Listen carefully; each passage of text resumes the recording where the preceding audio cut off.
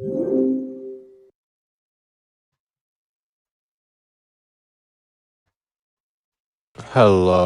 Hello. I have Yes, been invited to co-host? you have. I just started. I see. I have some unfortunate news, though. Are you not co-hosting? I cannot be here for very long. Oh, okay. I can stay for however long I can until I am told to leave. Okay, okay. I don't know when they're gonna be back, basically. Whenever they're home, I have to go to their house and give them their laundry. Okay, okay. Just get your active set up because I don't think I have it.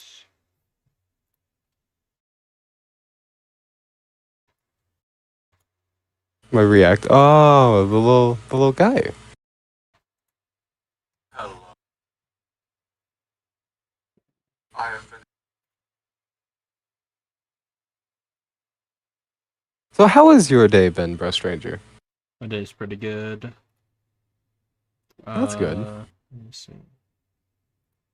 Just copy that, right? And that's Yo, Zipper Game, what up? Okay. Does that work? Why is that not working? What have you done? I don't know. Fix me, Bro Stranger. Fix me. I don't remember how. I think it's that, right? If I do a different one. LeBron James, yeah. That guy. LeBron James. Browser source add this.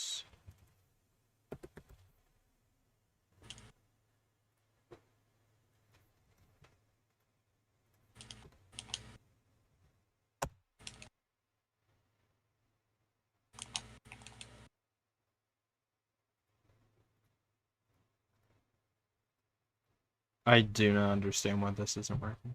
It should be. Maybe it's just bugged. Mine's working though.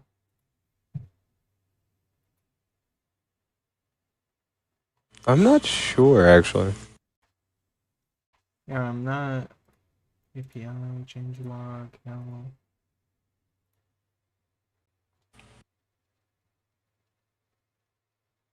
Hmm.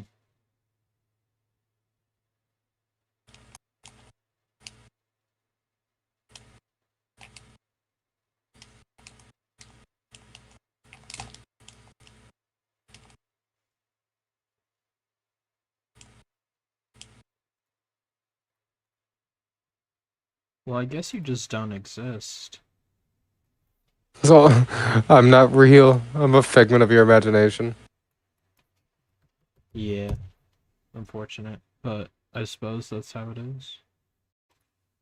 Yeah, I'm only gonna be here for so long. You'd have to turn it off anyway. I guess so, yeah. Alright. Follow up Cybertron time then. Full of Last week was my Cybertron. birthday. Yo, happy birthday, Thunderbolt Autobot. Let's go. I Yeah? wish him happy birthday. Happy birthday. What's up? Alright. Time to actually play Alicia video. Pretty sure I have that up.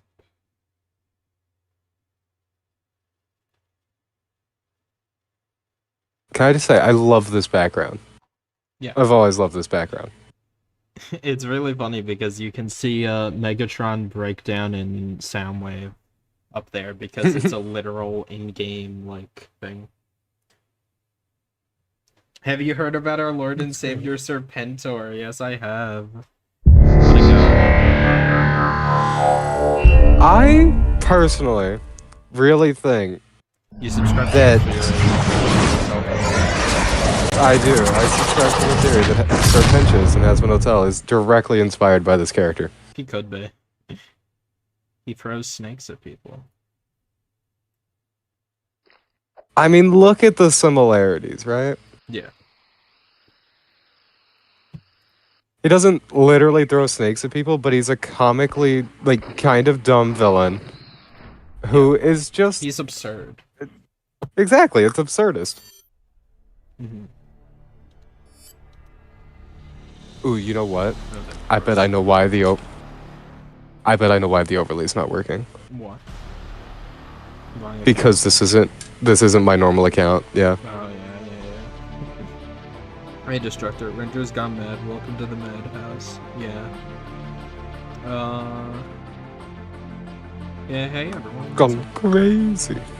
Going crazy. Yeah. I mean, actually insane.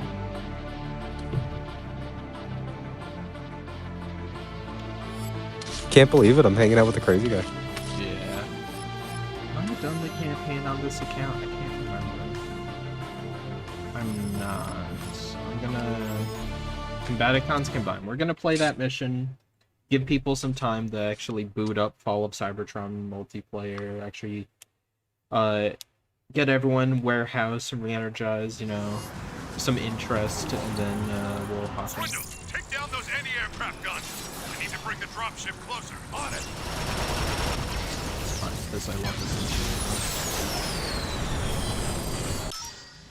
Combaticons window identified. Munitions expert.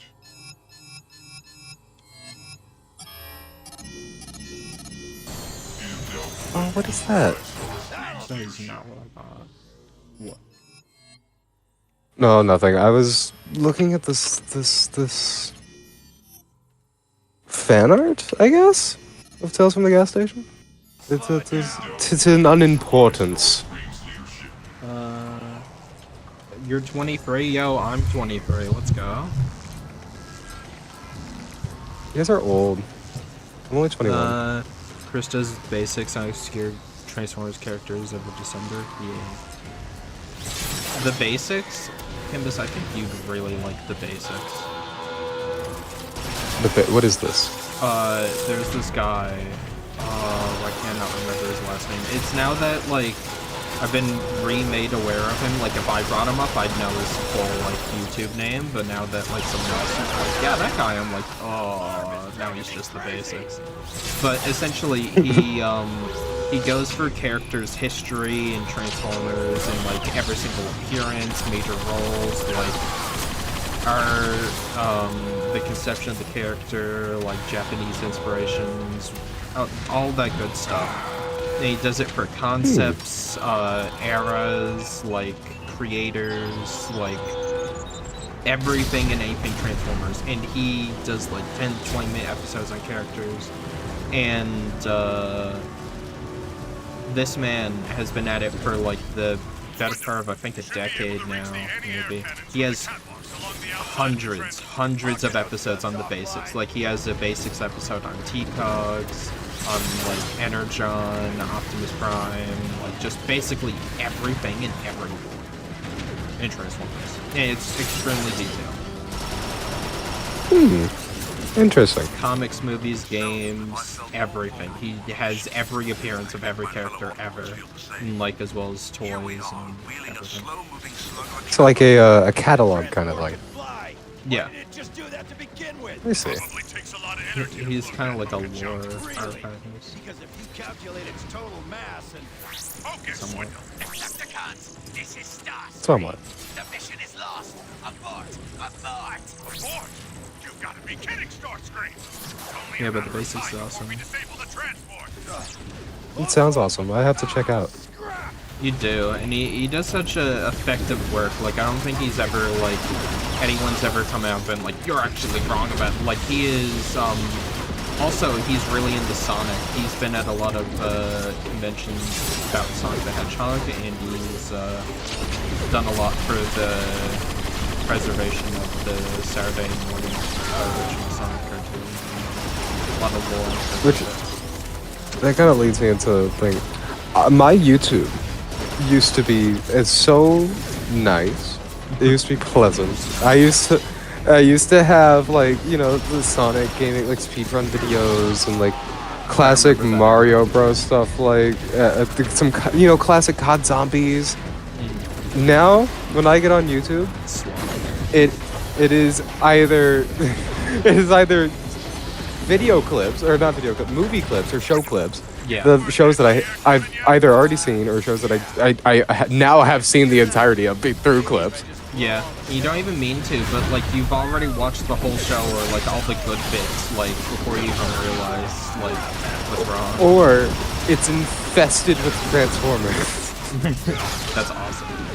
Because you're a big You fan. have ruined my YouTube.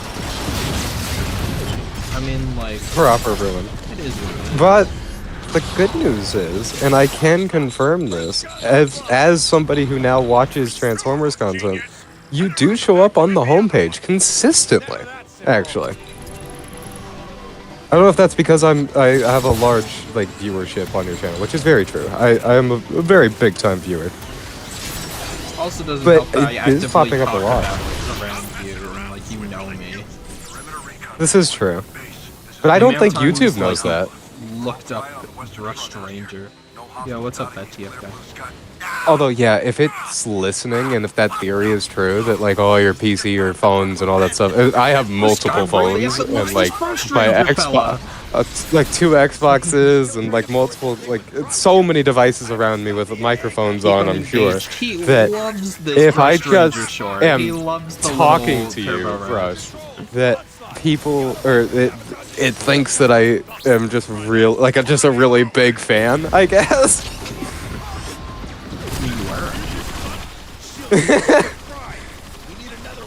But I'm actually, I don't know. I want to actually make a new account and see. Make a new account to do some tests. Yeah. I mean, if you. Because I've always search actually up, wanted to do that, not a just certain with you. fan film, you know, my video pops up pretty frequently in talks with that. I watched I went down a rabbit hole completely unrelated to me, and I was a bit nostalgic. I'm like, it's been a year since that movie came out. I wonder, like I want to look back on the reception of that film. Like, was it really, like, just my side where I was like, wasn't really a fan of it, like, wasn't my scene, like, was there some positive videos where people said stuff, and then I saw videos like, this is, like, the worst thing ever, you have to boycott it. If you want me to go specifically into drama, I'm not going to. Here's a really good video by Frustrating. Oh, by me? It's so weird hearing other people talk about me.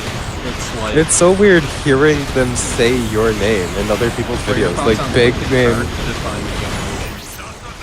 That is really weird to me, to hear your name said by other people. There's this one guy, who did like, end of the year, like 2025, like what he's been up to, type of content he's making the new year, who we watched, and he's like, yeah, I watched a lot of Count Zombies stuff, like, a lot of retrospective, playing off Spaceland, and stuff. I've been watching a bunch of streamers, I've been freaking chatter, like, this person, and Crush Stranger, go check out there, I'm like, ah! What do you mean, me? Number one, you could do better. Number two, like, thanks. Who's your favorite combiner team? I'd have to say the Combaticons. A lot of combiner teams fall into the rabbit hole of the combiner is a lot cooler, and you don't really care about the people that make up it. It's just, oh, like the big guy they turn into is the person I care about. I couldn't care less about Hook. Hook from the Constructicons. Like, I don't know the first thing about him, but meanwhile, like, say Animated, for example. Yeah, I was about to say an anime, which was really my only experience with them. Swindle, the can stand duo on his own. is more exactly. The duo is more what I remember than the actual like combiner. Hopefully that's a bit better. Like, at least, and that's a good thing. At least for that show in specific. There's a lot of media where now they'll just have the individual, and people will be like, yeah, this guy can stand on his own. Like, there's a lot of media now where it's like, here's a guy by himself. He doesn't need to be just, shows up just to turn into a bigger guy, you know, to be the foot of Verticus. Because that's all Swindle is. He's the foot of Verticus. Like, he could have easily stayed that, but, like, he had such a good personality. Even in G1, I love the part where like there's like this evil weapon that like Galvatron needs his hands on. And then he's like, It's just good yes, writing. very good, Swindle. Now hand it over. And then he's like, Galvatron, I went through a lot of effort to get this. What are you willing to sell me? He's like, I'm willing to let you live unless you give me that right now. He's like, Galvatron, you know me, I'm just a kid. I was gonna give it to you for a good price. Discount on it. It's like he's always been that sleazeball. Like, even though he's on the Decepticon side, he's like always trying to make a profit above else. Like, that's the main goal. If the Decepticons win, he's like, yeah, they're probably gonna win.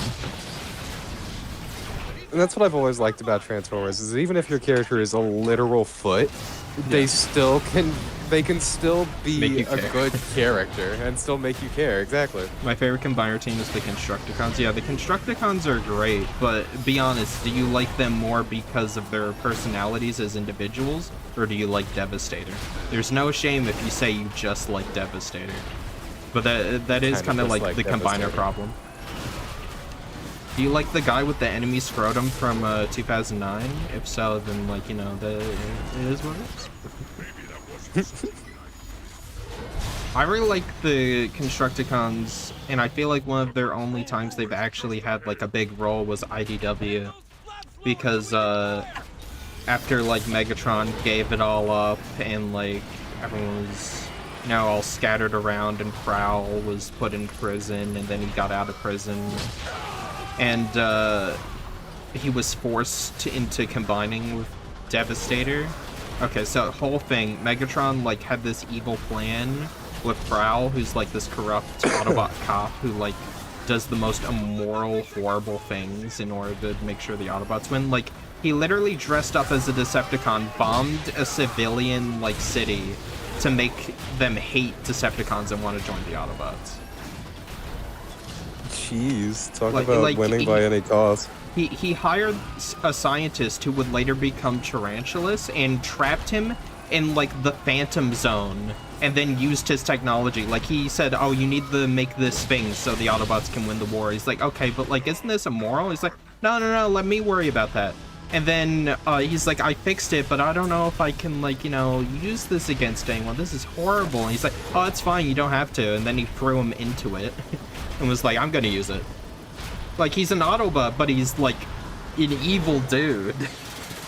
It's like greater good kind of thing. But he was forced to be part of the Constructicons after he killed their leader and became the head of them. And the Constructicons, who were like evil, like strategists and kind of savages, like they're sadistic. After Megatron like gave up, became an Autobot, they like cornered him, and it was like, oh, this is revenge, isn't it? And they're like, no, we really like your vibe. When we combined it, like, you're really screwed up on the inside. We want to follow you. You're awesome. And he was like, what?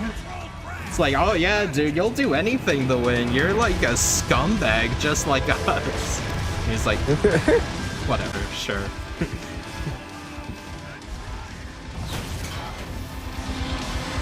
I don't like the Revenge of the Fallen versions of them because they were so wasted and didn't do much for the story. Yeah, they just kind of were a big obstacle that blew up the pyramid of Gaia. So, oh geez, that's kind of what it was. That was it. I feel like that does happen a lot with Transformers, is sometimes things just get relegated to being a You're the plot glorified device. Yeah, a glorified plot device, or a MacGuffin. Yeah. That's why I don't really like the live action movies, because every single one of them is a I was about to say, device. every single one of the fucking... I don't know if I can say that. Can I say that? What? Can I curse on here? Don't say anything too bad, but sure. I accidentally said the F word, and I No, stopped it's myself. fine, I realized I did. What was I saying? The Michael Bay movies have always felt very plot device riddled. Yeah, I love Constantly. Linkin Park. Like I said, they defined a generation. They are. The first one in 2007 was get the glasses so then we can get the cube. And the Decepticons' goal was get Megatron so they can get the cube. Right? Exactly. So already that's a lot. Get thing. Then the very next one, right?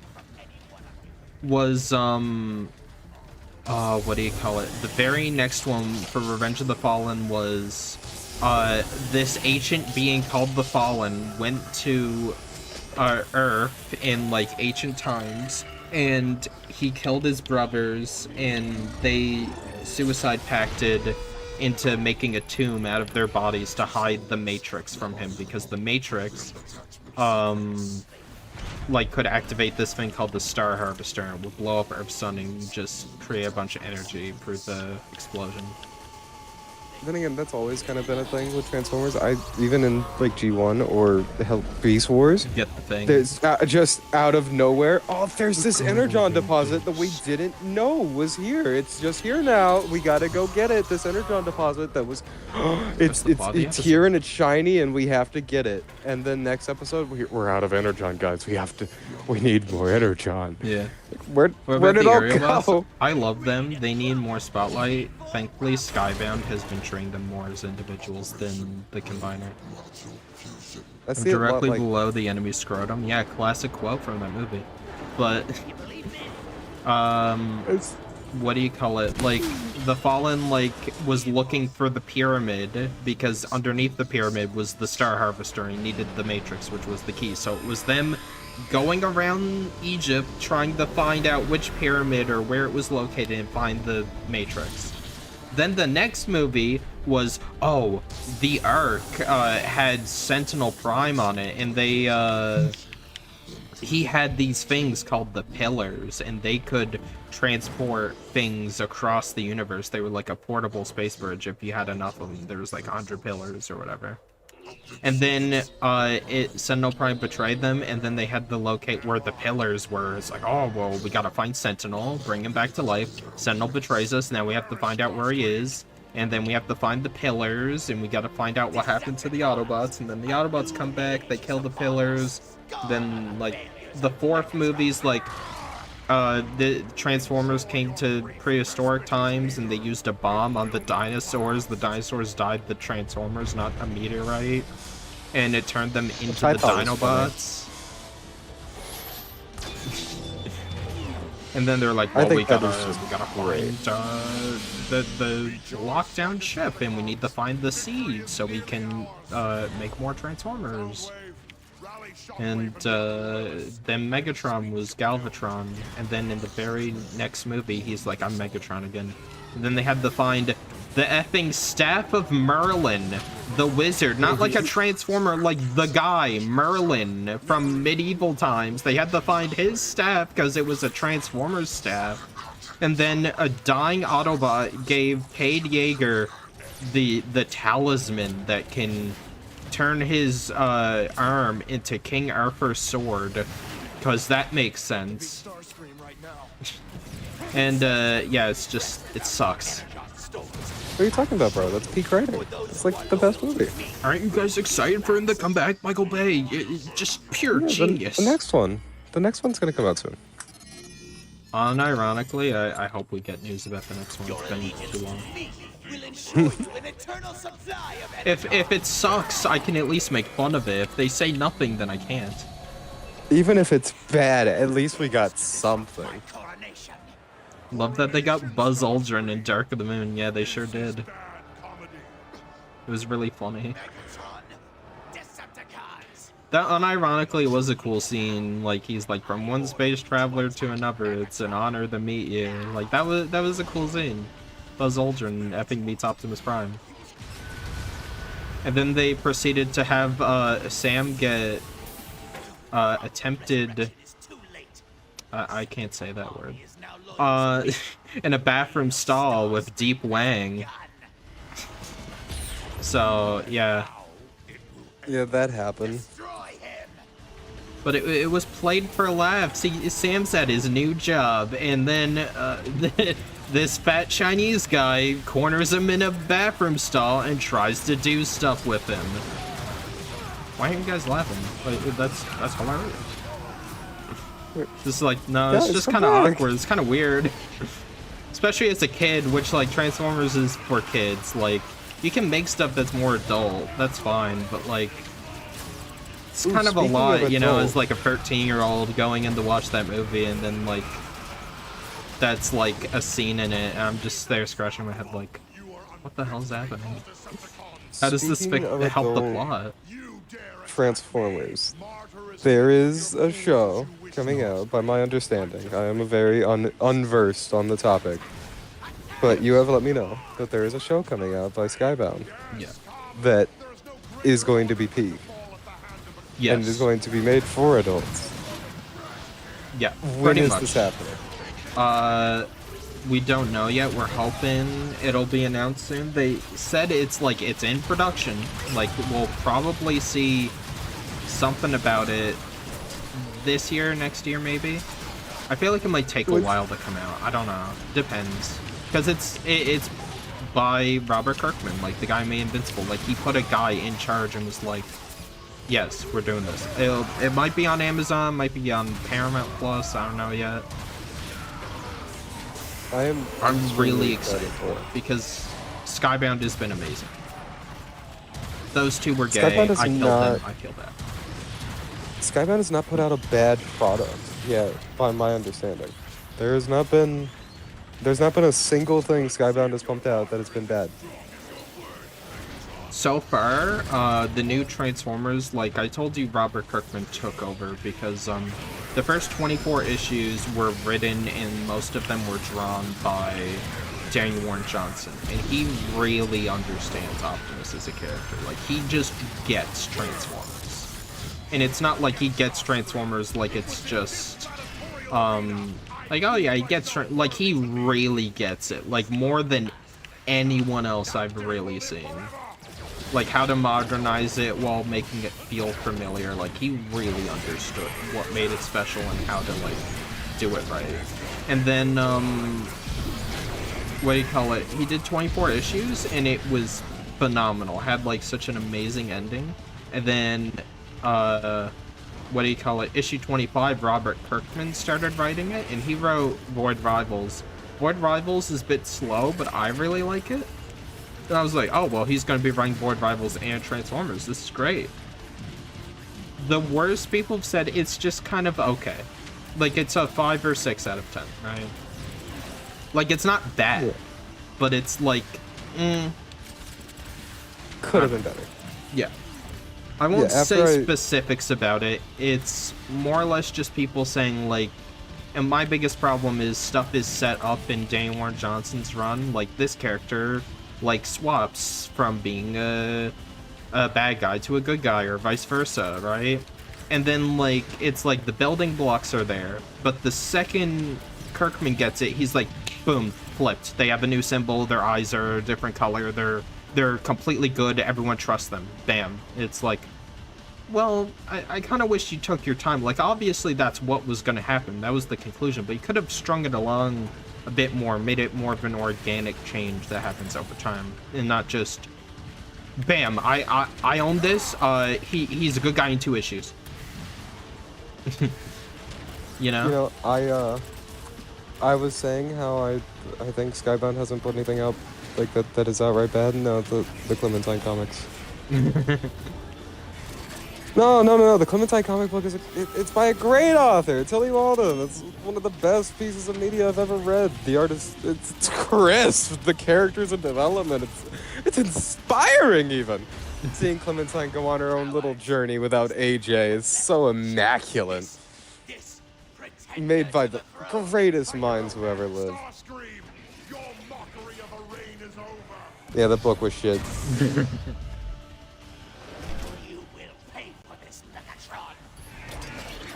I really Sometimes it wanted just it to can't be be helped. good too, and I read all 3 comics. At least I think there's only 3. There might be more, but they're just not good.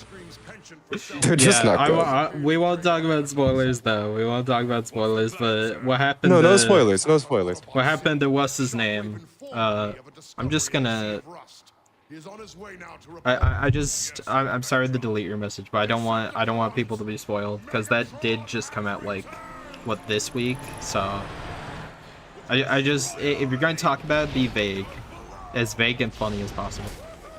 Vague and funny. Yeah. But Gotta be yeah, funny, that otherwise it's not that worth it. was crazy. I agree with you. That was like completely uncalled for what they did, and it definitely spiced up the comic a lot. Like, cool. I don't think I've even read the comic. Actually, I'm happy I didn't read yet. No, the Skybound Transformers. No, you haven't. I think I've shown you the No. first issue. I looked into a couple issues after that. I'm not gonna lie.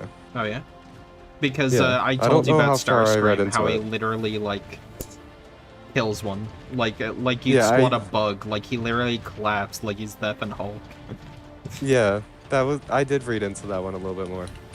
Yeah, that's the one everyone's raving about. That's like peak. It's part of like a bigger Energon universe. Brush, what's your opinion on Linkin Park and the ending to the last Skybound comic? We were just talking about that. We don't want to say it feels edgy for the sake of being edgy, but it's also really funny. But it does show that Kirkman, because he did a lot of undoings, crowded. If a character dies now, they're dead. That's what it seems like. It seemed, and the way they word it, like, this is a permanent death, like, they literally say it. It feels like he's talking to the audience, like, stop complaining that I let too many people live. Here, someone's dead. There is no way this man ever comes back to life. They would need to do a, like, time travel story in order to stop that man from dying. No spoilers, but somebody definitely died. Yes. Oh yeah, Skybound is full and riddled of death, like constant. There's some crazy stuff that happens. Like in the Don't tell him that, you'll scare him off. there is some crazy deaths. That's all I'll say. You know, I'm really thinking about my sister. I've been hanging out with her a lot more. If we sit down and we watch the first episode of Invincible. And I just don't tell her what's coming.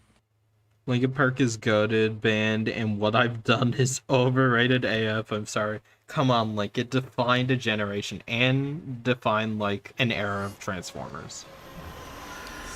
I don't think it's overrated. I think it's accurately rated. It's just that high. If Kibby was in here, he'd be able to really weigh in on that. He loves Linkin Park. Yeah, I know not. I have no knowledge. They're just really good band.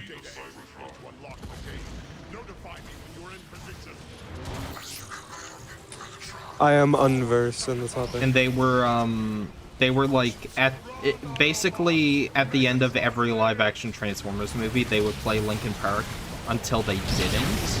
And then that's when people were like, wow, these movies suck, is when Linkin Park left. Funny enough. Like, they weren't the best movies, but at least, like, at the end you have I Am Optimus Prime is like, what I've done, like, is playing in the background. Like, it was peak. Like, it's like the FNAF movie. Like, you know, it's like, yeah, the FNAF movie's alright, but then they play, like, the Living Tombstone, and you're like, yeah, that's why I effing came to see this movie. Woo! And then you're like, yeah, that made the movie for me. That, like, wrapped it up. That was peak. Even if, like, you know, the movie isn't peak, it's peak. That's how it was with Linkin Park. But then they stopped doing that for the Michael Bay movies, and they were just play, like, some other crap, and it was like, well, that wasn't fun. So They're my favorite band. I've heard better songs from them. They used Imagine Dragons for 4 and 5. That's where they went wrong. Ty would effing rip into that. She would effing hate that. This is why Michael Bay sucks. He likes Imagine Dragons. I saw the 4th movie and the Bumblebee movie, but skipped TLK and recently watched TLK on Paramount Plus. Oh, I'm so sorry that you subjected yourself to that. Stream Sorry for your concept. loss. G.I. Joe movie watch party sequel to the Serpentor video. No, you're right. I said if we hit 50 likes on that video, we would actually do that and basically do like a stream part 2. I'm willing to do that. I've watched like 5 minutes of that movie. It kind of sucks. It's boring, but we'll make it fun. We just gotta find a day where everyone's available, because a lot of people want to get in on that, because they saw how much fun we were having with the first one.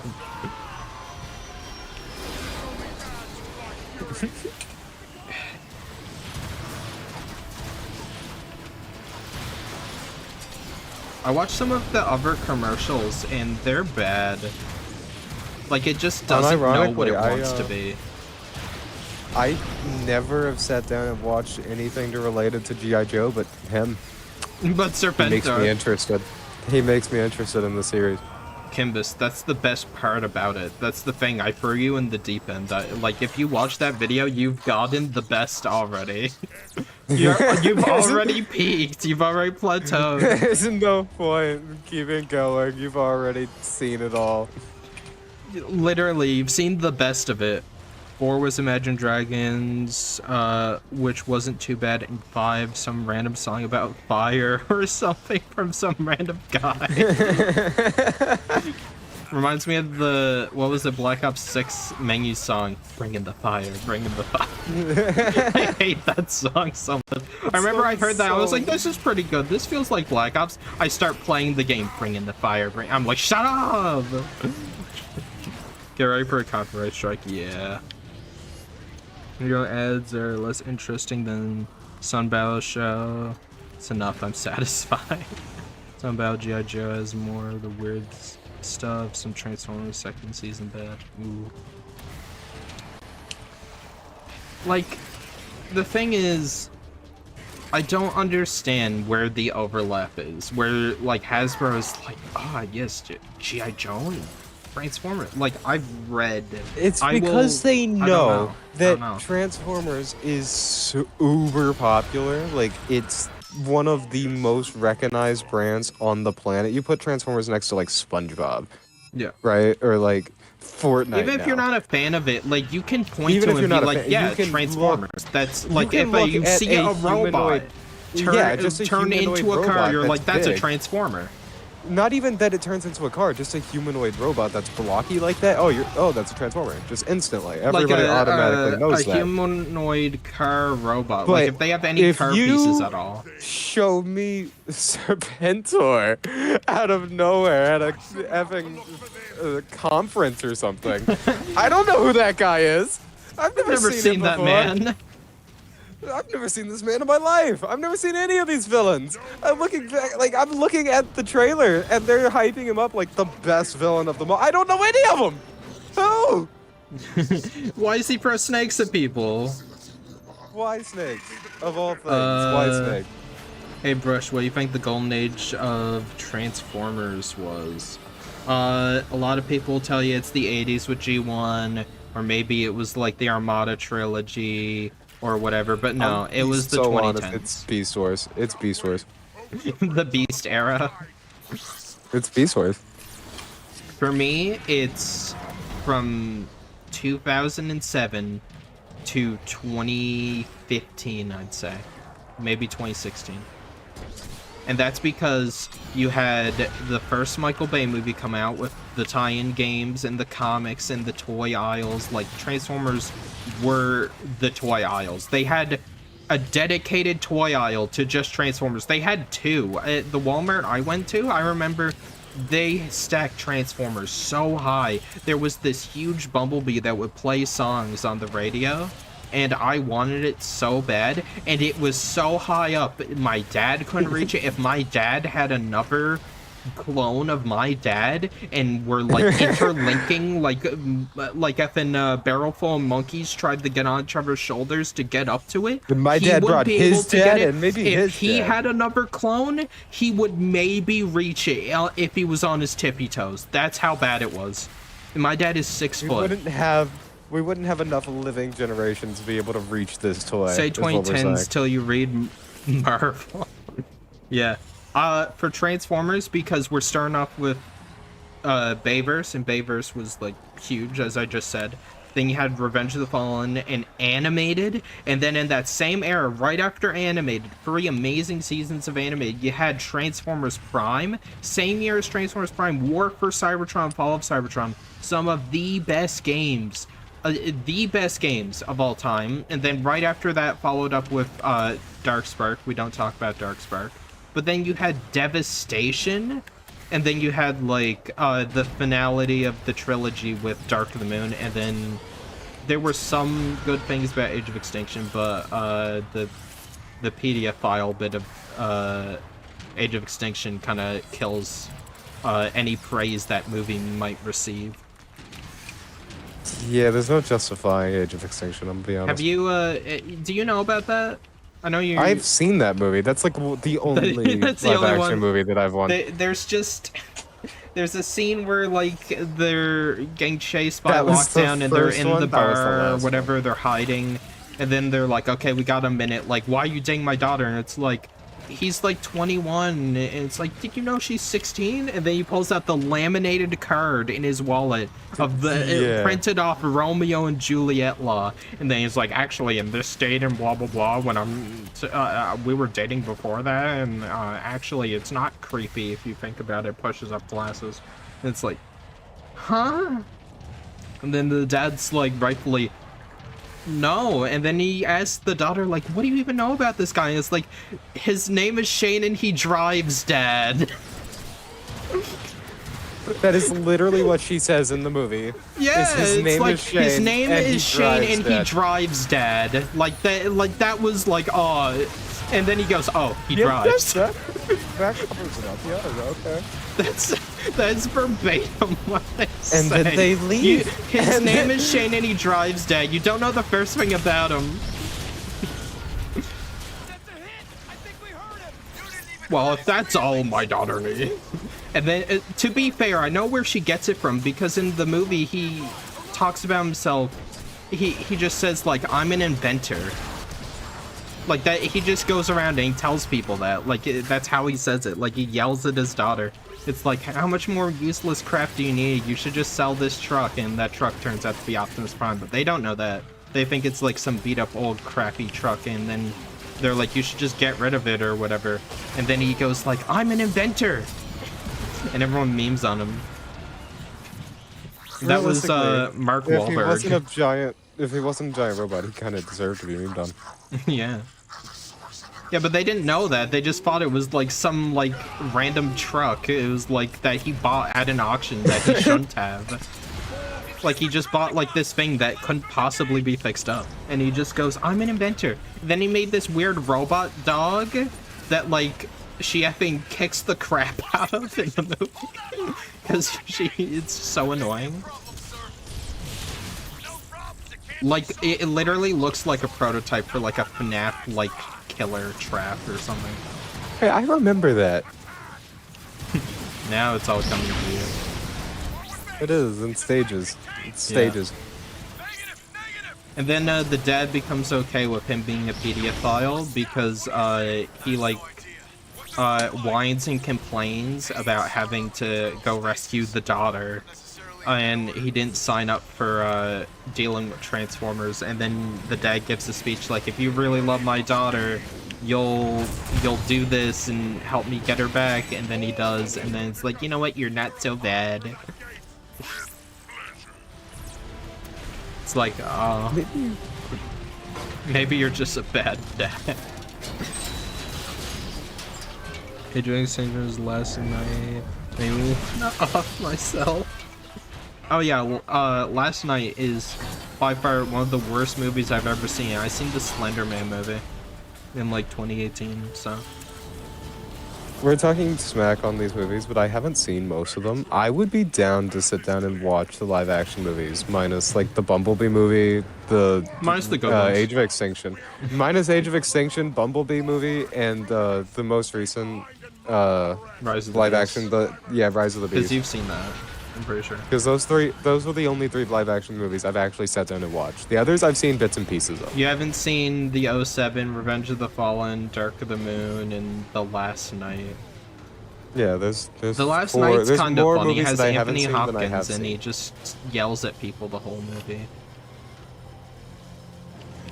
I would be down to sit down and watch them just to know what the fans are raving Oh, there's a new about. He-Man movie trailer? That's cool. He-Man, Yeah, I might have to He-Man look at has that. way more respect than G.I. Joe. I love He-Man. That's great. I do love seeing other Transformers collabs. I hate it when they do it with G.I. Joe, went but that- anything through else that is with really Bumblebee. cool.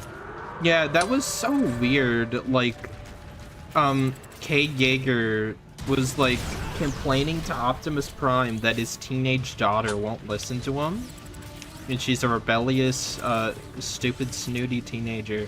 And then Which, if you Optimus think about it, that Prime- happens weirdly a lot. Like, the humans go complaining to the million-year-old robots about their family problems. But then Optimus consistently in these Prime then goes, "I went through the same thing with Bumblebee." It's like, no, you didn't. things. Everyone says like, "Oh yeah, Bumblebee is like Optimus's son." I'm a full-on believer of that in some continuities, but not Bayverse. That is not your son. That is not your boy. One of the worst movies I've ever seen. Absolutely effing abolishing how awful this movie is. How it ruined every single thing. They ruined all the characters. Yeah. We can't stop them. They wanted that movie felt like they watched a bunch of Marvel movies and tried to make one with Transformers. At least in the humor department. Except like if Marvel was more edgy. Have we watched all the animated movies? Is there any other? Yes. Like, how many animated movies are there? Is it just the G1 movie and Transformers 1? Is that the only 2? Predacon's Rising. But that's it. Ah, The Prime movie. We watched them all. Otherwise, I'd watch more. I'm sure there's I some feel like like- Japanese movie, but you would think that there would be more animated movies. Like, that's... Mario Bros. Has the same amount of animated movies! Bumblebee. You can't be dating that man. I disapprove. Yeah, Optimus did not go for that with Bumblebee. He's too old for you, Bumblebee. He makes the sad noise he does in those movies. I'm just gonna say it. I'm sick of Bumblebee talking for the radio. If the only way that G.I. Joe movie is good is if they, I think, fix the radio voice. It was cute, like when it was little R2-D2 beeps and like radio quotes, but now it's just annoying. Bumblebee just uses it to be like really vulgar for some reason. Snipers on that bridge! I want Bumblebee the talking head. What was his name? Was it Dylan O'Brien? Is that the guy who voiced him in the Bumblebee movie at the beginning before he got his throat ripped out? He did a really good job. Johnny Young Bosch could still do Bumblebee. He was from War for Cybertron, like the game. He did a really good job. There is still, I'm pretty sure the original voice actor for Bee is still alive. There is people who could still do the voice. The guy from Prime at the end when he got his voice back could be. Professionals out there. Like, there's people in the union who could proper do it. Like, there's so many people who could do a good Oh, there Bumblebee is voice. another animated Transformers movie. Oh, no, no. No. Then try marketing No, Optimus no, becoming no. evil Nemesis Prime. And Nemesis Prime is better in the movie. I love how there's so many scenes of like Nemesis Prime like slicing people's heads off, killing people, shooting at the ground where humans are, and they the whole movie they're like, Optimus, there's something wrong with him. B, that's not him. Optimus, this isn't you. Meanwhile, the rest of the Bayverse, he's slicing people's faces open. It's like, this isn't you. It's like, no, he's acting pretty in character. If Bumblebee starts talking with a radio voice again, I'm gonna effing scream. Yeah. It was fine at first, but then in the first movie, they literally end the movie where like his legs got blown off, but then he's able to speak randomly, and then I was like, okay, whatever. Like throughout the whole movie, I guess like he got hit and he was able to speak again, whatever. And he goes, I wish to stay with the boy. And then like the very next movie, oh, you having voice problems again? What was that? Like that really marketable disability you have? You still have that? You still have problems? You still have problems that make us money, buddy? Okay. Well, let's never bring that up ever again. Marketable disability, unironically. They treat it like it's like this cute little quirk when it's like actually horrifying. He had his throat ripped out. He physically has difficulty communicating for the rest And of they're his like, life. aw, It's not he's funny. so cute. It's like, that is a 4 million-year-old man you're talking to right now. He just has a young guy's voice. That is. Yeah. By Cybertronian standards, yeah, he's like a kid. He's like Cheetor. Well, Cheetor is more of a teenager. Bumblebee's more like a little kid. But still, you know what I mean. Metro's also better in these movies, yeah. Sam says Bumblebee is just using the radio in Revenge of the Fallen because he likes it. Bro, he does not like it.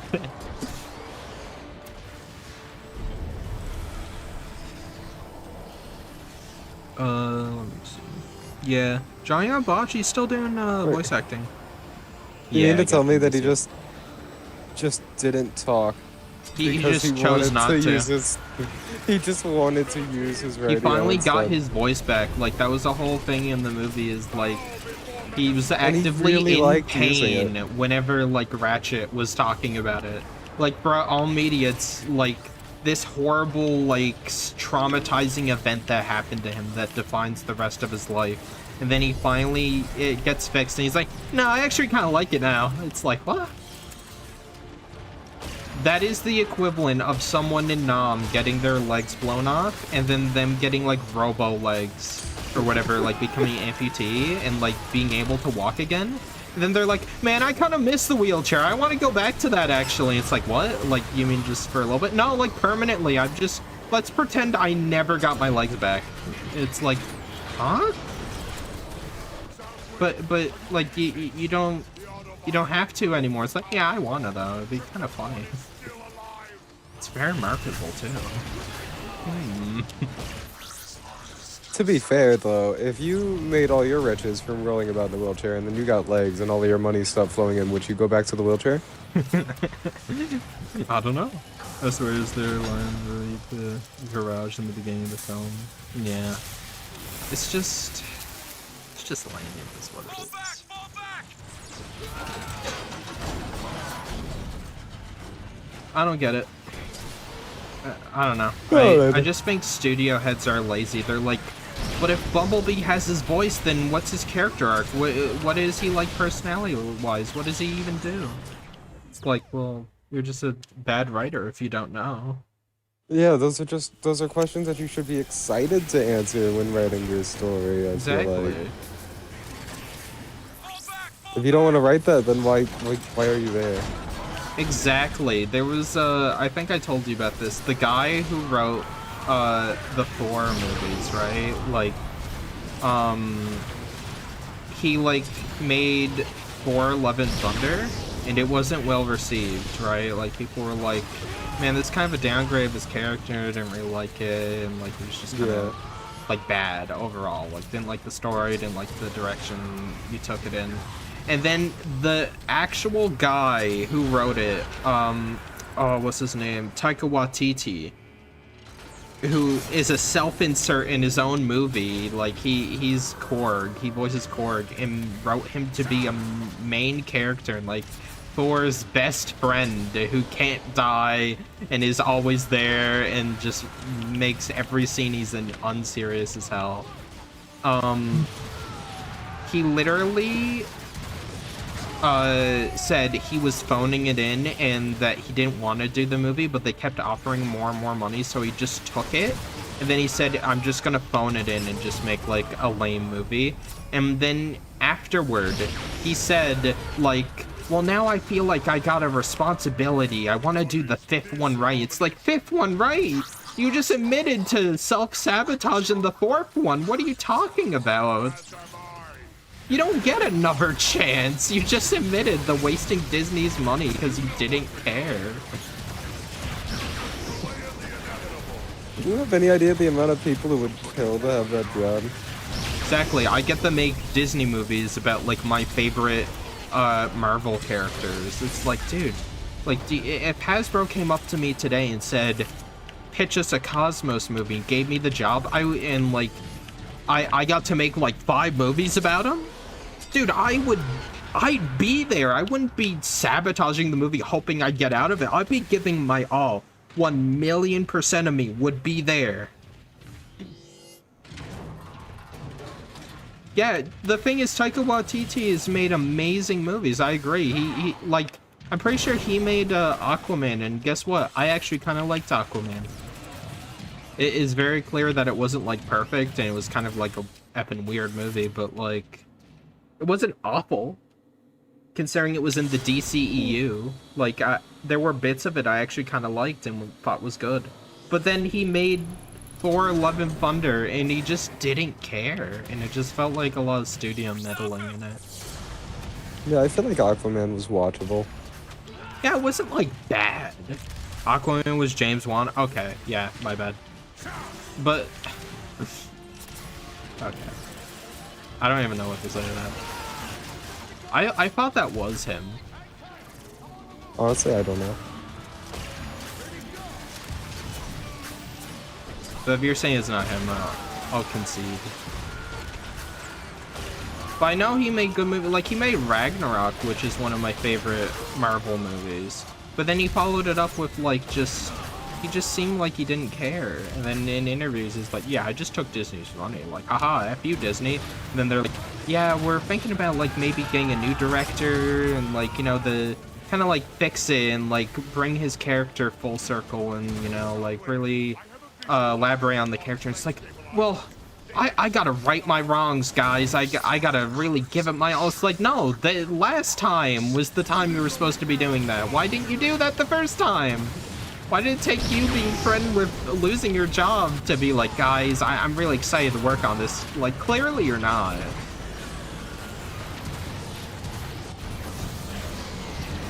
I don't know. I feel like you just don't get that chance again. It shouldn't. Jojo Rabbit. Yeah, I heard Jojo Rabbit was really good. I wanted to watch that movie. I still haven't. That's the guy Serpentor's made it of, right? Jojo Rabbit?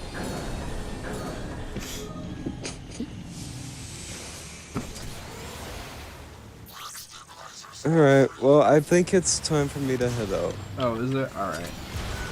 It is, unfortunately. Alright. On stream chat, say goodbye to Kimbas. He's going. I'm solo, streaming now. Solo Brush Ranger from here on out. Goodbye, Yeah. chat. Au revoir. Be safe, Fresh Ranger. I'm gone. Boy. Bye-bye.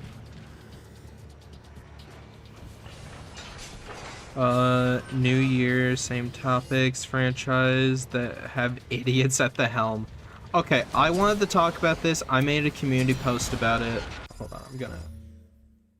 right quick.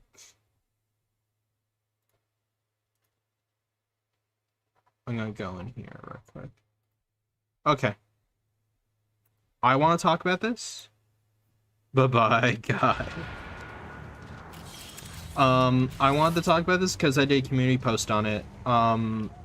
Doug Bowser is gonna be at, like, he has a seat on the board of directors at, what do you call it? Hasbro. Like, he's gonna be high up at Hasbro. He's gonna be on the board. I think that's awful. And I've had some people ask me, well, like, he did really good at the Super Mario, right? I was like, no. Not at all. Nintendo has had one of their worst years the second he walked out. Yeah, he's not the sole guy. That would be Charlie, or not Charlie, Chris Cox, right? Haha, funny name. That's him. But the thing is, he worked at EA, right? And he worked at EA during the loot box fiasco. He worked at EA like when they were taking some game servers down, and he set him on a really bad path. And he was there for the redemption of EA, but the second he left, no, that's who I was thinking of. I don't know why my mind immediately went to him, but ah, yes, Charlie Kirk, the guy who worked at EA and Nintendo. You caught me on that, dude. You caught me. I don't know why my mind immediately... It's because it's CK, right? But, yeah. Okay, my game didn't crash. But the guy left EA in shambles. EA, now, like, they're taking down Anthem, like, Battlefield 6 dramas going on, where they've just been copying COD, and, like, Battlefield 6 numbers are horribly down. Okay.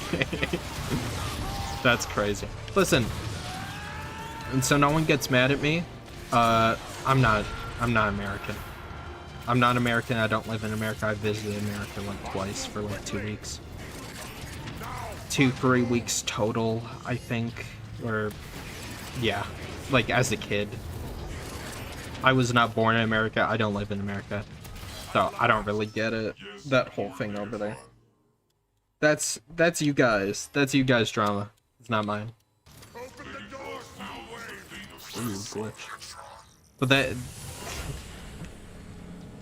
We Are Charlie Kirk is crazy. I just know that that guy got shot and he's crazy. I don't want to speak too much on that guy. I want to speak on Transformers. But yeah.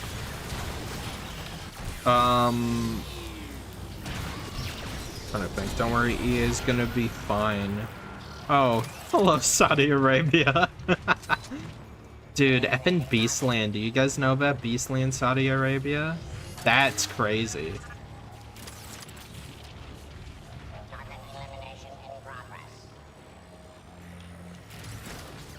I hear him. Where is this guy? Whatever.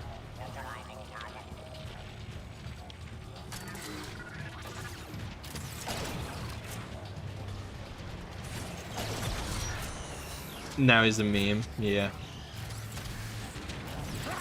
I think it's unfortunate when anyone loses their life, though. I don't want anyone to be hurt or die, but I don't know. You don't have to agree with someone to not wish someone to die. Like Lorenzo. I hate Lorenzo, but I don't want him to die. I just want him to get away from Transformers. But... yeah, Saudi Arabia's really into it with EA and not Ubisoft, right? Mr. Beast for sure. But I'm just sitting here thinking, like, why Bowser? Why Doug Bowser? Because Nintendo has recently just gone for one of their worst, like, they're about to go for one of their worst years. If you don't know, Switch 2 did really good short-term under his watch, but because of a lot of anti-consumer stuff that he said, a lot of just really crappy business management on his part and the board of directors over at Nintendo, him not being a presence at Nintendo like how Reggie was, them not having a face, like a community like line to, you know, a person on the inside, which is what Lorenzo should be, but he isn't. Like, he just sent them spiraling. The Nintendo Switch 2 is selling bad long term. It's not doing well. What do you call it? Transformers is probably gonna not do well under him. He's gonna leave Hasbro in a worse place than when he found it. That's what he's done with all these companies. With the newest big Nintendo games gone pretty reviews, like Metro Prime. and Mario Kart, even though it's open world. Yeah, like, they're not the worst games of all time. Nintendo still makes good games, right? No one's gonna debate me on that. Nintendo makes good games, but, like, the quantity and quality of some of their management and their business practices, like, really? Really? We're gonna sit here and re-release the Virtual Boy. We're gonna make people pay, like, huge subscription services that they don't need just to play retro games instead of focusing on backwards compatibility, which has been a huge staple in Nintendo. They were one of the last bastions of backwards compatibility and owning your games. The key card situation, like the game key cards, like, just, there's so much wrong over at Nintendo. The stuff like with Pokemon is mostly what I care about, is Pokemon and like Mario. But like, I played Super Mario Wonder. I love the new Super Mario Bros. Series, right? Like, new Super Mario Bros. DS, absolutely loved it. New Super Mario Bros. 2 kind of felt like a cash grab. Then every single game after that felt like a bigger and bigger cash grab. The Wii game was pretty fun. Then they made the Wii U version. Then they made, like, the Luigi version. Then they made, like, another Wii U version, Deluxe, but they have Scaredy Squirrel power-up. Like, it's greed. It's greed, and Nintendo is run by a bunch of corposes. Shocked Bowser Boy didn't suggest bringing back the Wii U gamepad. But it's genuinely disheartening because Nintendo, I saw, like, Sony, Xbox, like, doing all this crap, and I'm like, man, like, Nintendo's the last people who still care about the consumer, like, with the Switch. Like, there's some weird stuff going on, but, like, you know, they gotta do what they gotta do. And in recent years, I'm just like, F Nintendo, I'm not buying a Switch 2. And and do you know what Bowser said? Big boy Bowser, you know what he said? He said something along the lines of, basically, you just can't afford it, don't buy it, right? Because, the Switch 2, people were complaining about the prices, and that was a huge thing about the games, the prices, and he basically just said, if you can't afford the Switch 2, just go buy Switch 1.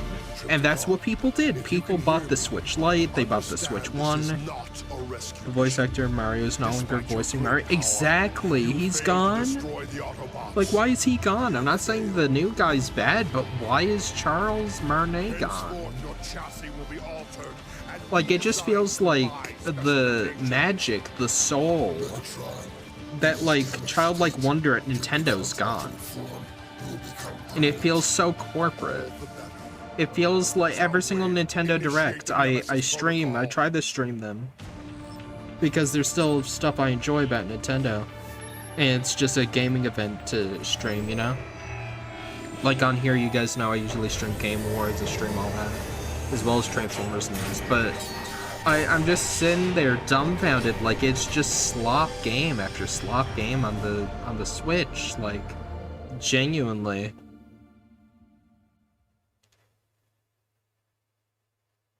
Yeah, he's not the ambassador of Nintendo, but it's like, what does that really mean? It means you sit here and pretend to still be with the company while someone else takes your job. I only want to get a Switch to play Smash Bros. Ultimate and Mario Kart 8 Deluxe. I have no friends to play with them, so there's literally no... Yeah. I'm the exact same way. I do not see a point in getting the Switch 2. All the games I play are offline. I play Legends Arceus, I play Legends ZA, which I bought the DLC for that. The DLC kind of sucks so far, I'm gonna be honest. Like, I've had it for a month. I've had it since Christmas, and I still haven't finished it. Because I really like the story, I really like the game, but Hyperspace Lumios just ain't it. A shipment of Switch 2 got stolen. Exactly. Like, what is going on? Was it Bowser? Could have been. Could have been Bowser. Oh, yes. Hold on. I was going to see if anyone's on multiplayer.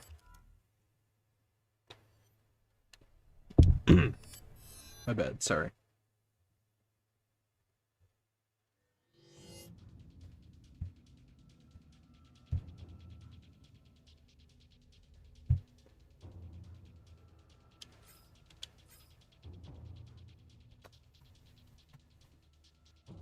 Here, I'm gonna...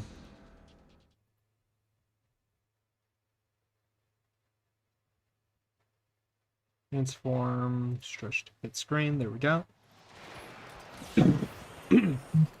Sorry. Alright, that should be good now. Can I play Battlegrounds Story DLC then? I know you'll appreciate the reference, Pigpen. How do we tell them? I love that one. One of the best SpongeBob memes.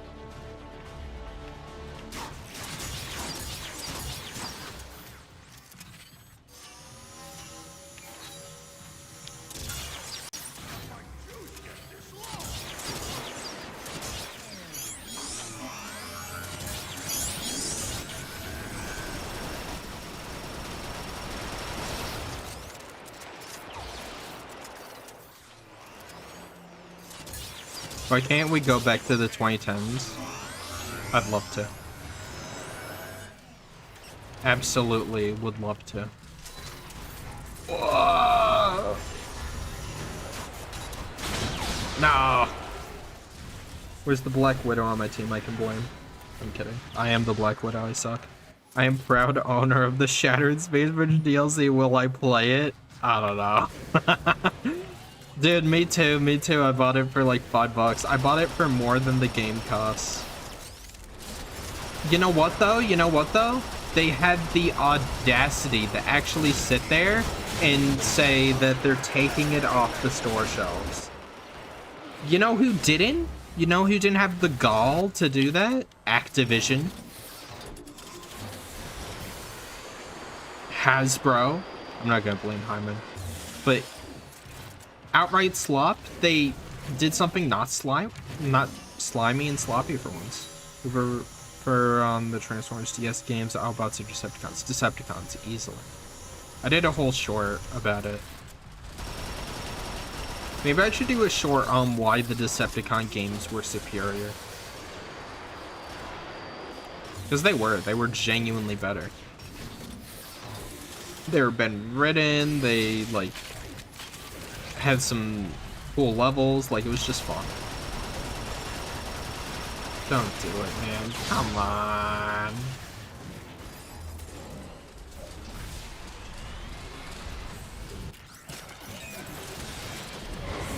The Shovelware studio has more care for the fans than the big company.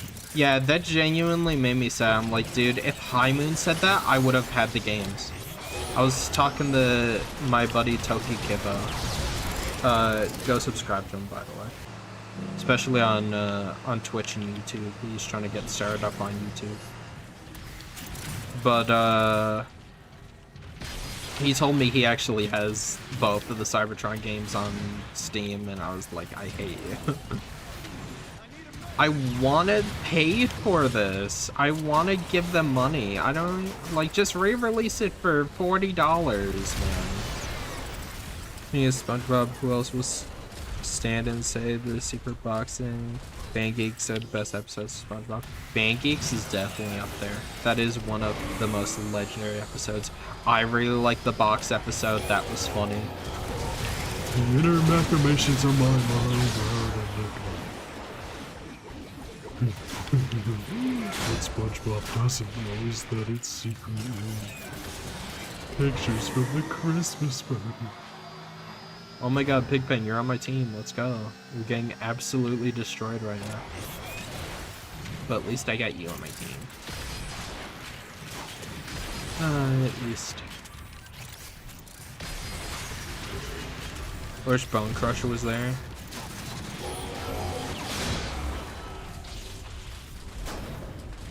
We're dying to having elite clan kids. What do we do? Is mayonnaise an instrument? You know? It's pretty good. No, Patrick. Horseradish isn't an instrument either.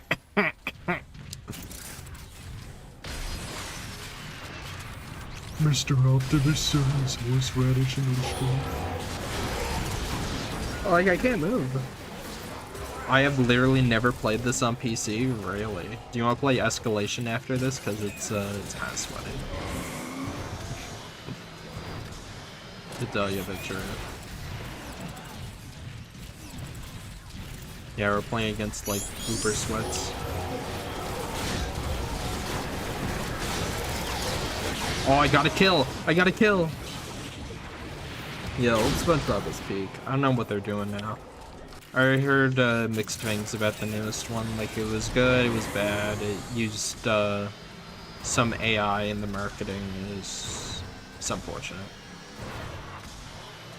Yeah, he did.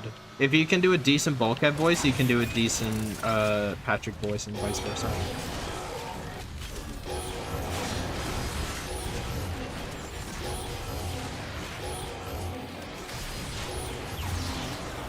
Come on.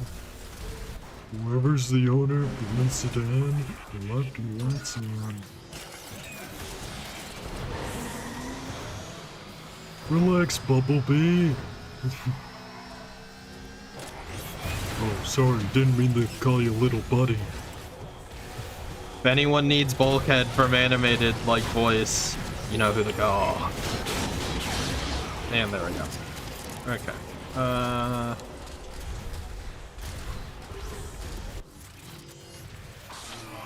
Got you. Got that team on my back. And there we go. This is great. Okay, so Pigpen, not every lobby is like this. It's just Sweat O'Clock, I guess.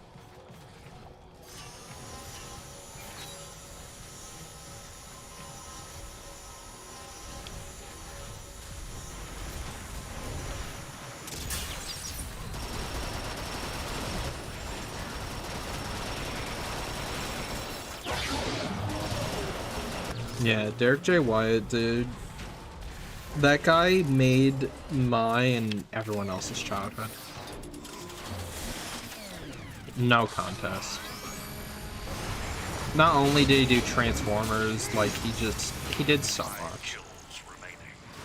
Scooby-Doo, Mystery Incorporated, Teen Titans, like, oh, Ben 10 Omniverse.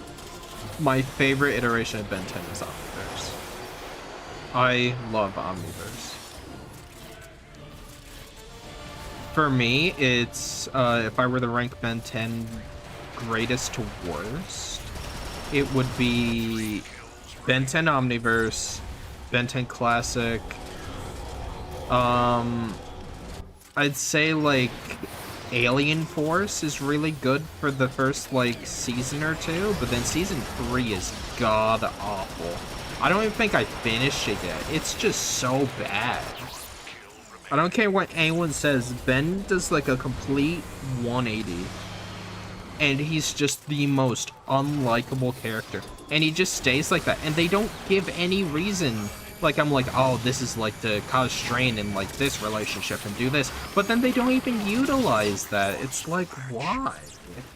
Like, I just can't stand Ultimate Alien and the later half of Alien Force. So Ultimate Alien, I haven't watched it yet, but there's no way it's better than Omniverse or better than Alien Force, so I'm just gonna put it below it, and then we got the reboot, which isn't even on the list because it's so bad. I'm going to Escalation. Screw that. That match sucked. Half our team left, and it's not even hard to see why. Genuinely. This is why people stick to campaign.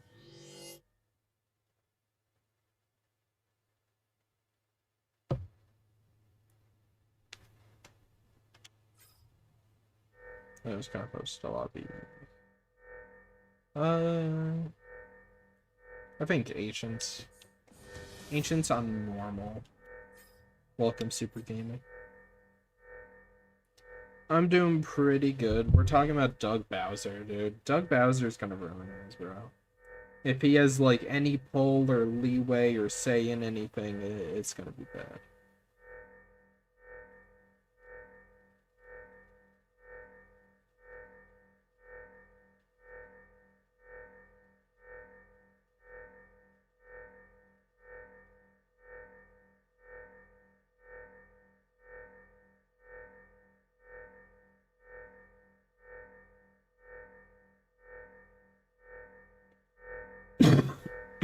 Sorry.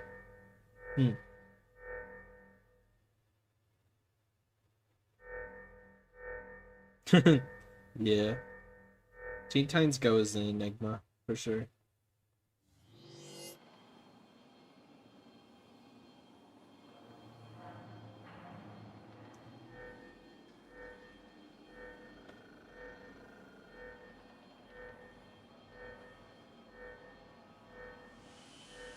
Cliff Jumper.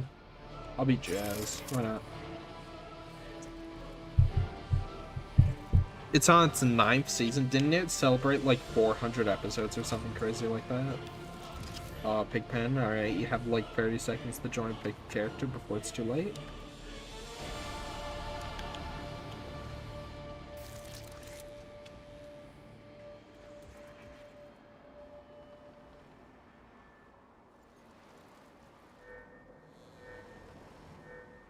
Next wave begins in 5. I was just looking around on that. I got bored. Wait in here. 1. Get ready. Let's A take 'em out. flip bumper. Oh yeah, I've heard that if he makes the toys 2 times more expensive, I'm gonna be mad. Yeah, dude, I just don't believe in him. Like, why? Why toys? Like, he's been in gaming for so long, unless they're bringing him in for his expertise on gaming. But he's just gonna turn the Saber game into, like, microtransaction slop haven, right? He's gonna be like, oh, well, we need battle passes for sure. Oh, have you heard of loot boxes? Like, we don't need any of that, man. That's the last thing Transformers needs, is an effing battle pass and all this stuff. And this comes from someone who plays Fortnite, right? We don't need item shops. As a Transformers fan right now, what do I want in a game? I want good progression. I want solid multiplayer, right? PvP. I want a fun PvE mode that's replayable, not like this one. This one's fine, but I want infinite waves. I want to sit there and just see what my high score is, what I can get, right? I want a gripping story that people are going to be talking about decades from now, like War and Fall of Cybertron. Something that really makes an impact, that, you know, has such deep lore that you can still talk about it, like how Archon did. Like, he still found new things to talk about with this franchise. And with just the Cybertron games, right? Like, there was so much going on with these games, and the greater aligned continuity as a whole, if you even want to count that as the same thing. But there was so much effort put into it. You know? It's just, I don't know. I think Doug Bowser deserves more punishment than actual Bowser saying something. Yeah. Dude, the show can get funny though, so there's that. I don't really care. Okay, hold on. I'm a bit behind on chat. 4, 3, 2, 1. Yeah. Teen Titans Go is just gonna sit there until, like, all the new gens kind of outgrow it. But it seems like they somewhat keep it interesting, because I'll see the occasional clip where I'm like, okay, that's actually clever writing, or maybe it's actually fun. See, people wouldn't mind if it didn't take place of, like, something good. Like, imagine Animated got canceled, and then they're like, guys, it's fine. Here's, like, what do you call it? The Machinima series. It's like, what? It's like, guys, we know you're mad about Prime being canceled and didn't get a 4th season or whatever. Like, maybe it could have continued, but hey, here's Rid 2015. Oh, wait, they did do that.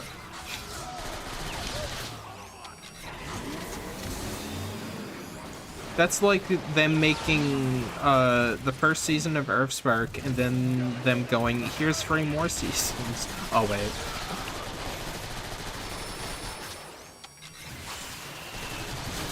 Okay. There's some good in the later seasons. It's just, man, that 4th season.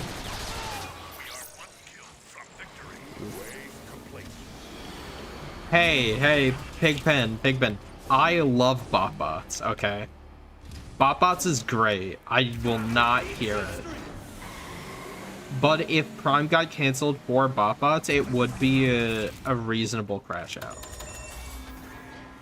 BotBots got canceled for effing Cyberworld or like Earthspark Season 4, okay? 3, 2, 1. So I'm mad at Earthspark because they didn't want to do more BotBots. BotBots is good. I guarantee you haven't watched it. It's good. Watch the first 2 episodes, you'll be hooked. It's a really short show anyway. I want to do a video, maybe for 5K I'll do a big video talking about how great BotBots is and why it's genuinely funny. Although the problem is comedy is subjective, and what I enjoy in a Transformers show, sometimes I do want that show that's like just kicks back, not a whole lot of lore, like, and I liked it because it wasn't just Optimus versus Megatron, it was like something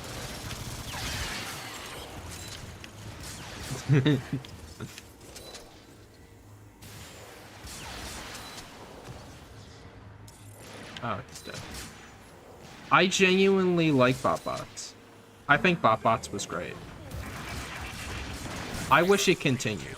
If I don't want to spoil the ending of BotBots, because there's genuinely a really good, interesting cliffhanger ending, and the show got canned before we could see what it was going to be.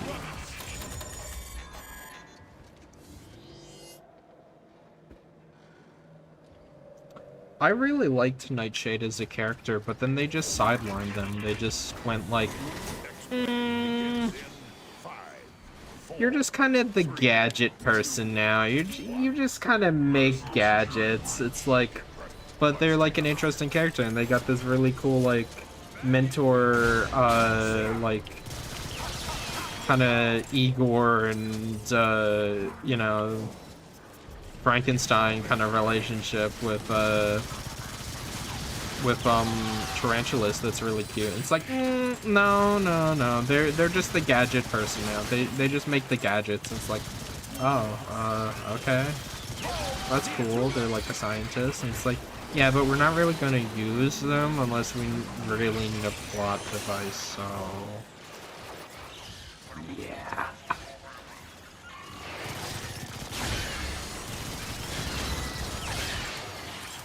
The BotBots ending was amazing for what it was setting up, but then it didn't get to do anything. We are 3 kills from victory.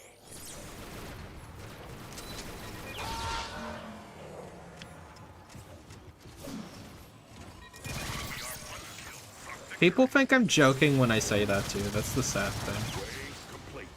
I remember I saw this one thing, I'm not gonna name names.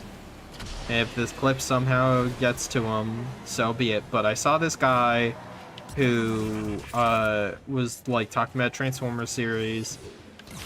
He was saying like, these are great ones, here's some of the worst ones.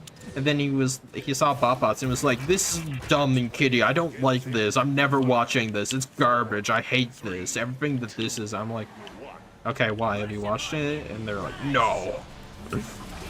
I was like, why? He genuinely was a good villain.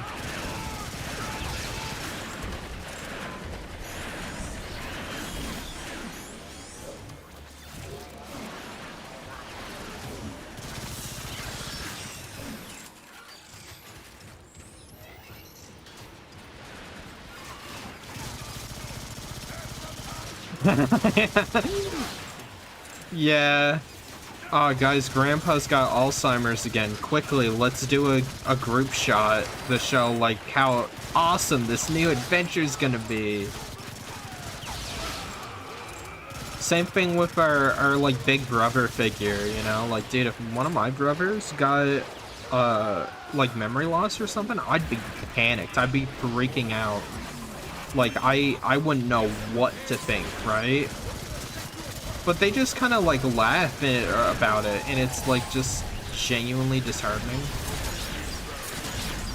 I'm dead, I'm so dead, I'm so dead, I'm so dead, I'm so dead. this. We gotta get this guy.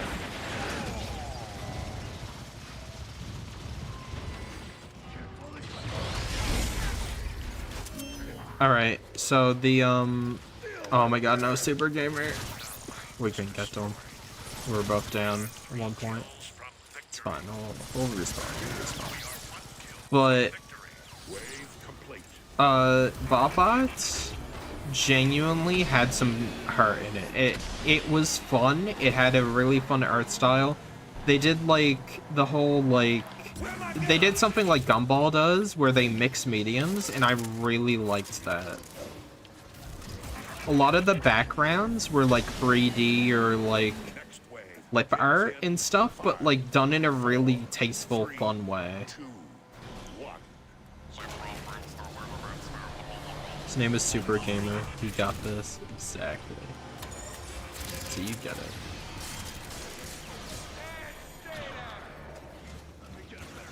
Oh my god, no. Big Ben, tries to arm! Transform if you get hit with the sticky grenade. It, like, shakes it off.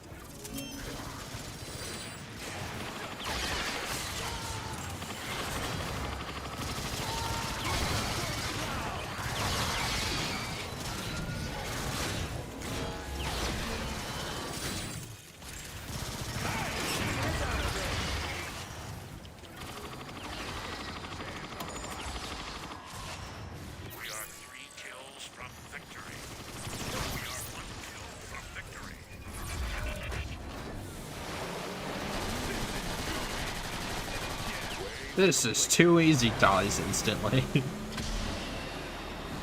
I just can't, like, if you have Netflix, just go watch it.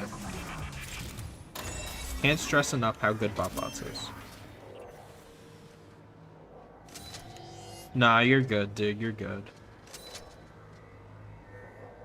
Glad to see you on the game. Next wave begins in 5, 4, 3, 2, 1.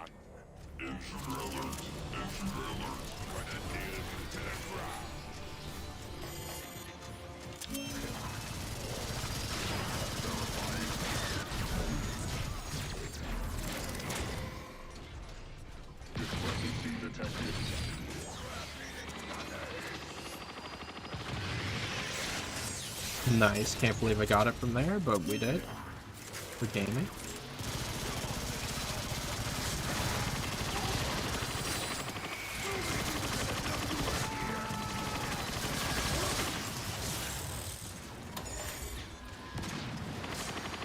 Is it actually? If you know me, you know I love FNAF World. It's my favorite FNAF game. I played Refreshed and it was really good. I don't think I finished it though. But I genuinely love FNAF World, and I'm so upset that Scott Coffin he just noped out on it. Because of entitled, lame-brained FNAF fans made him feel bad about it. It wasn't the best game, but I gladly paid $20 for it back in the day, or however much it was. I don't think I got my refund after, because I was just like, but I want to keep the game. I wish I refunded it now, because it was a free game. But still, it was principle. I loved FNAF World. Then all the FNAF purists ruined it for me. I was like, listen, I'm too scared to play like a normal FNAF game. I can't sit there and play like, you know, like the first, second, third, fourth sister location, like, Pizza Sim. Like, I can't play any of those games. They're too scared for me. Would never put on a VR headset. I would die. But FNAF World? Genuinely really fun RPG, and I got to play as like some of my favorite characters from the franchise, like Jack Albani. Scott Coffin with FNAF World. Scott Coffin when donating thousands.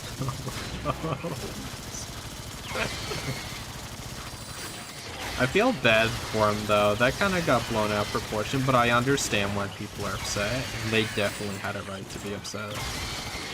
He wasn't donating it to them because he was homophobic or, like, hated gay people.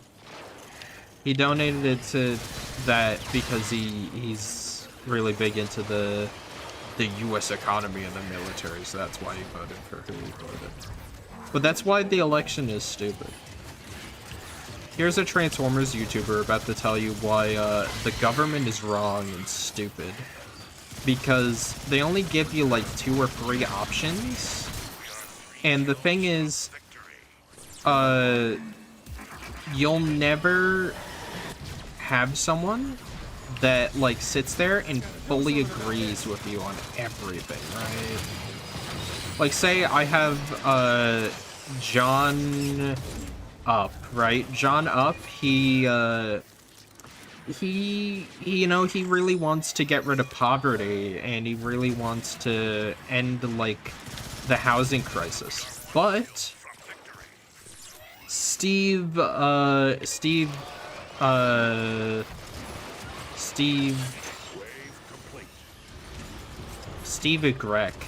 Egrek really wants to get rid of cancer, and he really wants to what else would be a very big problem? He's anti-war, right? Or he's all for war, you know what? He's all for war and like pillaging resources for your country. Here's the thing. Like, sure, Josh Up or whatever I called him, like he has really noble goals. He really wants to end the housing crisis. He really wants to end homelessness and like, you know, the hunger crisis. But he doesn't, like, his thing isn't about curing cancer, and I'm really passionate about curing cancer, but I don't want them to go to war. You kind of are forced into a really uncomfortable position where you're choosing the worse or the better of 2 evils that is important to you, and you kind of got to make a decision with yourself, hey, maybe the person I'm voting for, not everything they say or do I believe in, but they're striking at the really important topic that I want addressed, right? But then you come to find out Josh was on the Epstein files, so then you're like, wow, now I really don't want to vote for this guy. You just never know with some of these politicians, man. But yeah, that's as political as I usually get. I think politics is stupid. Because you'll never please everybody, and you'll never have one person you're voting for who perfectly aligns with you and your friends' beliefs, because everyone thinks that there's a different way to save the world, and saving the world looks different to everybody. And then there are some people who don't really care about saving the world and want to just be rich and do their own thing. So it's really nuanced sometimes. And then some people just really want to make toy prices from China go up.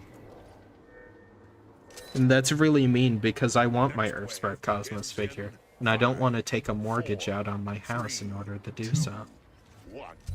I don't want to choose between getting a brand new car or getting Earthspark Cosmos. Or like a new Studio Series figure. We are not the Meth House, that is right. When did we get to politics? I don't remember. Someone said something political. And in order to shut it down, I just basically said how I feel about politics, which is, I don't. It's stupid. Because someone could literally, like, something I really care about is curing cancer. And there could literally be a politician that's like, I'm gonna invest all of our money into curing cancer, but at the same time, he could also be like pro-war or something, or like he's racist. So I'm like, wow, like, am I a jerk for not voting for him because that means then we don't get a cure for cancer? Or am I racist for not voting for him? Or am I racist for voting for him? Like, you don't win if you're in the politics, if you're really in the politics like that. You just lose.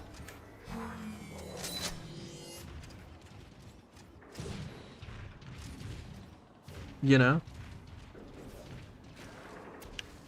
Say it with me, chat.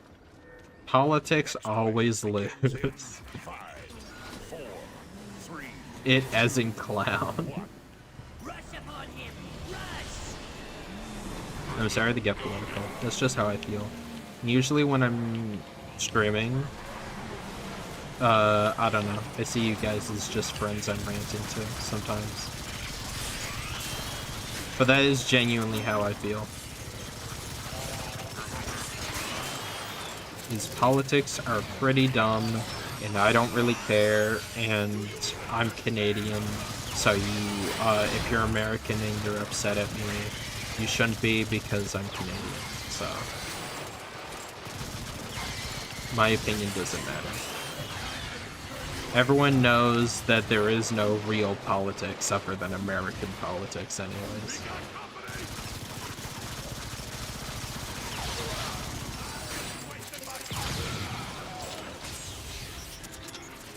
Anyways, transforming.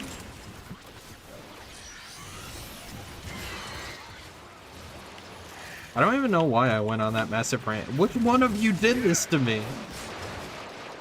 I blame you.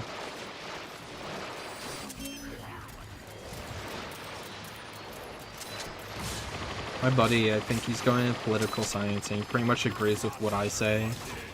For the most part, where it's just, yeah, no one party or elected official will fully agree with what you think is important. That's why politics are kind of dumb.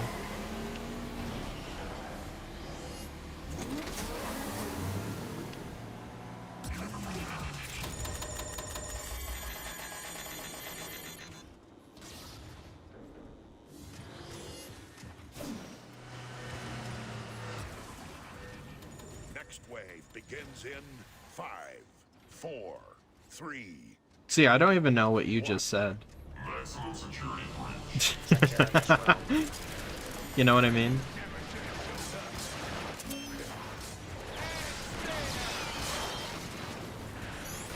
What is it? I think it's called like apolitical when you don't really care about politics. I had a friend who was like an anarchist, but not like an actual one, like just a pretend online one, just because he thought the music and the symbols were cool. He was all about like, yeah, sticking it to the man. Like, I don't have to listen to you. And basically what that meant was me and him sneaking out at 1 in the morning to go to McDonald's and get food at the drive-thru when we're supposed to be in bed for school the next day. That's basically the kind of anarchist he was. Remember being a kid saying, I'll be president, get rid of school? Everyone before me said other stuff about money, alliances, walls, and oil. Yeah. It's crazy.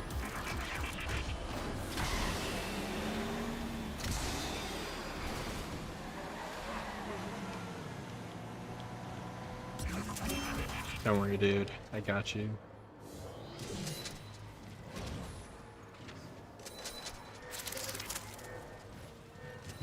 Next wave begins in 5, 4, 3, 2, 1. Get ready. Let's take them out. Yeah, I remember in school they made us do like a bucket list of stuff like, oh man, like what's some of the stuff you want to accomplish when you get older, or like stuff you want to do in your life, and I said one of them was meeting my favorite YouTuber. He's no longer my favorite YouTuber, not because he's problematic, but just because he doesn't upload as much. And I don't know, I'm not as interested in the videos he does make now. Kind of grew out of him a little bit, but I still watch him from time to time and reminisce, and he's still like a really cool guy. He hasn't been in any controversy that I know of, so that's good. How many times can you say that like, man, I'm watching my favorite YouTuber from when I was a kid and they're not like an evil person? It's kind of crazy.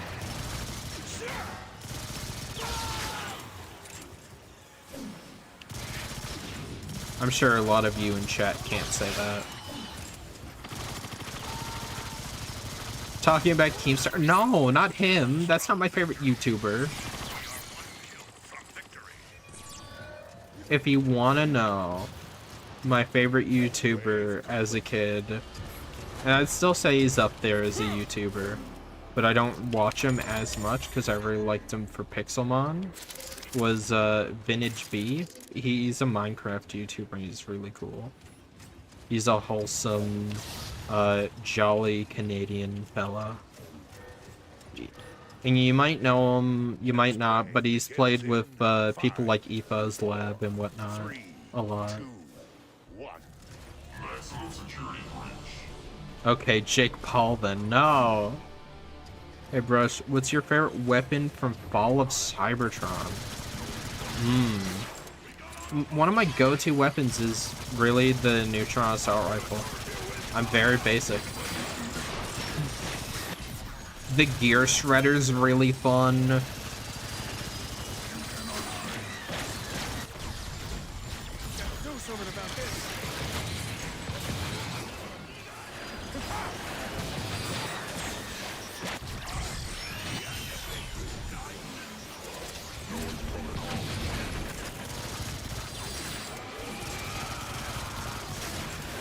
Forgot he could do that. Nobody could actually like Jake Paul. No, a bunch of kids liked him back in the day because it was just cool and he was like edgy or whatever. If I'm thinking of the right one. Paul Brothers, I usually got him a bit confused. Healer's down, that's not good. Get up.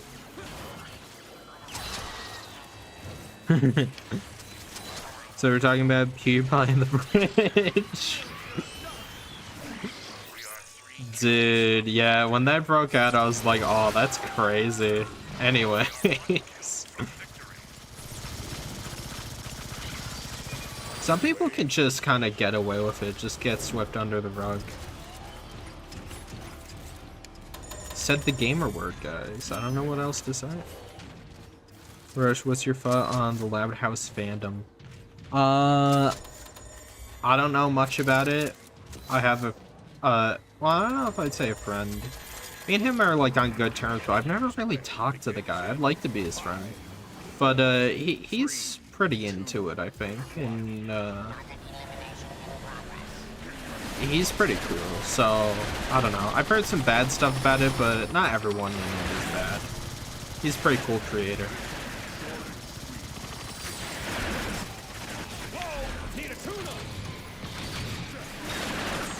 Leave me be, spirit.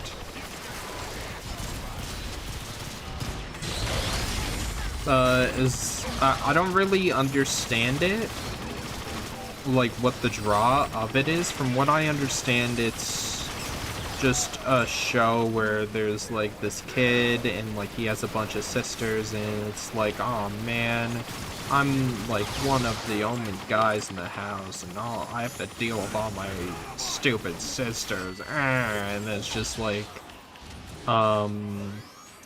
it's kind of just family drama, but like an animated show. Because I know Nickelodeon did a bunch of those inverse in on Nickelodeon, right? It's like, oh man.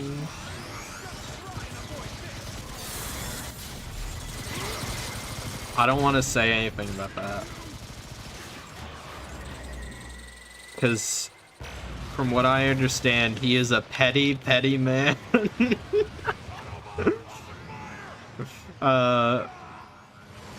He holds a grudge. I don't know if I want to say anything about him. Oh, this is our final wave.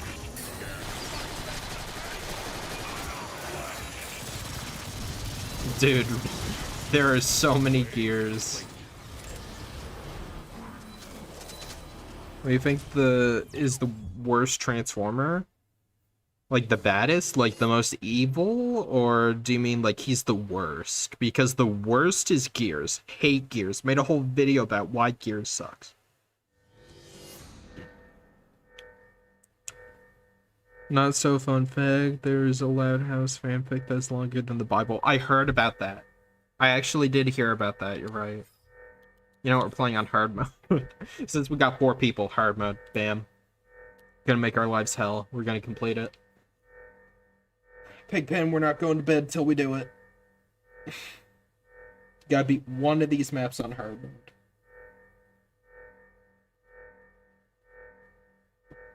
I'd say Ancients is like one of the least forgiving.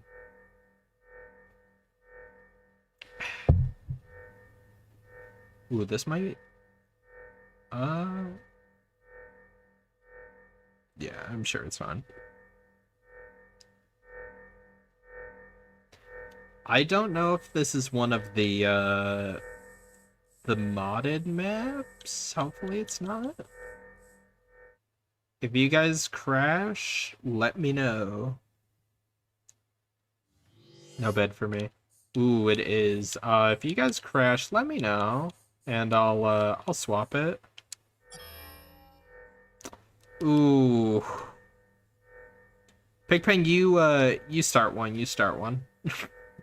I have a modded map essentially where you can play as the Autobots on Decepticon maps and Decepticons on an Autobot map. Yeah, my bad. I completely forgot about that. Yeah, I didn't know that was gonna crash you. It has the same profile picture, and I realized when it said Exodus and not Oblivion. My bad, someone else host.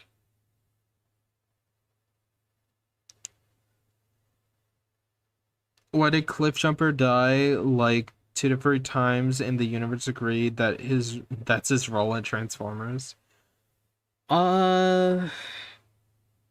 He didn't die in G1, he almost did. He died in the Netflix trilogy, he died in Bumblebee, he died in IDW. He had a whole arc in IDW where there was a character that was put into a coma and they just dreamed about killing Cliffjumper over and over and over again. Like, that was his whole thing, was getting revenge and killing Cliffjumper. Trying to think, when else did Cliffjumper die? I think he died in the Bayverse comics, maybe? Maybe? I have not heard of that.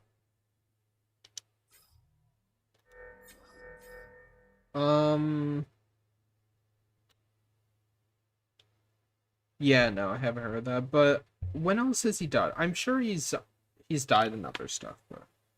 Lobby started? Alright. Let's join it if we can. I've been playing a lot of Pokemon on my 2DS XL. Yeah, see, it's supposed to be Oblivion, right? But for me, it was Exodus, where you get to play as Autobots defending the Ark, and it has like new enemy types and stuff. Really cool mod. I recommend getting it if you can, but yeah, that's why you crashed. My bad. Right, haven't read Skybound, but in issue 28, I was a fan of that character to avoid spoilers. Yeah, big sad, big sad. So, you know, something bad happened to them, but you know. Yes, Transformers Prime, that was the other one I was thinking of, thank you. Prime, he dies, right? And then a duplicate of him dies, which is Tailgate. Tailgate is just a copy of him, right? It's like a recolor of him, and then he was brought back as a Dark Energon zombie, like Cliffjumper was. And his name got thrown around so much, like... Hello, RC, did you know I personally executed the Autobots Cliffjumper? Like, every 5 seconds, like, you'll be happy to know that I personally executed the Autobots Cliffjumper. Careful, Starscream, you might just locate a landing gear patting yourself on the back. It's great. But, yeah, no, absolutely, he came back as a zombie and then blew up and died again, and they replayed his death in, like, the last time on Transformers Prime. I'd be a better partner for RC, I wouldn't have died. Nah, I'd win. Just see you punch him in the face. That was awesome. Guy was acting like a champion for the bare minimum. To be fair, he is the only one to actually kill an Autobot on screen and have them stay dead throughout the entire show. Other than Arachnid. Arachnid and Dreadwing. But to be fair, we didn't really care much for Tailgate. And, when Dreadwing killed Sea Spray, we didn't get to see a whole lot of Sea Spray. That's gonna change, though. Can't really say a lot on that, but you guys will care about Sea Spray. He's pretty cool. There's a fan project or two with him gonna be in it. It's because he's a glass cannon build. Like, he can do a lot of damage because he has missile, like, rockets on his forearms. They activate with, like, his arms. He's a jet, you know, he's very agile, but he's, like, weak. But he makes up for it. And I like Starscream like that. Like, I really like that in Prime where, like, if you catch him off guard or something, like, you could easily take him down. But Starscream, he's a schemer. He's, like, this master pilot and tactician. Like, in the sky, no one bested him. I don't think he was bested once. Like, Optimus Prime, when he got his wingsuit, couldn't take out Starscream in the air. It just wasn't happening. On ground, like on foot, absolutely. But there was no way in hell Starscream was going down. 3, 2, 1. Does it? I never watched that full show, so. That hit show. He literally, like, dies, and RC's like, oh, Tailgate. That's the whole reason RC hates, like, Arachnid. So you're telling me that whole rivalry was built on a fake out death? Like, that's, wow, that's lame as hell. Oh, yo, Steve Prime, what up?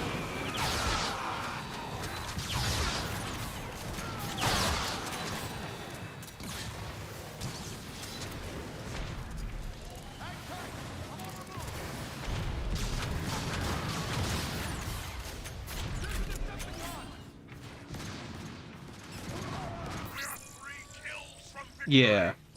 Aren't they shown dead, though, or? Also, that montage was awesome. Also, apparently Cosmos was supposed to be in it and even had a design, but then was never utilized in the show, which would have actually made that show tolerable for me. I'd watch the whole thing just to get to Cosmos. Super Gamer, no! The mighty Starscream has fallen. 5, 4, 3, 2, 1. I don't know, bro. It's just gotta die. What is the meaning of this sound wave? I come back and Starscream is on the ground. Starscream. So. No, the red crosses just meant they were blacklisted, not dead. Well, some of them were dead that were blacklisted. I think Cliffjumper was also on there. But yeah, I just kind of assumed they put, like, dead people as, like, just anyone who used to associate.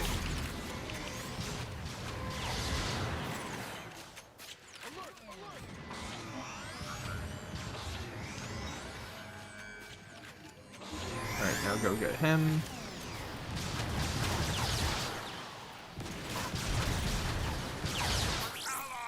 No!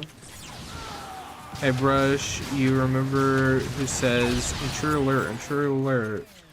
Back away from the premises. I'm dialing 911. I don't think I remember. There's Skywarp and Thundercracker were in Transformers Prime. Mm-hmm. I think they should have been skins in the game. If someone finds a way to mod that game and get new characters, even if it was character skins working, that would be peak. Like, imagine Dreadwing and like then he has Skyquake, that would be really cool. Does Starscream have clones? He did. I awaken. Yo, what's up? What's up? Or Skywarp? Yeah. Hold on. You know, it'd be really funny if I take over Firebrothers server and stream in there. So if you guys want to join.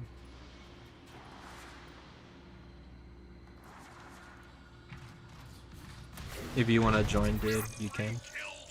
I need a co-host to bounce off him. Yeah, he had clones kind of like TFA, but they weren't like named characters or like implied to be certain characters. Because am I lagging? Are you lagging? Someone's lagging. Because there was like Sycophant Starscream clone, right?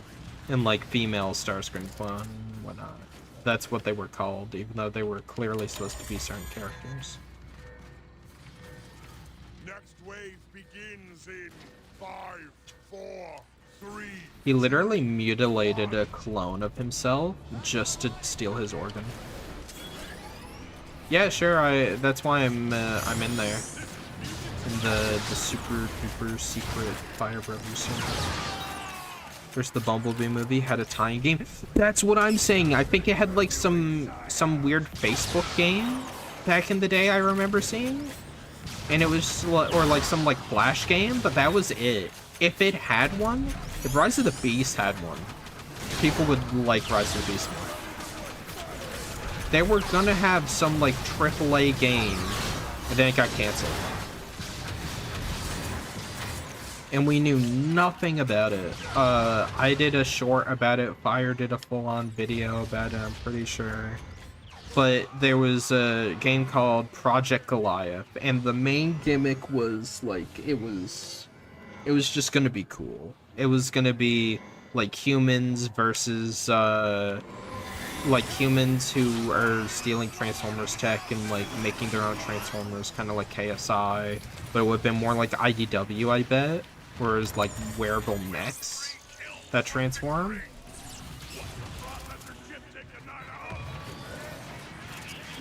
I don't know. Yeah, it was a 2D side scroller.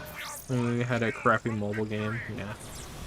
He had a Bumblebee Overdrive, but they like were like, this is not associated with the movie. I'm like, if you reskinned it, it really could have been, because you have all the characters from Cybertron. You had Mirage, Sunstreaker, Sideswipe, Ratchet, Optimus, like, and I really liked the art style and the vibe. I still play it every now and then, but yo, what's up? Hey. How you doing? How's it going? Oh, I'm left again. We're down a Starscream.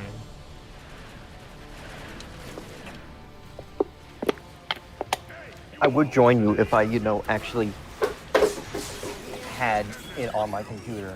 Piracy. Yeah, I know. I'm also being very, very picky about when I do that kind of thing. Yeah. I'm getting a new PC. That's the first thing I'm doing when I get it. Yeah.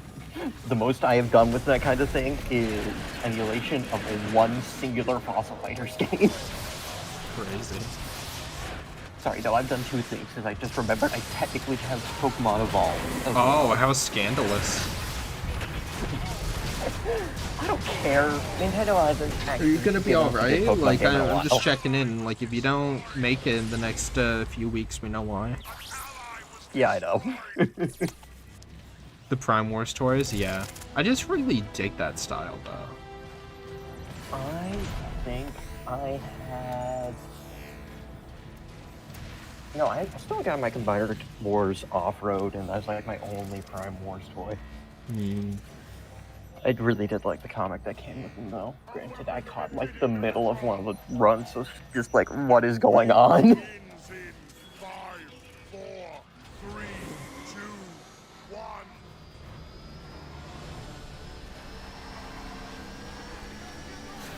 So what have you been up to? Not much. I still got classes and whatnot. I had Chem Lab today again. Ooh, fun. I remember when I was in high school. I'm in college. It's my major. Oh. I remember when I dropped out of college.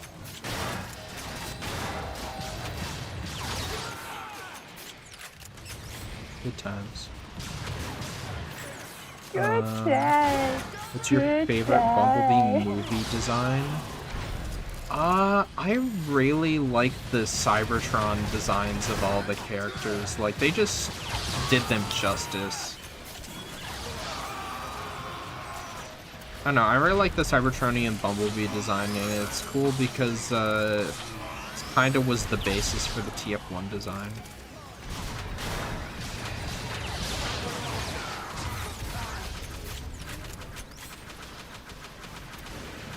What about you? I really do enjoy the Cybertron design. They're really well done. I wish we could have seen a few more characters with it. Cause, like, Yeah.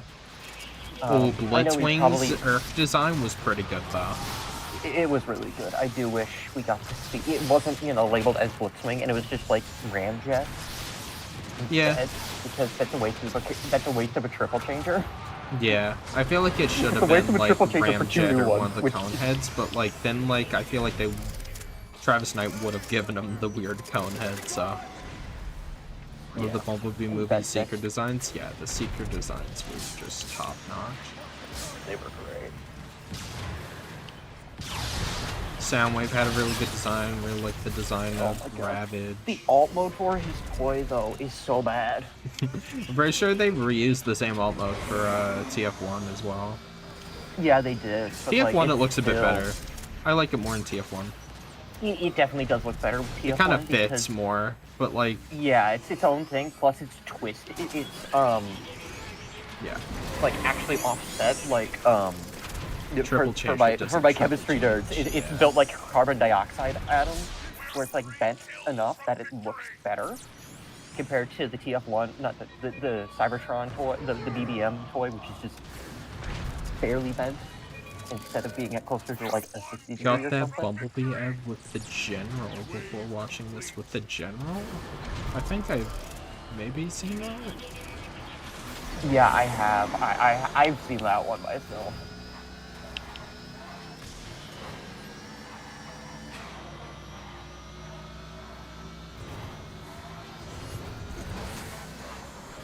It's kind of stupid.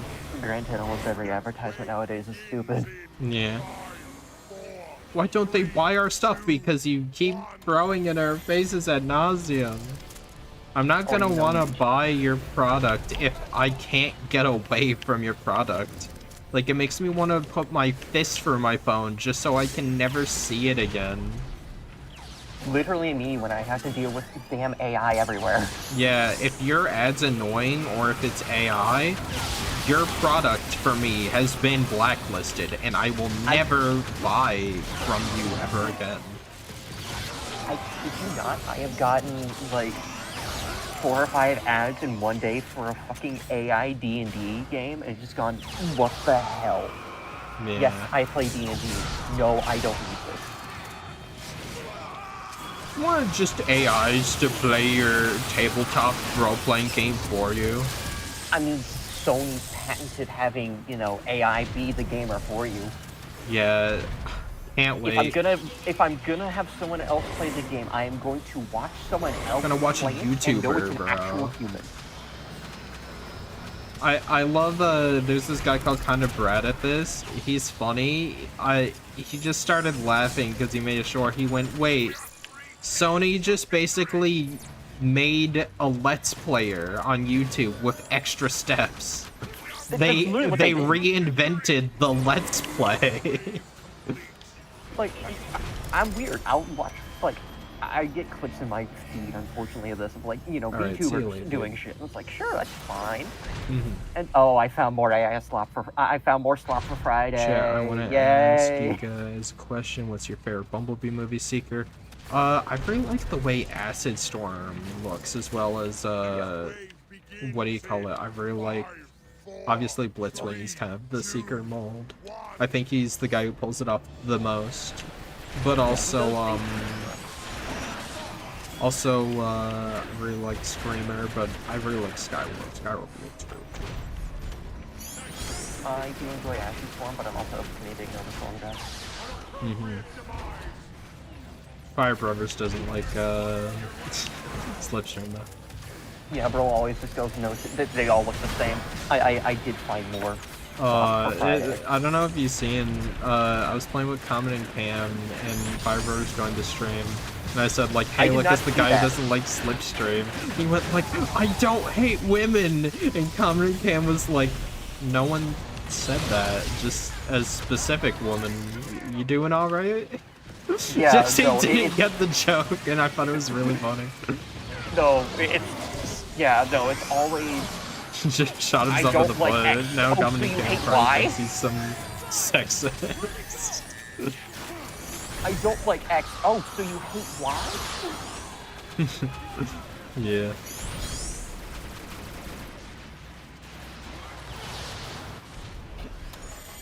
Yeah, Studio Series should just make every single background character from Transformers 1 into a character.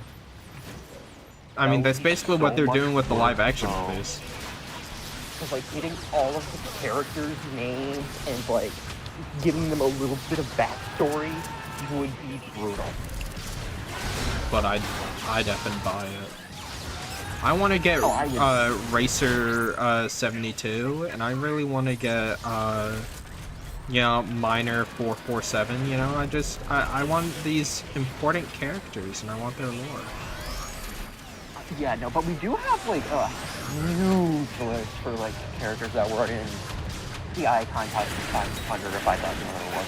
Yeah. Cosmos was in it. Yeah, I know Twin Twist and Motormaster were, like, two that I can think of immediately off the top of my head. Which are, like, the only two, like, I'm actually technically using, specifically Motormaster. I'd be interested in seeing all the Decepticons in TF1 design.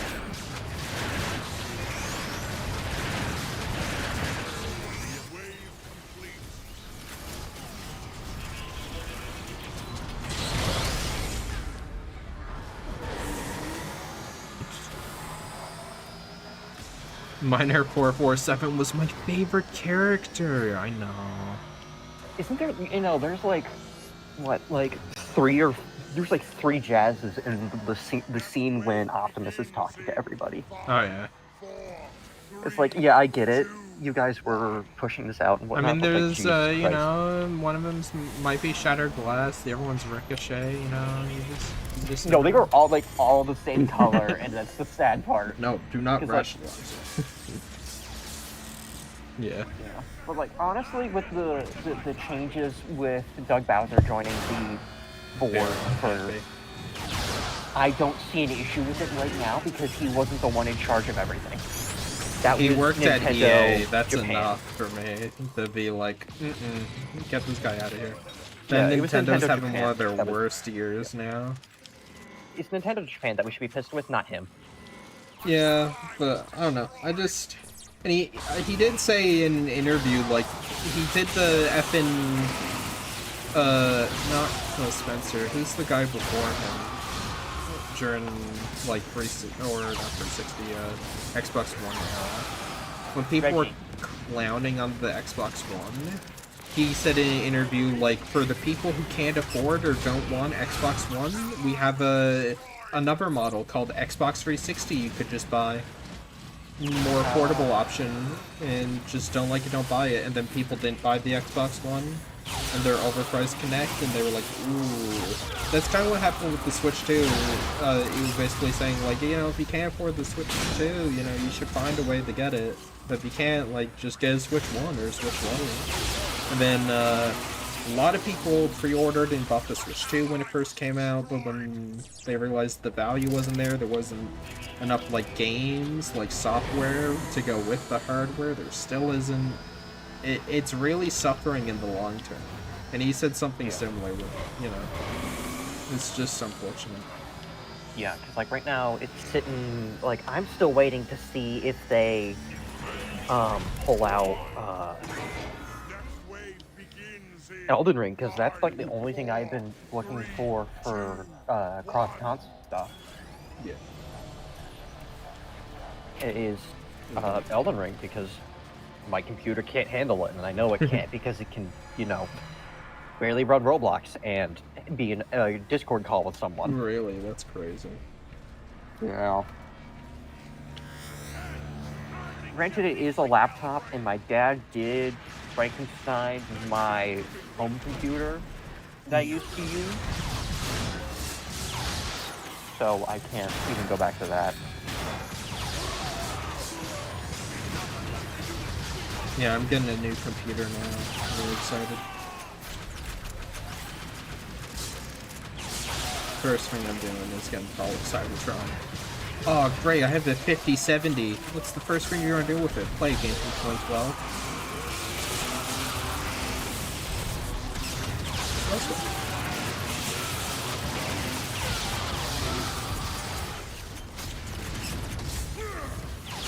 Oh yeah, did you see that Steel Crossfire getting a new map? Steel Crossfire? Yeah. I'm gonna be honest, I gave up on it.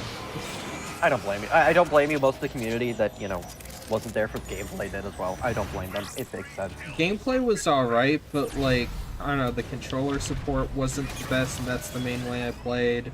I really wanted to be able to customize stuff, and then someone, like, in the Discord was snooty to me and was like, you actually can change it. I was like, I just changed it just verted my settings and it just didn't save me. He's like, oh yeah, well that's an issue, but you can change it. It just doesn't actually do anything. I'm like, well then what use is that? Yeah, because I had. And then their Discord, with, like, the head admins, they did not like me after that video I posted. They effing, I posted my video on it, right? And I basically called it pay to win, and then someone in the Discord was making a ruckus about it. They posted in the general and they were saying like, who is this guy Big E? Is he said he played the game and unlocked all the characters for free, but he still calls pay to win.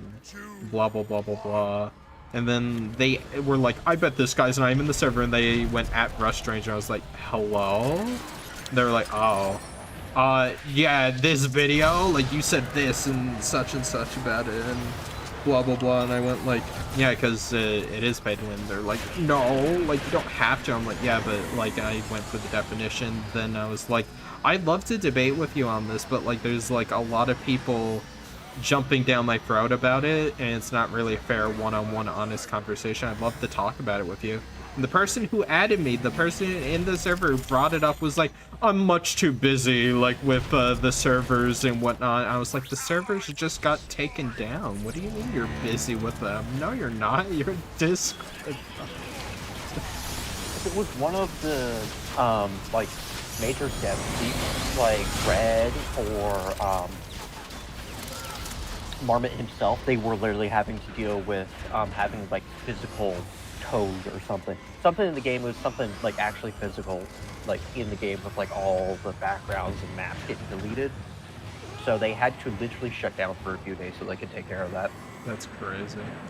That was during the lawsuit thing I'm talking about.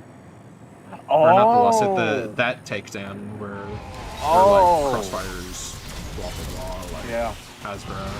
Because I think they had, I think they had to deal with similar, but like different, where they were playing the, hey Hasbro, let us do this playing players. Yeah. Yeah, this got rough. But yeah, I don't know. It was just kind of a little bit annoying, but then I was just like, nah, I don't really care. And I did say, like, and the thing is, I was someone who's very optimistic about the game. I played it a decent amount. I used it for background footage. I said nice things about it, like, in 2 of my videos, despite me saying, like, yeah, it's kind of pay to win, which it wasn't. Maybe it's just Roblox thing, but I don't really care. And then, I don't know, they don't really seem to like me that much. But then when they rebooted with Steel Crossfire, they gave you, like, whatever currency you had left for, like, all the characters you bought and, like, all the energy you spent. I didn't get that all the way because that bothered me a little bit because I had like Long Haul, Ratchet, Brawl. I mean, obviously, they didn't do the newest characters because like they then went back to only 5 or whatever. Yeah, but I don't blame them for doing the reset. But like we did get a new set of medics, although Searcher, which is the Ratchet replacement, literally has the exact same kit. We do have 2 event guys that are literally just the same character, but colored differently. Yeah. So it's just the, But okay, I had I know you enough guys to aren't- buy all of the characters and like 3 times over. That's how much I played and how much energon they gave me. Like all the 5 base Autobots and Decepticons when they did the reboot. Like the copyright non-infringement reboot. And I was like, they blame me saying like I didn't play the game that much. I'm able to buy the whole cast 3 times over. I think they were just kind of salty. Someone actually called I them. should have been able to at least get a higher amount of cash than what Yeah. I did, but I did not. Roblox drama is crazy. Oh yeah, that was all before all the horrible stuff going on with Roblox now. Yeah, that was like Oh my god, 7, 8 no, months, he needs not one 8, more sorry. kill. It was like 8, 9 months ago. Which is, yeah, it was pretty rough, but like, No! the new there chat was one function kill. for him was worse. Oh, I can't believe that. If one of those drones actually, or he had a long-range weapon, he might have actually been able to win that. That's crazy. Oh, that's sad. Oh, I'm going back to multiplayer after that. That was crazy. I'd rather have a Cosmos rant. Yeah, but why Cosmos is the best character ever. Yeah. I do know with the controller support for Crossfire, they did give them aimbot, aim assist. Mm-hmm. But it's pretty bad from what I have heard. That it's just that it has gone very, very, very poorly. Yeah. And like they said, it was a toned down version of it. It don't feel like it. Because like everything else seems fine. Wow, I know we had it somewhere. I'm literally digging through. But oh my! The last post in the polls thing was April 23rd of last year What do you mean? for general polls, and then yeah, and then Crazy. they. I know we had it somewhere. Was it community? No.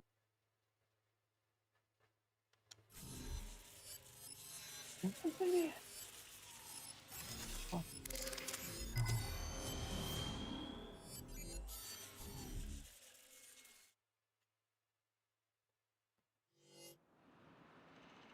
I know we had. I know someone forwarded it from somewhere, and I'm not gonna find it really easily. A game like this must have been a pain to make. What, the Roblox one, or are you talking about Fall of Cybertron? Both was good. Team deathmatch. No, someone in chat was saying this must have been a pain to make. Oh yeah, Yeah. no, both of them were probably pain to make. The people that made the DS version got forced over to help with Toys for Bob for Skylanders, which is why we didn't get a DS or 3DS version Yeah. of Fall. I made a short about But- that. Yeah. I would have I- loved a 3DS port of Fall of Cybertron so much. I would have as well, but like I don't own a 3DS, but like still, it would have been nice to at least I have own it as three. an option. Because War gave us so many characters. And like, I don't care how bad it was, and like how different it was. Unironically, they probably would have found a way to make triple changing work on the 3DS. I could see them. Oh, just yeah, no, having they an extra absolutely button would on have. the touchscreen or shoulder button would have been amazing. Make it so that's attached to the D-pad instead of, so you can use the joystick yeah, for yeah. movement and whatnot. Oh. I am a genius for that one apparently, because that like actually makes a lot of sense. Mm-hmm. Thing is, usually transformation is tied to like a button. You could just like double click it to be a helicopter, press it once to be a tank or something. I don't know. There, Yeah, like on the DS, it would have tap or been press and really hold. easy. Ah, here it is. Crossfire update log. I literally was in update logs. What the hell? Oh, because it was buried a little bit. That's why. I didn't. Yeah. Look. But a lot of people kind of noped out on Crossfire now that it Isn't Transformers went, anymore. like, Yeah. what do you call it? Only bootlegs.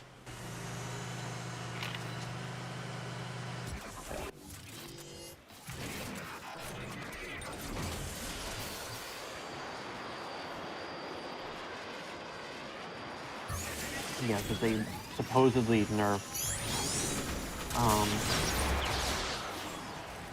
the mobile and console aim assist and introduced it to vehicles, which is a horrible thing because Sky Flyers have become a massive issue. Didn't they already have that issue where like flyers were like the main issue in the game? So they got rid of air stalling by making it so you can only like dash once or twice while you're in air. Yeah. But they did not address the issue of staying in vehicle mode and just shooting people with the missiles, which got worse because of the aim assist on mobile, attached to vehicles now. This is like stuff I brought up in my video like a year ago. That's crazy.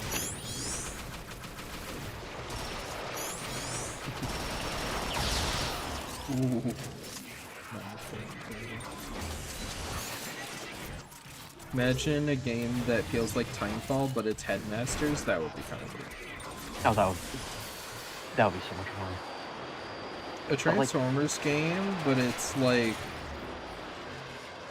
I don't know, like it's like Timefall. The problem is like you wouldn't always be playing as the Transformer, and that's like kind of the main reason. Yeah, that would probably be like the same thing with. Personally, I haven't touched Titanfall, so I feel like it would be a similar issue. Timefall is pretty good because they make the actual pilots pretty good on their own, but you know, Transformers are the ones with all the personality compared to humans, like the ones you actually care Well, about. if it's Headmaster, the head's the one with all the personality. The torso is really just the Should I kill my corpse PC with that they're Unreal piling Engine or around. Blender? Probably Blender because UE5 sucks. Unreal 5 is so unoptimized, especially for gaming. It looks really good, it's just not optimized for gaming. As a Fortnite player, UE5 is the worst thing that ever happened to the game. Genuinely. I remember, I think it was like mid-chapter 4 they did it, and then my PC never ran the same ever again. I think it took years off my PC's life trying to run Fortnite.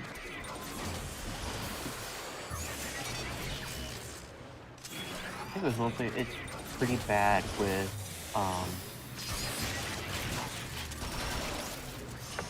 I know that the main issue was, with Metal Gear Delta was that it was horribly unoptimized. And, like, it was, like, massive. Because, like, game optimization just doesn't exist anymore, it feels like. Game optimization? Like, I don't know if you've seen the Lego Batman game. Like, is the most unoptimized, it's like game. 60 gigabytes just to install it, and, like, it's like you need a 3080 or something just to even run it on base. Yeah. It's like, what are you doing? It's a Lego game. Like, I don't care how good it looks. It is a Lego game. These are the same games that ran, like, Lego Batman on DS was able to run, bro. On a DS. Literally 4 Make years it ago, happen. like, what was it? It was... I don't know if it was you that mentioned in a short or someone else that I saw somewhere else. They mentioned that Skywalker Saga, which is only 4 years old at this point, can run on a Ryzen, and, like, and it's like a 1080 or something, and it's, like, at most, like, 2 gigabytes or something. It's tiny. Yeah. No, that's what it was. It was 8 gigabytes, and the new one is 32. sorry, it needed 8 gigabytes During a of RAM crisis, it's like, congratulations. Like, the one game I was excited for at, like, Game Awards, and, like, that was shown off at Summer Games Fest, and you just made me not want it. I'm about to unwish this different. I'm actually kind of... I don't remember all those excited for announcements at Game Awards. I was actually kind of interested in. Dude, what do you mean? Everyone's really excited about the High Guard game. Comes out soon. Comes out in a few days. Literally the only person that has done any promotion for it is Jeff. It is Jeff. Jeff Keighley, yeah. Yeah, it is sad. Even the main devs have gone radio silent. That is never a good sign. If you're effing developers who were God defending it, just out of nowhere, it's like, hey, what happened to that High Guard game? I don't know. This one guy was really passionate about it on Twitter. He kept yelling at people who were hating on it, but now, like, he's nowhere to be seen. I think it says a lot. Honestly, it just looks like it looks like another attempt to be an Overwatch killer. It's another High Guard or another Concord. Yeah, it's not going to be as bad as Concord. It doesn't have 40 million pumped into it. That we know of. The thing is, like, Concord, a lot of the people who made that, they were like, this is some of our first games, like, in the AAA space, and, like, you guys are bullying us, but then you look at High Guard, and they're like, these are some veterans from, like, Modern Warfare 2, Titanfall 2, Apex Legends, and I mean, then they're just like some of these guys were only, like, very deep back end or like barely did anything, were like interns at the time or yeah, something. that's what everyone memes on that. I meme on it a lot where I'm like when a company like or a game studio says we have people who worked on Left 4 Dead and it's a spiritual successor, it's like so you got like a few of the managers and then you had like one of the interns or one of the people mopping the floors. That's basically who you got to work on this. You didn't, because you need a lot of people. I used to fall for that. I used to be like, oh my god, no way. Like, those guys, they worked on, like, some of my favorite games. And then it comes out, I'm like, this is awful. How did they make this? And I look at it, I'm like, oh, only, like, 2 people from the actual team of, like, 40 actually worked on this. The rest are, like, newbies and upstarts who have no idea what they're doing. So, it was actually, they canceled 6 games. Delayed 7 games and closed down 2 studios during a restructuring campaign. Ubisoft, baby. We're about to see the fall of Ubisoft. It's gonna happen this year or next year. And then the year after that, the AI bubble's gonna pop, which I'm very excited for. People have looked into it a little bit and done like numbers-wise. Pop the bubble. OpenAI is supposed to go under. It's supposed to go under by early 2027. Sorry, by mid 2027. But it's not going to pop or anything because, realistically speaking, they're just going to keep getting more private backers. Yeah, but the thing is, eventually, people who want more money, if they keep putting more money into it, they realize they're not actually getting a return. Because something they love is pumping money into stuff for a potential return. But if years and years go by and there's still no return, they realize they're being rug pulled, they're gonna stop putting money into it. Because as greedy as these people are, even they are like, hey, I'm not actually getting a return on this. When's, like, the money part in my pocket happening? They're like, oh, any day now. Same thing happened with NFTs. People were like, oh, there's a lot of money in it. It's like, oh, yeah? It's like, yeah, any day now. You'll be making all this money I keep talking about. And then they're like, nothing really happened. Yeah, where is it? 1.4 trillion is how much OpenAI is shoving into AI data centers. They're getting sued left and right. They're losing money. Their customer base is outright rejecting and calling it slop.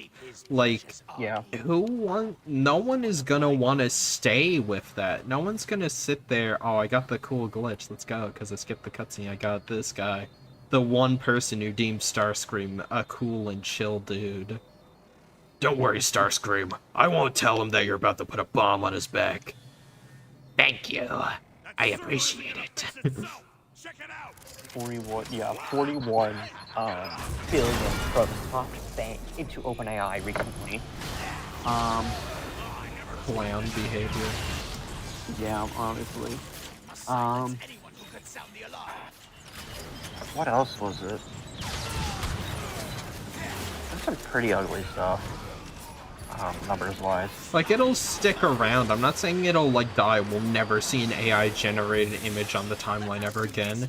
But it won't be as commercialized. It won't be, like... It'll be, like, this ancient, archaic relic that people, like, just use and get clowned on, basically. And people go, haha, remember when that was the next big thing? It's like you see it...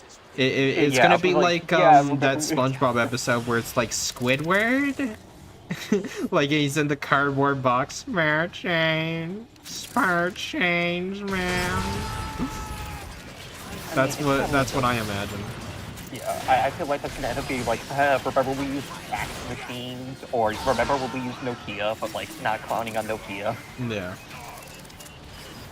Then there'll be some effing lobotomites who are like, I missed the AI slop actually. Wasn't that bad, you know? Yeah, they always go, oh, it's amazing anyway. No, it's not. It's dog shit. Does it mirrors the game look prettier? I'm using a mod. It's called Reshade, and I have the HD textures someone had from the PS4 version of the game, like the quote-unquote remastered version. So that's why it looks prettier. It's got like god rays and stuff. See, I can take all of this off, and it's like gray. It's still pretty, but it's not as like colorful. I really like Black Ops 3 and those types of games where it just, you know, you're gonna lose your eyesight in a few years if you keep playing like that. So I really play with in these settings on. Yeah, it's a saturation thing, pretty much. Yeah, I really like saturation. Yeah. Yeah, I can play with advanced CRT. I don't know if that actually pops up on anything, but yeah, it's pretty cool. I mean, I could make a joke, but I'm gonna be nice and not do it. What joke? Someone asked, where are the other Seekers? There was another really cool one I had. Where is it? Oh yeah, there's cartoon mode where it kind of makes it like Borderlands, like everything has like an outline. Ooh, don't want that. Where is it? I'm trying to find where it is. I don't think it's in here. There was one where I might only have it on War, but essentially it makes everything look like you can see like the details, like all the polygons and stuff, and everything's just pure white. It looks really cool. I might boot up the game after this mission and show you guys, because it is pretty cool.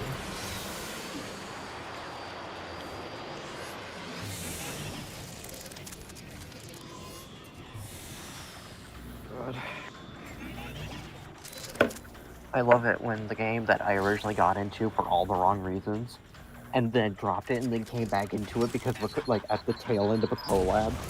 Yeah. It casually goes, here, have a trauma cycle for the past 3-4 events of depression.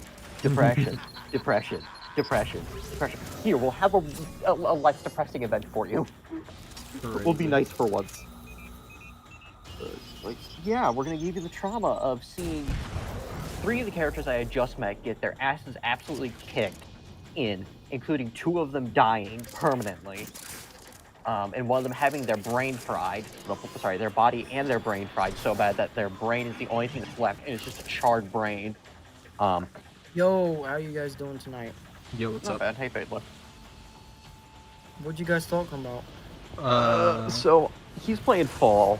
I'm talking about a game that I play consistently, and just and complaining about, yeah, they're torturing us by doing nothing but unrelenting pain and suffering over and over and over, because we've been doing nothing but a trauma cycle for, the past 4 or 5 events. You know what sucks? When like a game series is really good and it feels like it's really hitting its stride, and then just out of nowhere they're like, we're gonna completely change the art style, story, and genre, and just art direction, and just just make it worse. Just make it something it's not. I love when that Well, happens. it's one game, and like this is kind of a thing that I think has happened before, where like they give us depression cycles. But like this is the first one I've experienced as a player, and like as I've said, I've just met like 3 of them, 3 or 4 characters. Sorry, 5 of the characters I had just met because like I had just finished their arc in the campaign, and they just went, I'm gonna kill the 2 that you really like, and I'm gonna at least temporary offline the one that you don't really care for, and then I'm also going to absolutely traumatize you by having 2 of the characters that 3 of the characters that you know are really damn strong. I'm gonna decapitate one of them, gravely injure another one, and then break the weapon of the third one that really shouldn't be breaking it. Oh wait, that's right. The sword that got broken is literally built from the core of the character's sister. That is technically dead. What gaming series are you talking about? This is one game, and it consistently gets updated. Oh, okay. A lot of games do that, where it's like, well, we gotta keep it interesting, and then they just do the most heinous things known to man to the characters. This isn't that surprising though, because they did this. Because like their first event, they gave us the first one, which was for the half anniversary, was trauma. Was a character's trauma, and going through back when you're a little richer. Suffering for them. And then like the 4-year anniversary was, we get to meet another character, and that's trauma. Consistently, every single year anniversary is character trauma. Crazy. And I'm kind of impressed that they managed to go through, like, what was it? They went through all guard, and then old woman trained, and old woman trained again. Okay, so the cycle was the 3rd year anniversary, small little break by introducing an old woman clother that we're going to kill off in the next event, going to the surface after bonding with her, having her be delusional for her childhood friend who is long dead, and based off the timeline of like events and whatnot, the woman is 130 when she dies, roughly. So like 120 and 130, which is crazy to think about. Yeah, and then we kill her off after experiencing from her perspective everything that went wrong and everything she wished she did. And then the next event is technically like the half anniversary. It's like part of that one.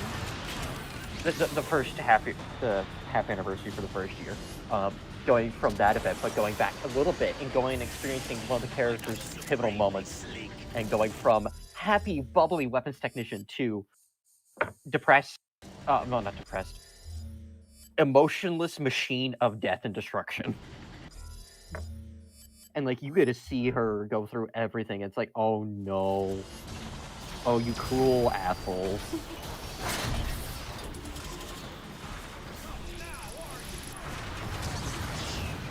Yeah, and then the current event is slight character trauma, but like this is normal character trauma from what I'm experiencing. You get to see Cosmos in campaign now. Oh, they modded Cosmos into a fall Cybertron? Yeah, but that's not what I'm doing. I have the custom character and campaign mod on. So I'm just have my multiplayer Cosmos. I do have the Cosmos in Fall of Cybertron mod though. Fun fact, that mod was made for me for Christmas. Link made that for me. Like this past Christmas? No, Christmas before that. Link made that for me as a kind of Christmas present. Because I know what the other Christmas present was for this year. What? I believe it was, your Prime getting put into the game? Yeah. After having, what did it say? It was it was Crown, I think. One of the guys from the 80s and Guys server making it in Blender and complaining about it. Yeah, that was Box. Yeah, that was funny though. Yeah. Then he gave the model to Link, and now Link's working on it. Yeah.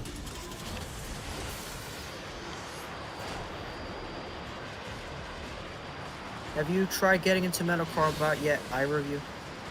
Nope. Not yet. Me and my buddy are gonna watch it. Are you waiting until season 3 finishes, or are you just gonna start the first 2 seasons and then catch up to the 3rd season? I'm just gonna watch it. See if I like it, then keep watching. Recommended.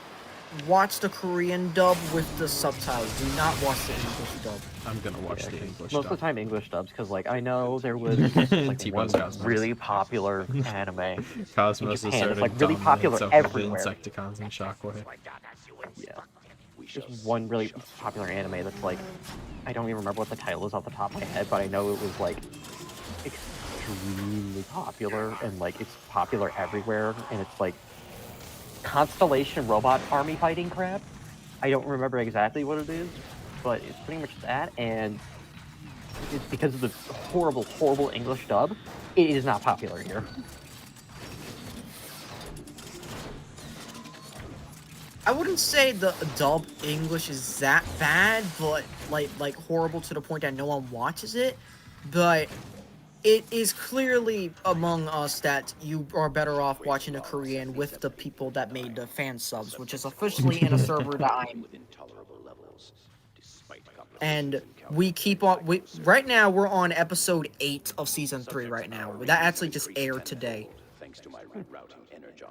I'm a firm believer that Cosmos is asserting dominance by T-posing, but Shockwave and the Decepticons can see it, but if they acknowledge it, they're not the dominant species here. Low key, I'm doing remember when I was saying that I was I was going to be writing like a Earthspark rewrite or something like that? Yeah. I'm also planning on having him cross over with Metal Cardbot after the events of the series finale, which should either be during or after Metal Cardbot's own season 3 that is ongoing right now. So it's gonna be a while until I actually write it. And Cosmos, I want to have fun with. Like, I legitimately think that since the war's over on both sides, by that point it'll be like, hey, let's just do some fun shenanigans here and there. I don't know what I want to do with Cosmos though. All I want to do is just have some shenanigans, probably related to animated, when like those cut animated episode where like he just lost a memory, like, oh, where am I? Or something like that, I don't know. Yeah, that was crazy in the Transformers Prime Japanese dub with Arachnid and Jack. That was Jackie-chan! bit of a yikes. Wait, hold up, are you streaming? Yeah. Yeah, he is. Like actually YouTube streaming and we're Yeah. talking? Yeah. Yeah. Oh my god, hello YouTube. Bonjour. Like, literally, I came in at like, what, 8:45 or something. I was like, hey, I'm up again. I'll come join you if you want. Picked on the wrong. Ah! So, you are the one called Grimlock. Also, that was a pretty sleek transition from cutscene to gameplay, because since I'm using the custom character mod, the second, like, the sparks fly from the terminal is when it switches from gameplay to cutscene, because that's when it swaps out Cosmos for Starscream, which is pretty cool. Hello everybody, my name is Markiplier. Welcome back to Finance at Freddy's. Hello everyone, welcome to... My name's Hello everyone, my name is Markiplier. Welcome back to War for Cybertron. It's cousin. Hello everybody, my name is Transformers.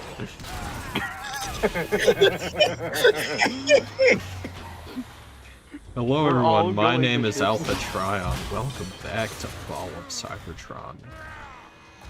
A AAA Grimlock and be shit out of Starscream. You did. Test subject is more. I'll free myself!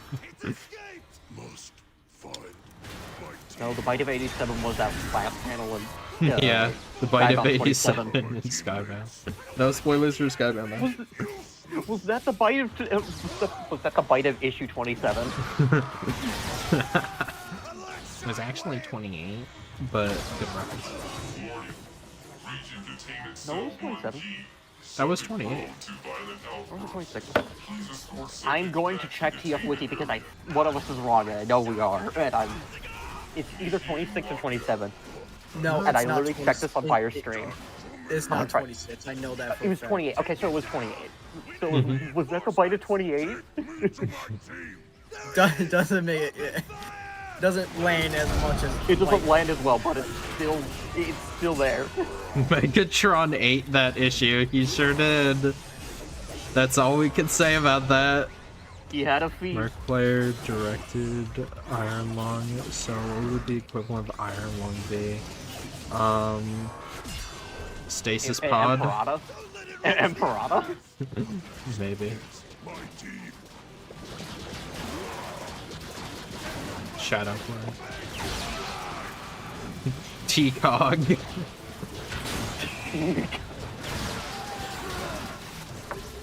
T-Cog removal. Like doing your T-Cog surgeries in the morning. God, I hated that meme so much.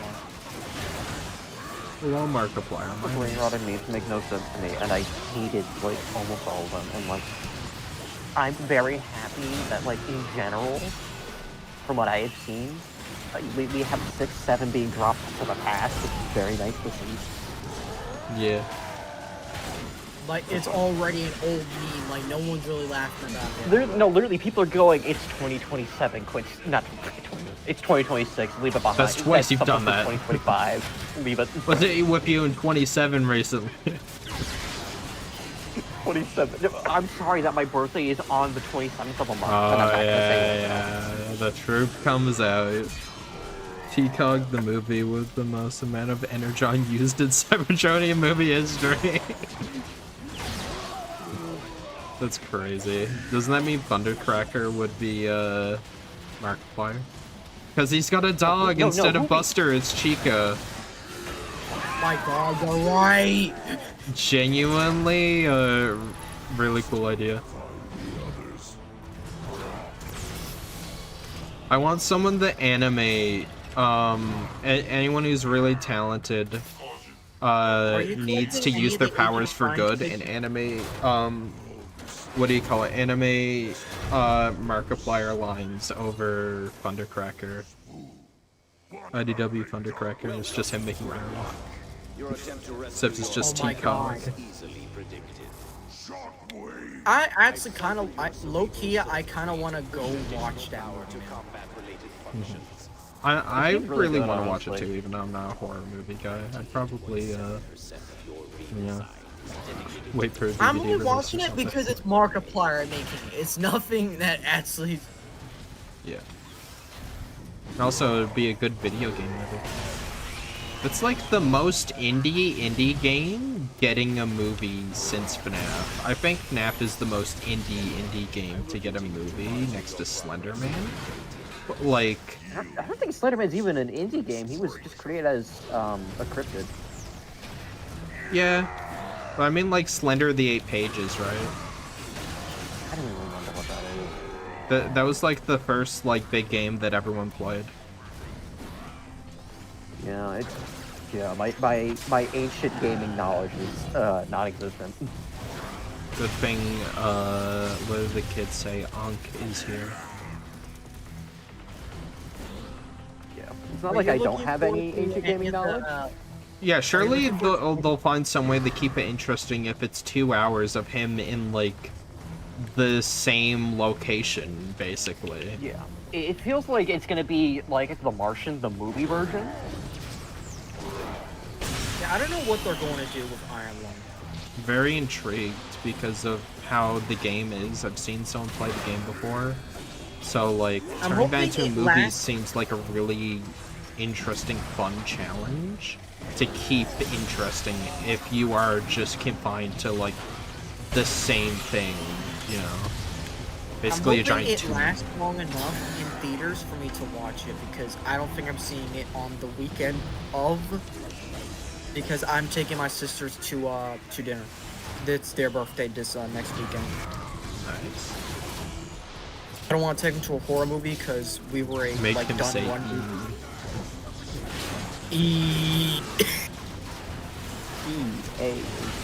There is nothing left. It's all pay to win. It's bought by Saudi Arabia. Yep. Hello, it's the Saudis here. Give us your money and your personal data. Oh yeah, also give us all of the children going to Beastland. Oh yeah, I forgot about that. My friend asked me, he's like, has any children gone missing at Beastland yet? I was like, if there is, we wouldn't have heard about it. They're gonna cover it up. Hey Brush, could you do a Mario Luigi thing? I remember you did it a few months ago. I need a good laugh. Oh yeah, I forgot. Oh, what was it that I did? I basically just did Luigi's voice, but like just for like a whole like thing. I forget what the bit was though. Mario, did you see that Doug bounces? Oh no, Luigi! How could you let Bowser go over to Hasbro? So weird. They took my liver. Bowser would sell my liver for a month of Switch Online. Isn't it like 1 year is $20 though? I have no idea. Listen, I'm just saying. I'm just saying. Saudi Arabia, they don't like specific things over there, and I don't know. I feel like there's gonna be some people that are pretty open about certain things, and they're gonna go missing. That's all I'm gonna say. is that there will be people that are gonna call in to Mr. Beast Jimmy and say, my son went to your amusement park in Saudi Arabia to go see his favorite YouTuber, and he hasn't returned. It's been 4 months. I'm scared. And Jimmy's gonna, you know, he has enough hush money to, you know, but something's gonna happen. That's all I'm gonna say. Because like I know, if I remember correctly, like the Saudi's investment stuff, the only thing that they have that has had any form of success in the past is EA for like the government bought stuff. Everything else is bad. I love how Mr. Beast was like, no, the reason why we're doing Saudi Arabia is because it's just like the center of the world, because I have so many fans that aren't in America, and like I just want everyone to be able to go there. Shut up, Jimmy. Come on. If you really wanted to put it in the center of the world, you would put it either in America or somewhere in Europe. Probably somewhere in Europe. Exactly. Like, come on. I'm Canadian, even I agree with that. Yeah. You just don't want to compete with Disney, and you want to be somewhere cheap, and they effing paid you. You can say that he's not in it for the money, and why would he need money? He has so much money, but like, come on. This guy, he's definitely in it for the money. He's a weird guy. Speaking of money, are you guys looking forward to buying anything for Age of the Primes this year? Depends what they come out with. I need to see next. I don't buy figures that much. I need to see next. Are you getting the Primes brushed? Probably not, unless I see them at a decent price. Once again, I don't really buy figures that much, unless it's like a character I really want. I'm not up to date on toy news. I usually wait for you guys or Sake or someone else to tell me what's going on in that realm. The boys just going, hey, here's what's up. Pretty much. Because like I got Onyx. Onyx is a really damn good mold, but Yeah, like mine, Swindle it has a would be misprint. Mr. Beast. I feel Swindle doesn't feel like he'd be Mr. B. I feel like he would Swindle's be too open Starscream. about how much of a scumbag he is. At least Jimmy tries to hide it. Yeah, I feel like it would be Starscream or someone else that's conniving in that way, not Swindle. Swindle would probably be like, I can't even think of a good of someone else that would probably fit for that.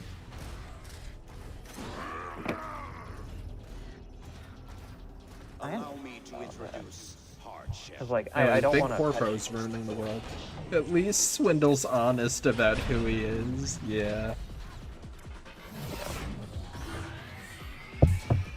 Are you seeing I feel like this? Swindle Are would you be loving like this? kind of like Andrew Tate, but not really. Not call Swindle Andrew Tate. I mean, he is a Dude, I con used to artist. have a friend who genuinely, like, effing loved that guy, and then when the sex trafficking stuff came out about him, he was like, no, dude, like, that's alleged. I'm like, dude, they got him dead to rights. It's over, bro. He's like, no. Like, yeah, he was serious about it, too. He's like, no, like, they're, you know, the people just want to put him down. Like, they're over-exaggerating. I'm just like... And then a week later... like all that stuff came out about him. No. What happened was before all that stuff happened with him. I said like I just don't like the guy. I think he's kind of like a over pretentious, self-important jerk. And then he's like, no, you just don't get it. Like it's all ironic. It's post-ironic modern humor. You just don't get it. Like I don't know. I feel he's just a scumbag behind the scenes. I It's like all that never stuff about him liked isn't true. Then a week later. So guess what just got caught and is in a Romanian prison right now. He was like, oh. Yeah, I feel like I never liked him like from the moment I heard about him. This was before. It's just manipulative. It's people who have low self-esteem and just feel bad about themselves, and they just want a simple answer of, well, like, obviously I'm the problem or whatever, so I need to, like, completely change who I am and become this alpha male persona and just be fake as all hell, and then maybe I'll be rich and famous and get all the girls and whatnot. And it's just... I mean, I got really self-esteem issues and whatnot, but, like, I don't do that kind of stuff. I just exist. Yeah. Yeah, I exist as well. I just kind of hang out. I did get roasted by my optometrist pretty hard, though. Jeez, what did the eye doctor say to you this time? I got effing roasted. I'll tell this story on stream because I think it's hilarious. I'm dying to tell it. My mom doesn't think it's a very funny story, but I was laughing about it. So, me, my dad, and my brother went to go get glasses, right? And I took the least time to pick out a frame. Then my dad picked out one, and then my brother was still picking out like the perfect frame. He was calling his girlfriend, talking about it, like, what color should I get? And blah blah blah. Like, what do you think would look nice? And I sat down with the optometrist, and she was like saying like, oh, do you want this type? Blah blah blah. I sat down, and she was on her computer. And she asked me, like, oh, is that your brother you came in with? And I was like, yeah, he's still picking out glasses. Like, yeah, he's taking a while. I'm guessing, like, you know, he's talking to his girlfriend about it, like, seeing what looks nice and whatever. And I was like, oh, yeah. And she's like, yeah, I noticed you didn't really have that problem. Damn. It's like, yeah, he's taking all that time talking to his girlfriend, probably texting her. I was like, yeah. It's like, yeah, you don't have that problem, do ya? And I laughed at it. I thought it was funny. I told my mom, it's like, oh, I wanted to punch her out. I effing hated her. He was some, like, you know. Yeah, because, like, half the doctors that go to are girls. So, I just have thicker skin than that, I guess. Yeah, half my, like, I have, my orthodontist is a girl, my dentist is a guy, my actual doctor for, like, general health is a girl, but, like, I think my optometrist is also a girl, but like everybody else that I've had, it's mostly been girls. It's like, yeah, if I got hit with that by getting slandered like that by my optometrist, I would probably just start crying in a corner. I thought it was funny because it's true. It is, but stuff like that doesn't affect me. Like that, I was like, that's a like. I just sat there. I was like, man, that was a good one. Like I gotta use that sometime. Like that made me like her more. At first I was like, like, she's kind of snooty, and then she hit me with that, and I was like, oh, she's awesome. I think my original doctor retired and then swapped with him. We got a new one at the same office. And pretty much went, yeah, he was like I was in high school, I think, but so was my sister was like it was like her first year of college or something. And like we were both doing D&D over our spring breaks. Mm-hmm. And like my mom got drunk over it, and like I saw my doctor like not too long after. And pretty much went, so what happened with you guys? I went, well, she got drunk while we were over break. and her immediate reaction was, I knew there was a reason I liked you. That's very funny. But that wasn't like my main doctor. She was just like, I don't remember. Like, she just kind of was there when we were picking out the frame. She wasn't like the doctor. Was it like the secretary or like the cashier? Kinda. She just kind of like asked me a few questions about it. Yeah, probably like the secretary. I'm an like, alpha gamer, Dr. Eggman. Yeah, Dr. Eggman, I can believe it. I have the entire copy. I have a meme that the whole entire caption is his announcement. Yeah. Give me a second. I'm gonna send it in studios. Oh my god, there's no way. I got it. I actually do. I love that quote. Why is Sonic on the same line as the villain line? I know exactly which one it is. It's got a specific style. There it is. That dub made me love Silver more than I already did. I love that interpretation of him so much more than the actual, like, interpretation of the character. Sonic 06, like, that is not the version of Silver I think of. That thing, the Sonic 06 Snapcube dub is. I am such a Vector man. I love him so much.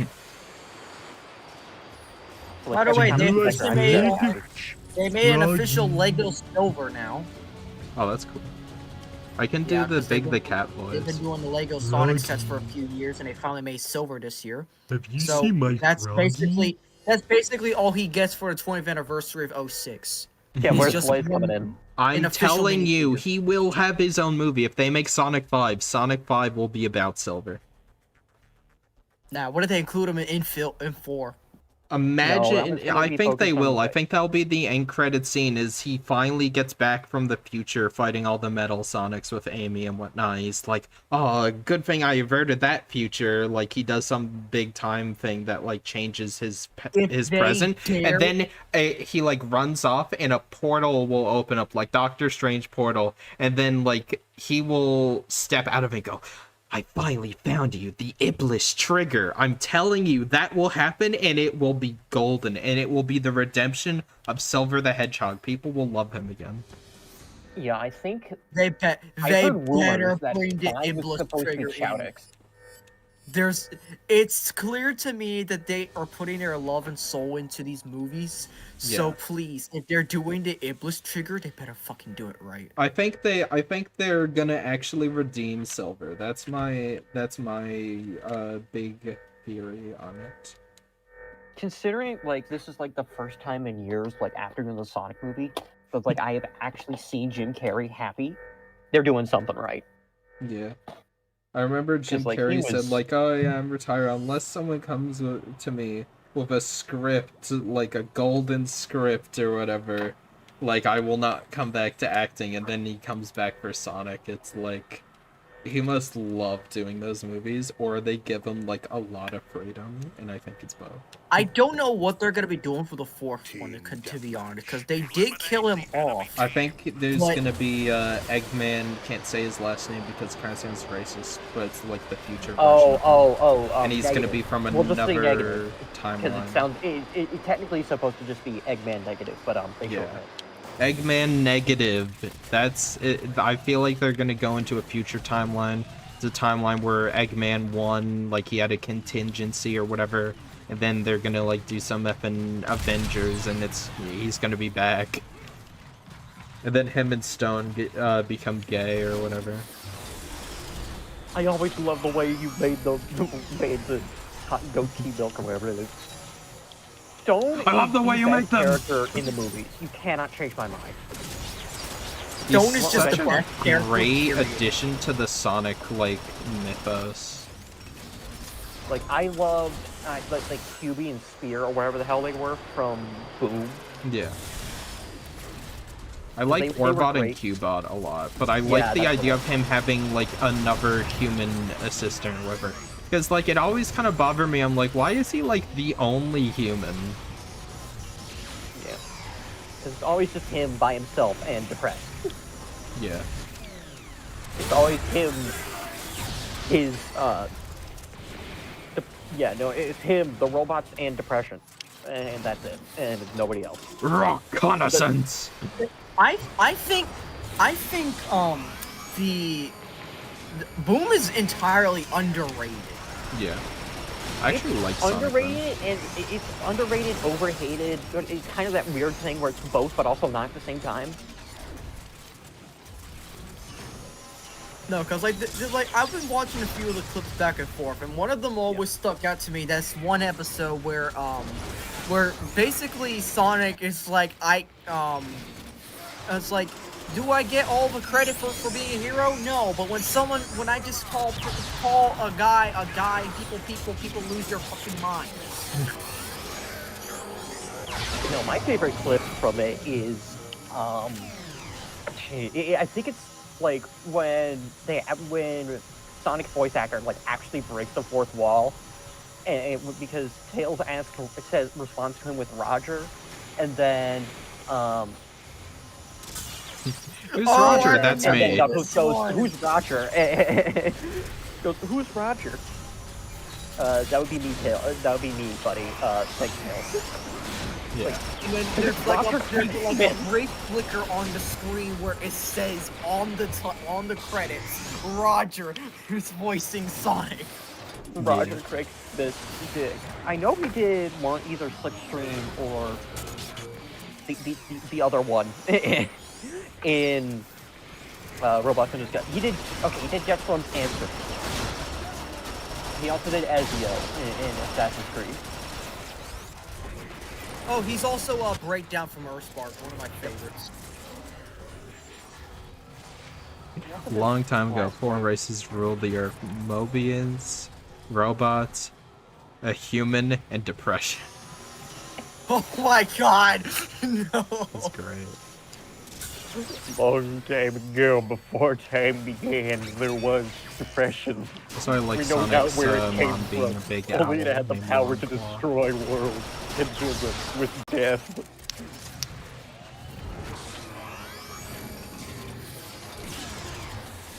Damn, I need Hunt for Decepticons, Breacher, and Sea Spray. Look at this. This is Just absolutely because nice. I'm a meathead doesn't mean I'm not a feminist, Knuckles. Oh my Yeah, that was Oh, pretty I That line remember was that so one. goated. Like almost every Knuckles line is hit so hard, and like the Mayor for a Day approved. I don't Yeah, care there's that's so over many me. memes. It's amazing. See, how can they make Knuckles in Boom peak, but his own TV show absolutely sucks ass? I think I it's never because watched you know they half-assed it, and it's like what on Netflix. Paramount Plus. Yeah, it's on The same Paramount Plus. That's Paramount. Even worse.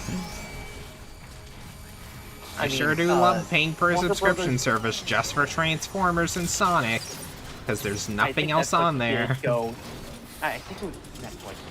Whoever did, they did accept the all-cash offer from Warner Brothers. So that actually, whoever it was that was up, and Paramount was getting pissy about it and complaining like a little baby man about it. Did you see my poll? Like, it was like, what do you think Paramount should focus on more? Animated Transformers movies, live-action Transformers movies, or trying to outbid Warner Brothers for a ninth time? Oh, yeah, Trying to buy I voted, Warner Brothers for a I- ninth time and failing. Apparently they're I trying to voted- sue them now, but apparently didn't go through because they just called them a bunch of babies. I voted for the animated thing, to be honest. I think those work a lot better than live action. I did too. I was just talking to my friend, he was here co-hosting before you guys showed up, and he said, like, as not like a super big Transformers fan, I don't understand why they don't do animated. Like, you'd think there would be more animated because it just works. Yeah. Was Sage or one of the other guys that I would know, or just someone I don't know at all? You wouldn't know. Curious. He's not in the community. Yeah. It's probably one of the IRL friends. He's not IRL, but I've known him for like ever. Like since 2017. Fire, that's oh god, that's almost a decade ago. Oh no. Parent needs to build up the IP they already have rather than just buy more. Yeah, could you imagine them trying to do an effing DCEU? Like, God, they can't even get Transformers off the ground. Imagine Lorenzo being like, so I own Superman now. Like, bro, I'd actually keel over and die. Oh my god. Just like the James Gunn Supergirl movie, it looks so good, but like I'm not gonna watch it. I'm gonna watch it with the boys after it comes out illegally. Just like you're watching that one fan film when it comes out. Oh yeah, we're gonna do that. Mm-hmm. Yeah, we're Although it's we're technically all legal jumping on a because call for that one, are we? Maybe, I don't know. Yeah, we'll see. Fire wants But to if be we do that involved kind of with thing, I expect we're gonna do like if we do it, we can like Paramount is still however many salty people we're about gonna do. WB, yeah. I say I what think- we do. Well, I say what we do with when we do it, or if we do it, is we're like it's gonna be like a recorded call, and Fire's gonna be the one posting it, so like you guys don't get the flack. Yeah. No, I'll probably Yeah, I say we do that kind of make thing, a but like, review we should later get, like on. a section. Like we can all stand call and everything, but like to manage the chaos, we only have everybody gets like sectioned off time or something. Yeah. So like, you're gonna have like. I watched it with my IRL like, friend. I remember we hyped it up, and I was like, "This has been like years. We're gonna watch it together." And we were like, I was like, "I've heard bad stuff about it, but like, hopefully it's good." We watched it, and we were just dying laughing at how bad it was. Like I was like, I don't know, like I wasn't even saying like it was bad or whatever. Like I was kind of hyping it up for him, and then it was like just awful. Someone who's not even in Transformers was just like, yeah, no, this sucks. What the hell was this? Why? I can't believe we just watched that. So like that's how you know from a non-Prime fan. Like he watched Predacons Rising and the first couple episodes Prime, a few episodes of season 2. That's about it. So he's not even like an uber fan of it. But he was like, this makes no sense. What's going on? Watch it illegally, no streaming. That's my job. I am a huge Predaking fan, so like I'm concerned about what they're gonna do with Dinobots Rising with him. Yeah, I love the Dinobots. Predacons are really cool. I really like Beast Wars. So It's not the actual name. I know. Yeah. I butchered it, but we're gonna roll with it for now. I'm just hearing that we might not be getting the reveal for Nexus or or Leech for another couple months. It's not gonna be next month. That's fine by me. It isn't, because I was hoping to be revealed, that way they could come out around July, so I can have to get them before I end my channel on Team 3. But I guess I'm not completing the promise for them. Fuck them. Yeah, it sucks. Oh well. I guess what I'll do instead, I'll just like fake one or two characters as a combiner, and boom, there. That's gonna be the Prime. Like Placement Nexus. Like I have a nobody combiner that's made of like red different vehicles. I'm like, you know what? That's gonna be Nexus, and I just gotta find someone who could be my Leech Maximum. Boom. I could probably just get away with like painting my Dino King and calling it Liege, not Liege, and calling it Nexus and calling it a day. Because I have like this knockoff one that I've been getting. I have these knockoff combiners I've been getting from the specific company on AliExpress. They've been really good so far, but like this red one that's just been sitting there, I'm thinking that's just gonna be Lead. That's gonna be Nexus. So now all I gotta do is essentially I gotta find a fake Leech Maximo essentially. I don't know who I want, what I want to do with, like, for a liege, essentially. I think for like a liege, Like, you're what probably figure gonna would want, best fit?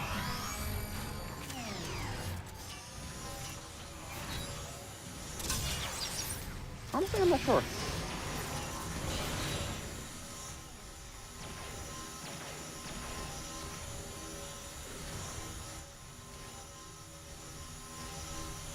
Because like I don't deal with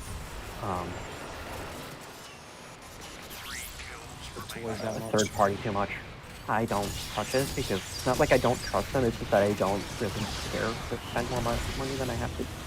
I mean, I get knockoffs. That's the closest I'm touching third party. Sometimes I go third party specifically for Legends class, but even then, that's not often. And also upgrade kits. Yeah. It's like the only I upgrade don't think I've ever bought characters a I have. figure in my life. The only character I've even thought about getting a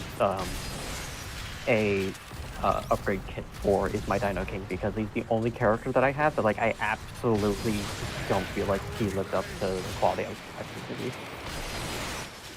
Yeah, getting the upgrade kit for that one will be a great step up for me. I had the upgrade kit with the original Volcanicus, made the figure so much better.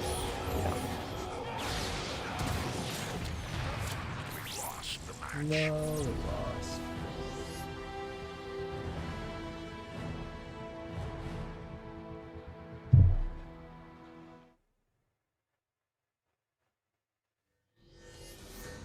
Oh yeah, I've seen some pretty cool third parties. I just personally don't buy them because I don't really buy figures all too much. Yeah, I'm pretty picky when it comes to like which figures I do buy. Plus, like when I did get Dino King, I thought it was gonna be like, you know, full size. The limbs were, you know, deluxe sized or something. No, this is core class. That's the one mistake you made. Yeah, I was gonna, because like I said they were Legion, because that feels a bit closer than core. Well, that is kind of exactly core class, I'm gonna be honest. Legion, something like that.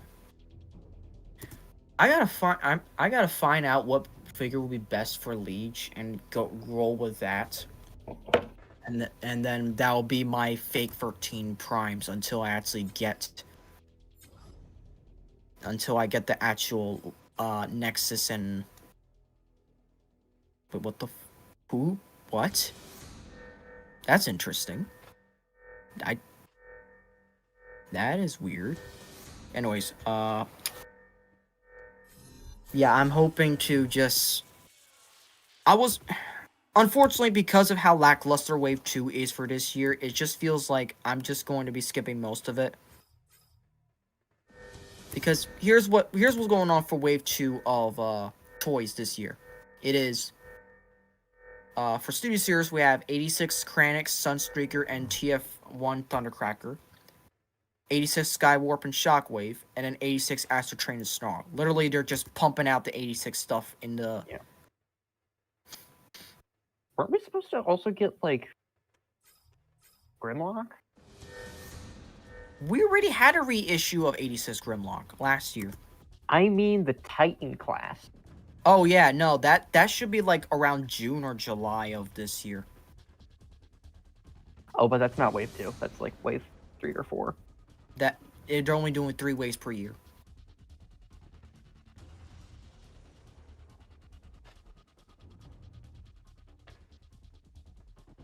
What was this? So yeah, then they also have what is it for Wave 2? They have Swindle coming out. They have Age of the Primes. Sideways. Those are the 2 Voyagers, so they already got the Voyager slots filled for Wave 2. Leader classes, they're going to be probably doing a re-release of Armada Megatron for whatever reason. Hopefully a new leader, but I completely doubt it, considering the fact this wave is just mostly boring leaders. And in deluxes, we have Power Glide, Animated Ratchet, Prime Smokescreen, and Prime Cliff Jumper. I do want to get all the animated Autobots eventually. If they make Legacy Bulkhead, their Legacy or like Age of the Primes Bulkhead, they are probably gonna have to do a new mold because I do not see them using the Prime one that they did for Legacy. Yeah, no, that thing was that thing should not have even been able, should not have been allowed to leave prototype or whatever it was. Look, to be fair, I like the mold better as breakdown, and it's the cheapest way I can get the Prime breakdown because I am not spending 200 for the old one. Oh yeah, it's definitely better for breakdown, but it is not good for anyone else. Yeah. So I'm gonna probably try to get breakdown again in like the next few weeks. Like I do definitely want him since I don't. I think the Legacy breakdown fits well with the original knockout instead of like the knockout from Legacy mixing with him as it. There's a weird dichotomy about it. It's weird. It's like saying that it's like the new stuff from like Studio Series of like the Gamer Edition is better than the old ones in some ways. But like some of the old toy lines were just flat out better than what we have now. Yeah, like for sure, we're never gonna get characters like fucking Mind Wipe. I could see us potentially getting Mind Wipe. No, if we ever get into the Cyber Mission stuff. I don't think that's ever gonna happen, unfortunately. We'll see. You willing to put money on it? No, I won't put money on it, but we'll see. No, I don't want to put money. I do want to put money on the fact that we're getting. Did you see that third-party Fall Cybertron Bruticus they're coming out with soon? Yes, I did. I did see that. Would that be one of the few that you do pick up, Rushed? I don't think so, but they look awesome.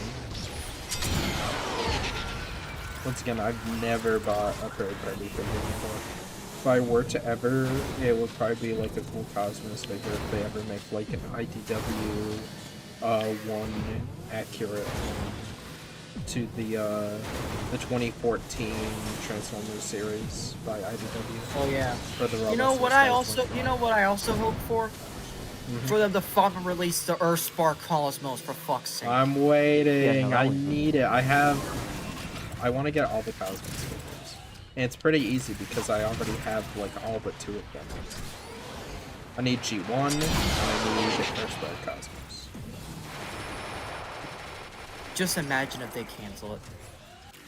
Like it's made. Like all they have to do is release it.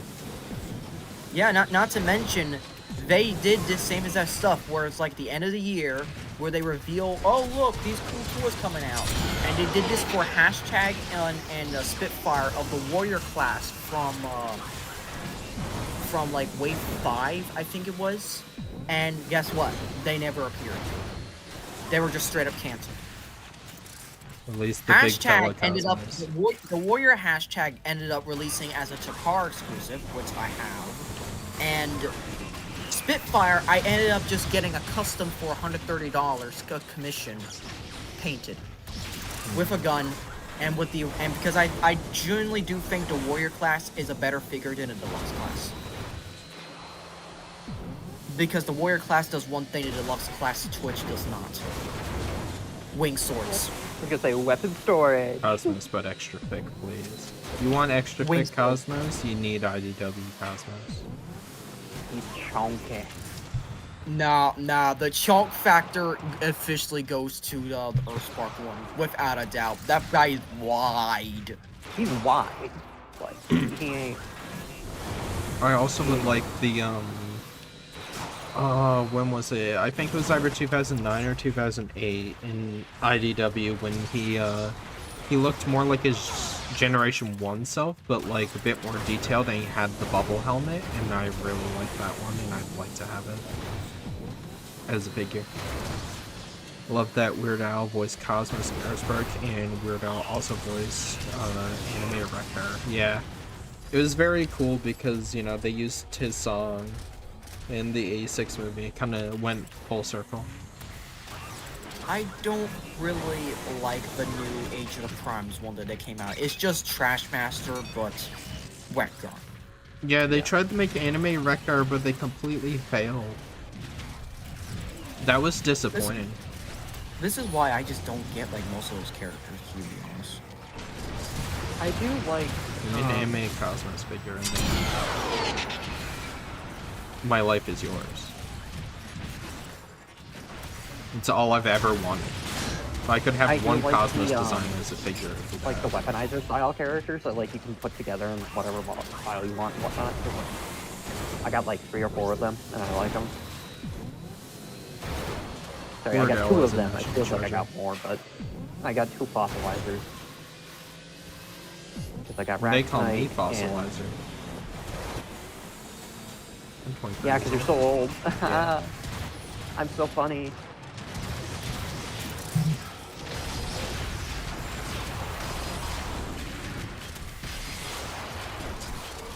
I don't know exactly what I need to start researching because since Wave 2 really just seems lackluster and we're probably not going to get most of those figures until like June or whatnot, it's safe to say that for like half of this year is already kind of boring.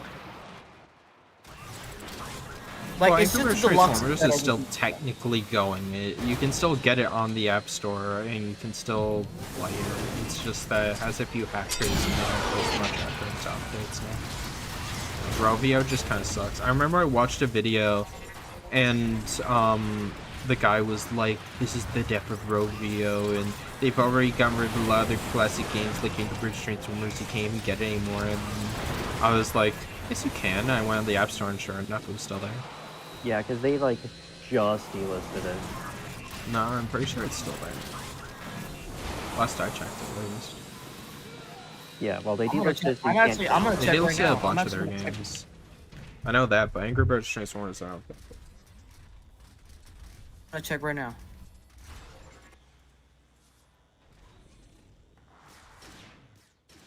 Yeah, it's still there. Nope, it is still there. It's still there. I could have sworn somebody said somewhere it was delisted. I don't remember what it was for though. Last It's still update, there. November 26th. Oh, last year? Yeah, last year. Just like Oh, 3 it is months still ago. going on. How many bots are in the game at this point? They've added a lot. I'd love to have the pretty models added and put in the fall. Maybe that's something for Link to do, because they've added pretty much every Angry Birds equivalent to each character in this game. Surprisingly, the Netflix version of Forced to Fight is still up. Crazy.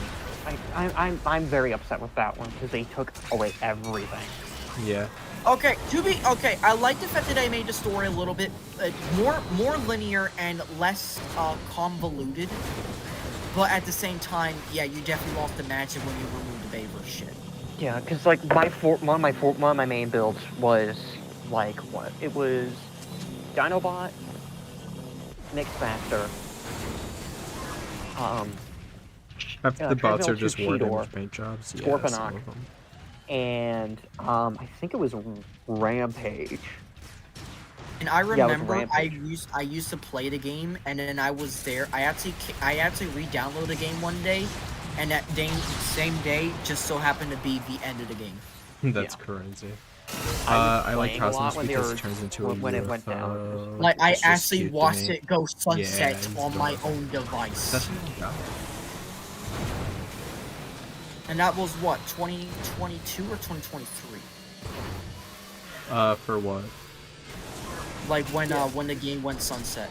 I think you were right with 2023 I don't know. It was either like Because I know a Early couple. Because I know 2023? what was it? A couple months later that they brought it back from Netflix, and that was around the same time as Rise of the Beasts. it was either early 2023 or late 2022. You know what game I 'Cause really I miss? was in my second trimester of my junior year. I miss Transformers What game? Legends. That one was peak. Isn't that the tactics one? No, that's Battle Tactics you're thinking of. The card game Yeah. was Legends. It had some of the most beautiful card art. They always had like new events, and like it was just a really good, fun game. I'd give anything if anyone knows anything about restoring games like App Store and whatnot, like Warehouse, get on that. That in someone's currently doing a restoring for Transformers Universe. Yeah, I know the guy who's doing that. How's that going? He told me it's going pretty good. Him and Luna are working on it. They're working for all the little nitty-gritty, annoying little Luna doing something stuff. not controversial for once. That's actually shocking. I mean, he's done a bunch of stuff that isn't controversial, like, you know, him against Prime Animations. Yeah. Oh, yeah, like, we actually were on his side for that one. That was kind of bullshit. Yeah. Doesn't matter who you are, if you start, you know, abusing the YouTube copyright system, you're no better in Quantum TV. That's just how it is. I said it once in one of my Q&A videos, but he's the Quantum TV of Transformers YouTube. Oh wait, Adventure Time Card Wars, I remember that. Yeah, the original is gone, the paid for one, but they added a free one, but it barely gets updated and it just sucks. The first one, you're better off if you're on Android getting the APK of the first ever one, because that one is still good. It's still peak. I remember, and like, I actually was the other day for my day, on my day off, I was just doing nothing but going back and learning about Adventure Time lore, because I saw this one clip, I was like, wait a minute, there's something off about this. Adventure Time lore is really deep, it's crazy. No, yeah, I spent like a good 5 hours watching a lot of explained videos about certain characters here and there, and I was like, you know what, this is nice. Yeah.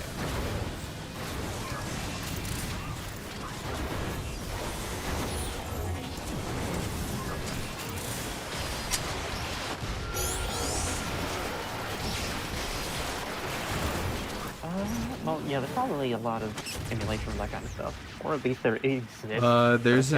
There's a way to download Adventure Time Card Wars. The first one, the paid one, yeah. If you're on Android and you can go on a website and download the APK. If you have an APK installer/reader, you can still get it. Play it. Might be a bit buggy. Might not be the latest version of it, but yeah.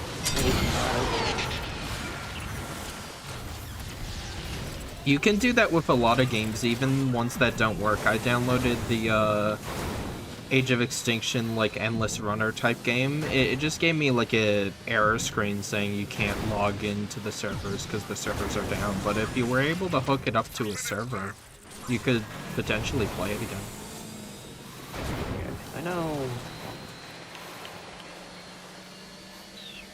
Which isn't necessarily the hardest thing to do in the world, but it also just takes just that one person to put the effort. I know when Anthem went down recently, but Yeah. like you had a couple days or like a week or something beforehand, whereas you could own it, and it's just like, haha, no, you can't join the servers. Pretty much.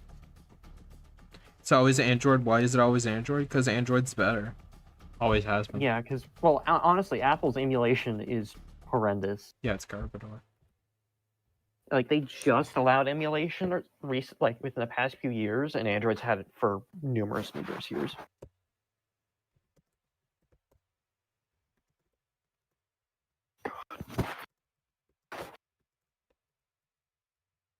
How good is it emulating old DS games or whatnot? Because I really want to try out the 2007 DS game.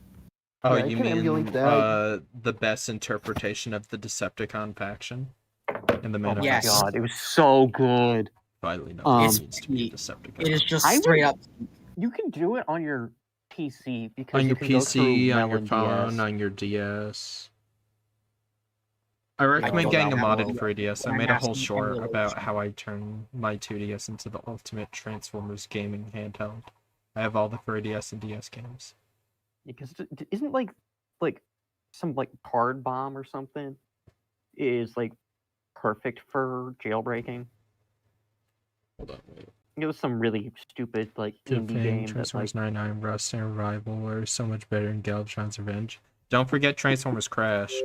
But yeah. the 07DS game was so well made. I need to play the Mhm. Rod F1. They cooked with the 07 DS game? Yeah, it was peak. Trying to think, what was up at the search up? Oh yeah, Transformers Legends.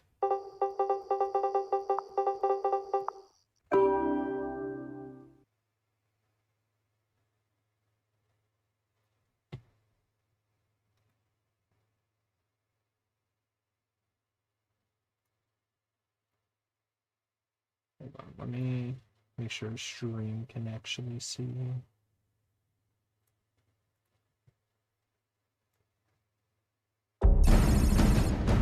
This game was peak. This was my childhood. Yeah, you guys can see it. Build the ultimate team. The card art was so good. I use it in some of my thumbnails. It's just, it's just so good. And they did like, they kept up to date on the lore of the IDW comics, which was awesome. Yeah.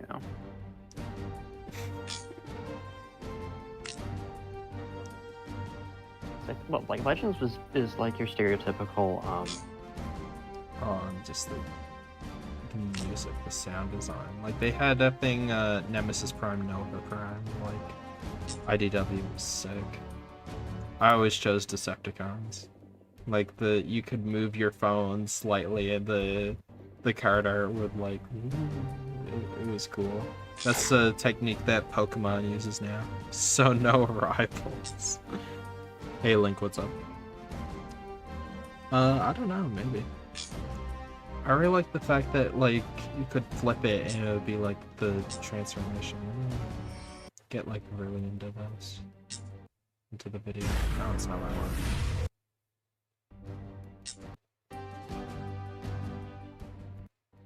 What are like some of the most obscurest Transformers stuff you got in your collection?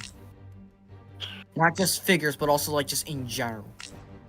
Work for Cybertron on my Steam account. What about you, Paxor? I think I got off-road. You didn't do a lot, from but like this Binary game Wars. was really sick. I always love this. I got Combiner Wars Off-Road. I got the comic from it too.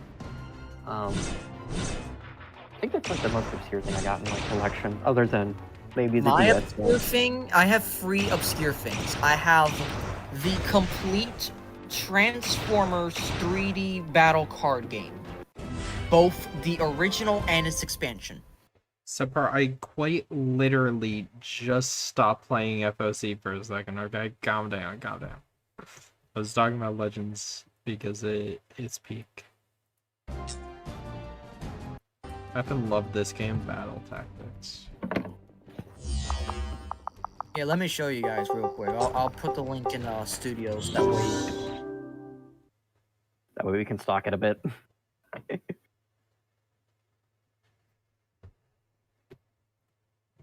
There it is. Ugh, Gears, gross. Hate that guy. Oh, he has him on the team? What a loser. Here, I posted in general. Yeah, no, I've heard of this actually. Battle I have Tactics the was really cool. I have the complete first and second waves, essentially. Yeah. Oh, it was by Dana Corp? Oh, man. I had Minor Megatron, which was awesome. Are there physical Transformers cards you can buy? There is, actually. And I'm pretty sure some of them still use the Legends art, but then there's a lot of them that don't. So there is the trading card game from like 2018 by Wizards of the Coast. Yeah. There's the new deck building game, which I think just ended its run with the Unicron thing that they released last year, because they haven't revealed anything about expansions, so I think they're just straight up done with the deck building game. And Yeah. then But the they most had- obscure thing I have in my collection is the 3D battle card game from 2007 and 2008. No, it's not. I know that they had a TTRPG for everybody's favorite for us, which is interesting. Because like I honestly kind of want to get the stuff just that way I can have it, but like also I don't know how much it's gonna go for. I Screw don't you want in to particular, Subpar. I'm playing War for Cybertron, the better game now. Wait, did you just say subpar? Yeah, Subpar I- VA. Oh my. Yikes. Has. No, Has he pretty been- good. Okay. Are pretty chill. I was gonna say he's an idiot in disguise. He would not be there if he is not chill. Yeah, if we didn't deem him chill, trust me, he would not be there. Okay, so he's definitely gotten over the previous phases and stuff. Yeah, no, he doesn't pal around with you know who anymore. He have been washed his hands of him. Okay, good. Okay. I've had problematic friends in the past. I know how hard it is because you're hanging out with someone, they're your buddy, and then you're like, yeah, this guy's he's my friend, right? Like he wouldn't do anything wrong. I had this one friend, like he was a really bad influence. He would do all this stuff and he'd get me in trouble, and then like my parents would be like, do you really have to hang out with this guy? I'm like, he's my friend, he wouldn't do anything wrong, right? Like he's my buddy. And then eventually he just went too far. I'm like, what are you doing? And then it just kind of clicked. I'm like, oh my god, this is like a bad guy to be hanging out with. Like, I can't be hanging out with this guy. Yeah, I had similar, but also so different. You're good. You're good. My issue was one of the guys I used to look up to in my scout troop may or may not have gotten himself mixed up with children that were not of age yet, and when he was in college. Oof. Yeah. It's He's never currently- easy. Like you think the world of someone, then they're just like a scumbag, and like you try to make up every excuse in the world for them, but there really just is nothing you can say to make what they do okay. I did not And the make any sooner you- excuses for him. Yeah, I know. I'm just saying that for me personally, I try to make excuses for someone where I'm like, it's my friend, and then just it just turns out where it's like there's no defending this person, and the longer you try to defend them or make excuses, the worse you're gonna be. They're gonna drag you down with you. I've had several people like that. And if you're in a similar situation where it's like toxic friendship like that, and you get out of it, like, you know, you should definitely do that. Also, this is what I was talking about earlier, where it's like the polygon and the mesh edges, like you can see all the transformation, the little... It's pretty cool. It's pure white, it's flashbang, but like you get to see all the like little edges and geometry and like how it's made, and Kablamo! it's really cool. Yeah, I don't think so. Yeah. It was even worse was the fact that he did get his Eagle Scout and everything, and like he had come back to help us with a summer camp thing that he had also done with us. As our like advisor kind of thing for that for a few years.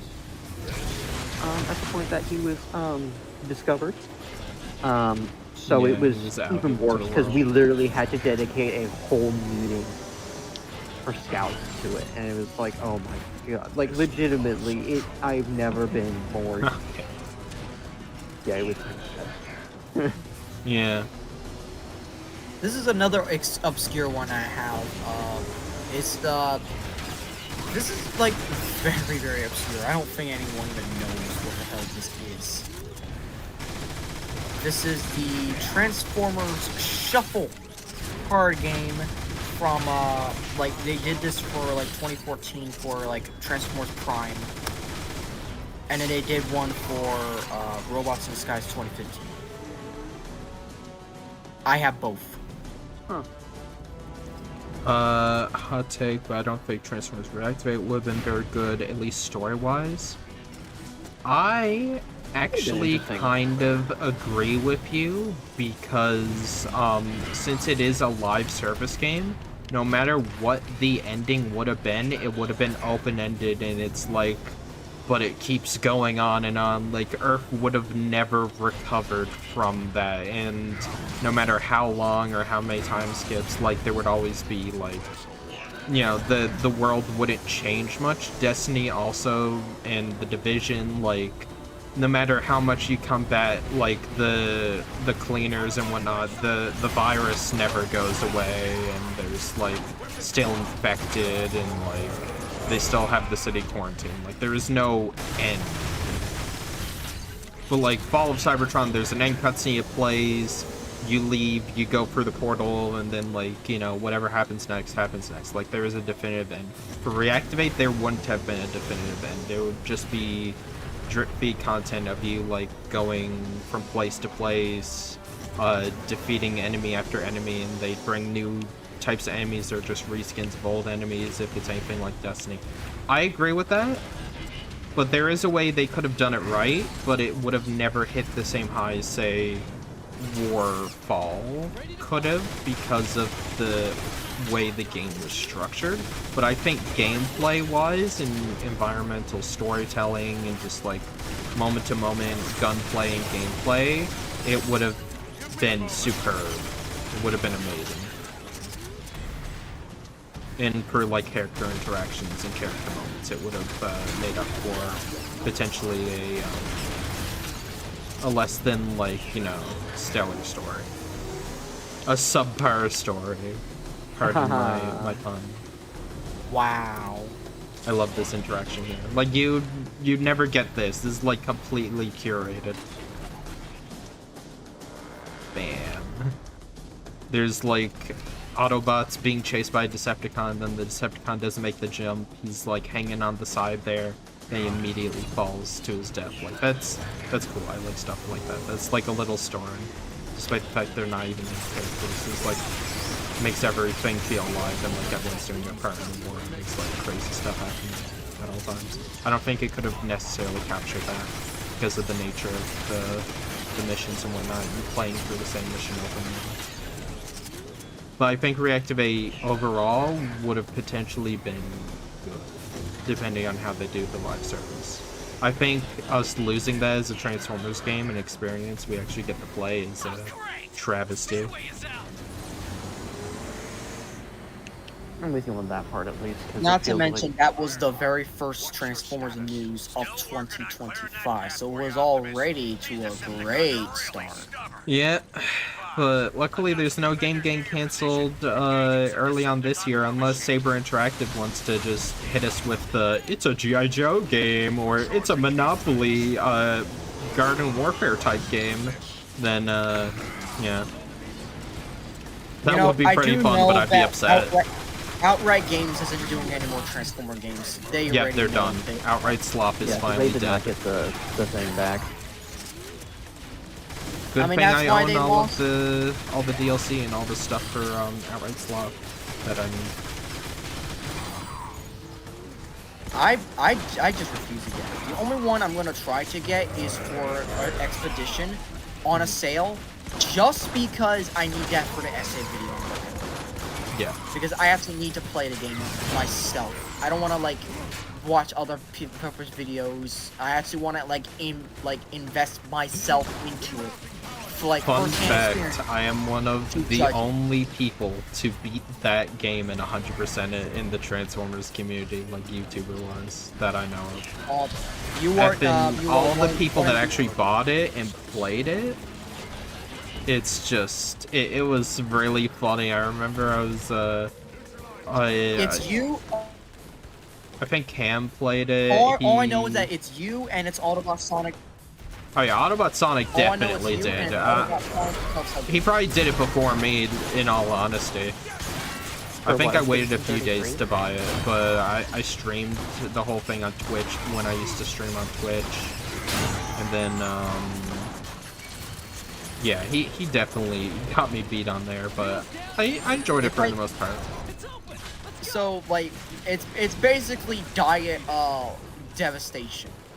Yeah, With a and they had a lot of the mid-score. same moves and stuff, and it's really cool because I've been seeing some people modding the outright slot games, like Bumblebee, Earthspark, Redden, really prominent modder in the community. He put War for Cybertron Bumblebee over Earthspark Bumblebee, and it's really cool. And then what else? What really was it? pisses me off of like from what I've experienced from people playing the game, what really is going to be the be all end all of me actually like my thoughts on the game is actually the story itself. The story's alright. I won't say much about it because I know you're gonna play it, and review it and whatnot. All won't I take know what is I that say. they cut Megatron out from the story. Yeah, 100%. I don't even. And I also know that the ending is so rushed. That's all I know. Yeah, they have this really weird line in the ending. Maybe I'm just stupid and I just misinterpreted it, but they made it sound like there was like a boss rush mode or a way to replay fights like for rewards and whatnot, but there straight up wasn't. I don't know if that was like cut content, but like at the end it's like Bumblebee, you can go back and fight like your replay for your biggest battles and whatnot when you just can't. It's like, you mean just pre-playing the game on a harder difficulty? Because I kind of played it on hard mode right off the bat. Well, not only that, but there's also the fact that the Terrans don't really do much in the story, and then they just come back and do the Deus Ex Machina at the end. They just kind of sit there and... I remember I watched my buddy Swizz play it. I was watching the gameplay. I hate the characterizations of the Terrans because they just sound weird because they didn't get like the OG voice actors. It's not just they sound weird. It's the fact each of the characters is just almost ruined in a way. Jawbreaker is like very much like more the rough and tough when he wasn't. Twitch is like only like the first few episodes of the entire series type of personality. Thrash is probably the closest to it. Nightshade is just straight up a jerk. I'm like, what the hell did they do to my Terrans? Snorefest, Sleepy Night. Yeah, it's just... really giving it all they've got here, aren't they? It was a thing that existed, and unironically, though, I would have preferred that be the end of Earthspark than Season 4. I felt like the ending to that was more conclusive. Like, it felt like an epilogue to Earthspark. It's more like an epilogue to the Season 1 of Earthspark. Yeah. That's what it is. That's what I mean. Should have ended at Season 1. And I remember someone told me, like, when Earthspark Season 2 was coming out, I was like, wait, they're making a Season 2? And they're like, yeah, they're finishing up the story and whatnot. I was like, but, like, Season 1 had a perfect ending. I don't think they should make that. And they're like, well, why not? I'm like, I don't know, like, I just feel like they nailed it, like, at such a great, cinematic ending for Season 1. They didn't really need to continue. It felt concluded, felt done. And then, like, a few weeks later, they're like, oh yeah, they're adding Cosmos in episode. I'm like, see, that's why they gotta make Season 2. It just doesn't make sense leaving off on a cliffhanger like that. Like, they just need to continue the story. Like, and they're like, I thought you didn't want Season... I never said that. They're adding Cosmos. What are you talking about? And then Season 2 happens. Oh, Yeah. actually, no. The first thing we hear Season 2 is the leaks of Starscream actually being evil, and I'm like, oh no. Oh no. Yeah. And then, also, we heard about the cast Terrans, which was an interesting idea. But then we see it in reality, I'm like, oh. There is just so much. Like, I would love to one day do everything wrong with the entire series, but I think that's just my essay in a way, but more so less critical and more so like trying to balance both positive and negatives. But I'm gonna be honest, it is going to probably get a tad bit harsher into season 2 post and so on for that. And I've always said this as well for Earthspark. The video game is actually the foreshadowing to just how bad the writing got. First one's Earthspark kept Starscream bad because talking about abuse is too inappropriate for kids. That's my schizo theory. Yeah, I feel like they tried to actually have something to say instead of just shooty robot, like shoot bad guys. And then maybe the network or whoever just didn't really like it, and they were like, oh, it's too heavy a topic to talk about, like, you know, the logistics of Starscream, like actually having PTSD and being an abuse victim to Megatron and whatnot.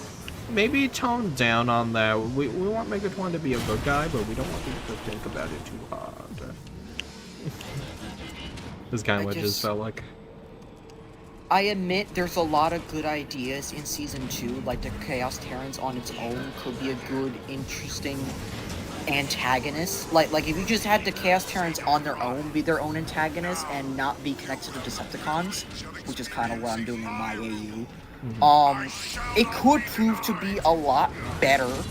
You could still, like, keep some things, like Starscream isn't exactly on the side of the Autobots or Terrans and whatnot, but he's not actively, you know, an asshole.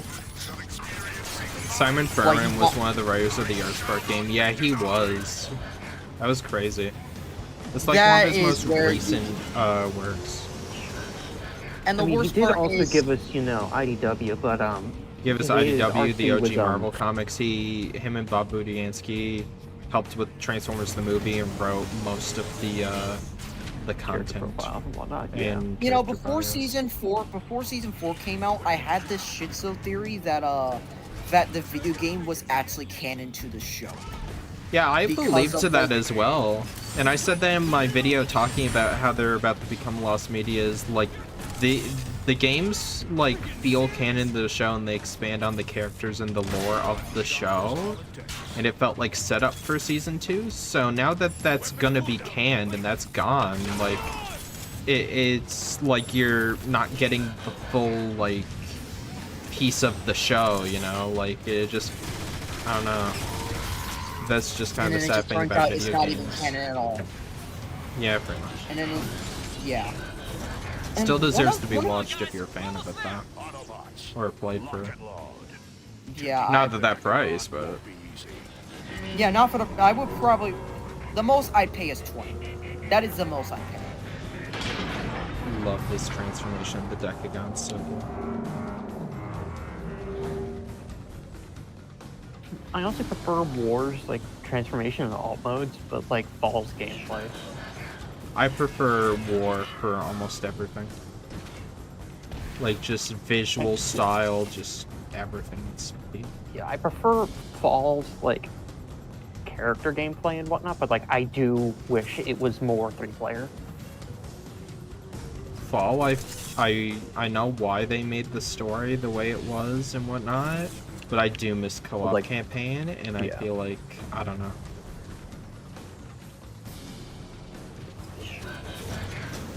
Like, imagine people actually getting to play as Bruticus as a team. That would be so cool. But also, like, a pain in the ass, because you know you're gonna have that friend. The closest we got with that is the is Roblox's Advanced. But it's just something else I'd like to do it. I don't remember what it was. Because I remember when Fire was playing that game. So, remember Galactic Trials? Oh, do I ever? I don't want to play that game, to be honest. Someone modded it, so, instead of, like, Soundwave, it's, FOC Soundwave, and it's pretty cool. What other mods is there for it? That's about it. That's it. Wow. What Yeah. mods are there for Expedition? Bumblebee, War for Cybertron Bumblebee over the normal one. And that's it. I think someone made him red, so Cliff Jumper. I think that's about it. I don't even know if Okay, that's true. that would be a cool twist. Like, actually, Cliff Jumper actually having an entire video game to himself. That would be a cool twist. Yeah. Low Like key, Cliff I'm Jumper a should have been in there. That's just me. I do like how like mature Bumblebee is in the show. It's one of the few Bumblebee interpretations in the last few years that doesn't feel annoying.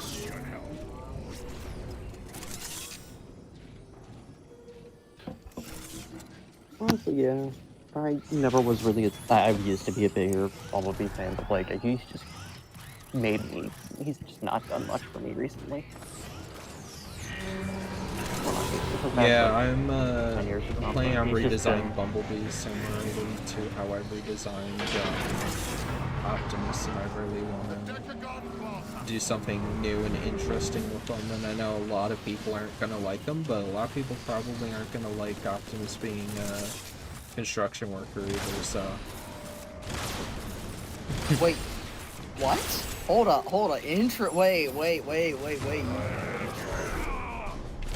You got me interested. What's going on? Like, I think I sent it. I don't know if you've seen it in the chat or Fire server, but I'm redesigning a lot of Transformers characters. I'm very inspired by Jolt Bolt. If you've ever watched his stuff, he did a lot of like Bayverse redesigns in his style. Did like animations. And I was like, oh, I want to redesign some characters. I redesigned the Seacons, I redesigned Megatron, I redesigned Optimus.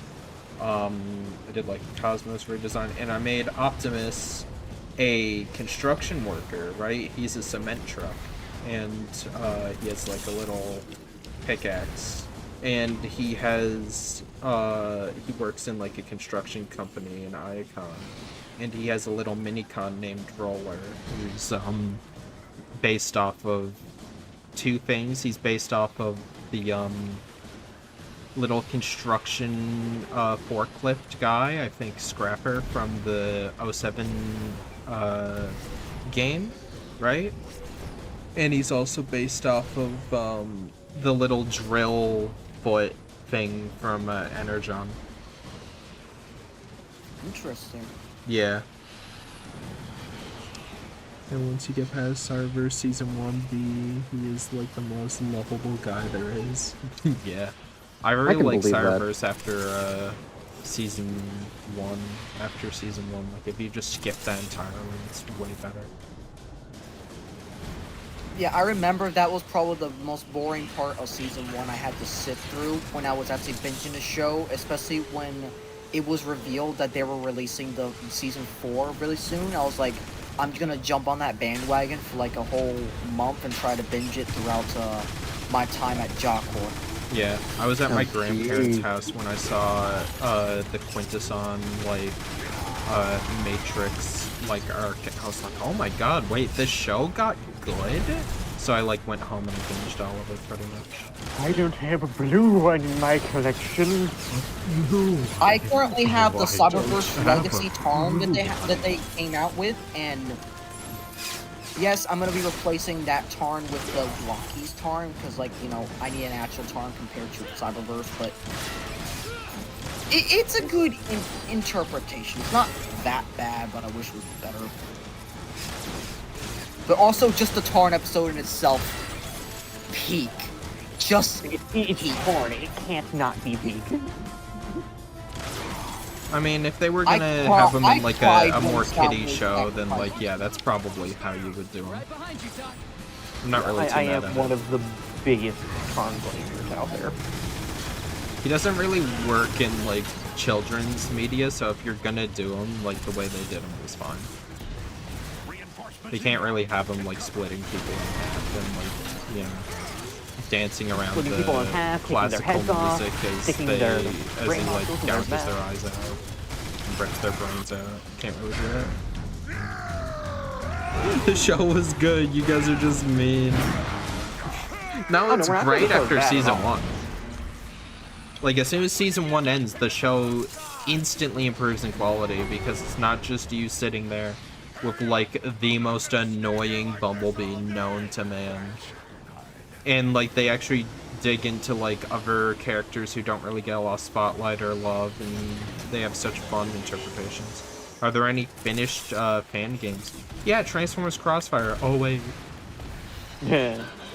How do we I know tell? Legends 2 is almost there, cast-wise at least. There's a lot of Roblox stuff. Shutdown's still getting stuff.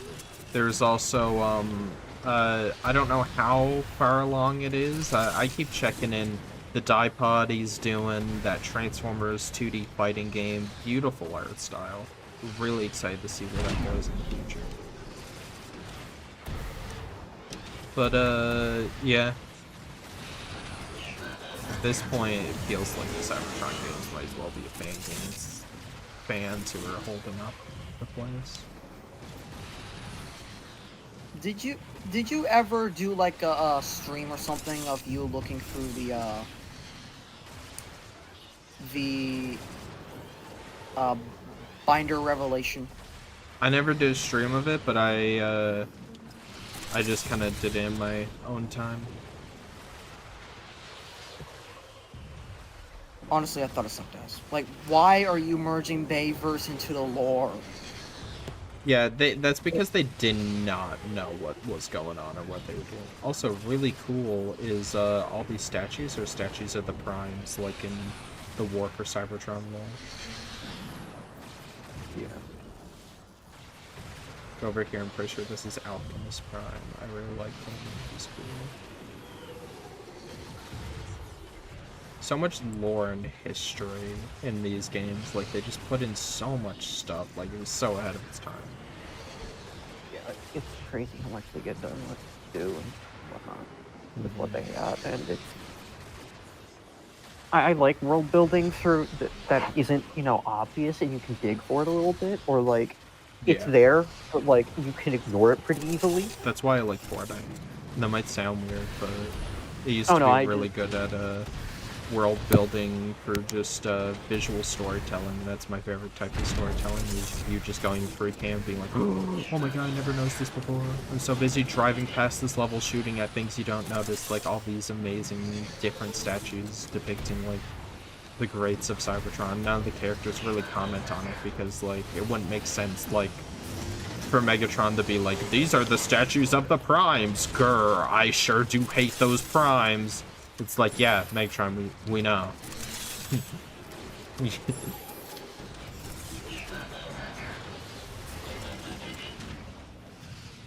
Optimus, the communication grid is located at the top of the decagon. We need They to did find the a Primes method. pretty much You as got they this, were Ratchet. coming up Lead with the the way. Primes in this game.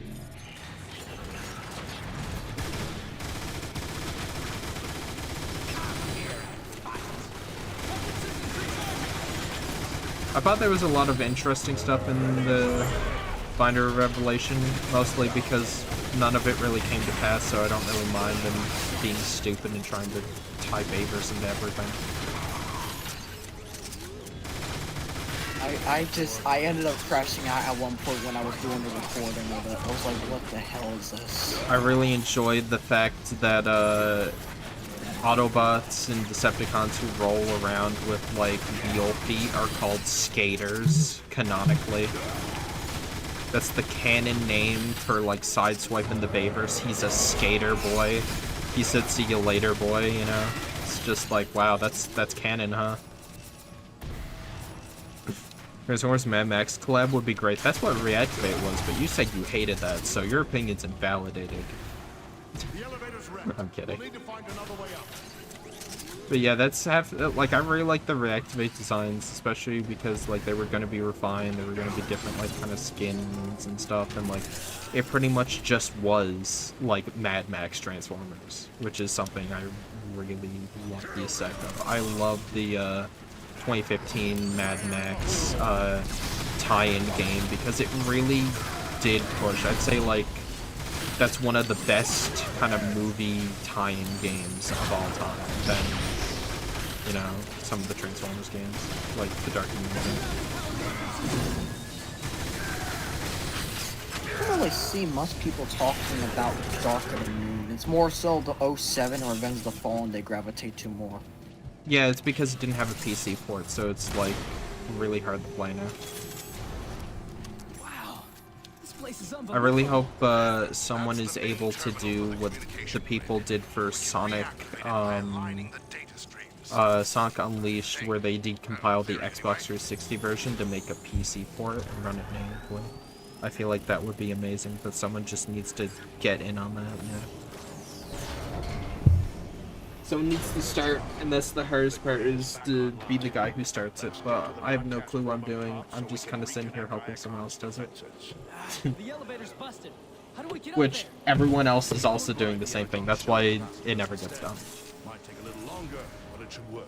I But- also been seeing that people are, I think they're almost done with the complete overhaul of 06. Yeah, I did see that. It's pretty cool. Ironic that they're almost done just in time for the 20th anniversary. Yeah. Maybe that's been their goal all along. Yeah. Or maybe it just panned out that way. Either way, it's so cool. Oh, well, I fell all the way back into the bottom.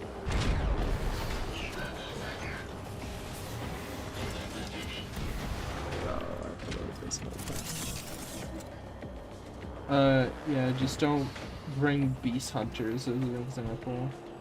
That'd be awesome. Yeah. What? I don't know.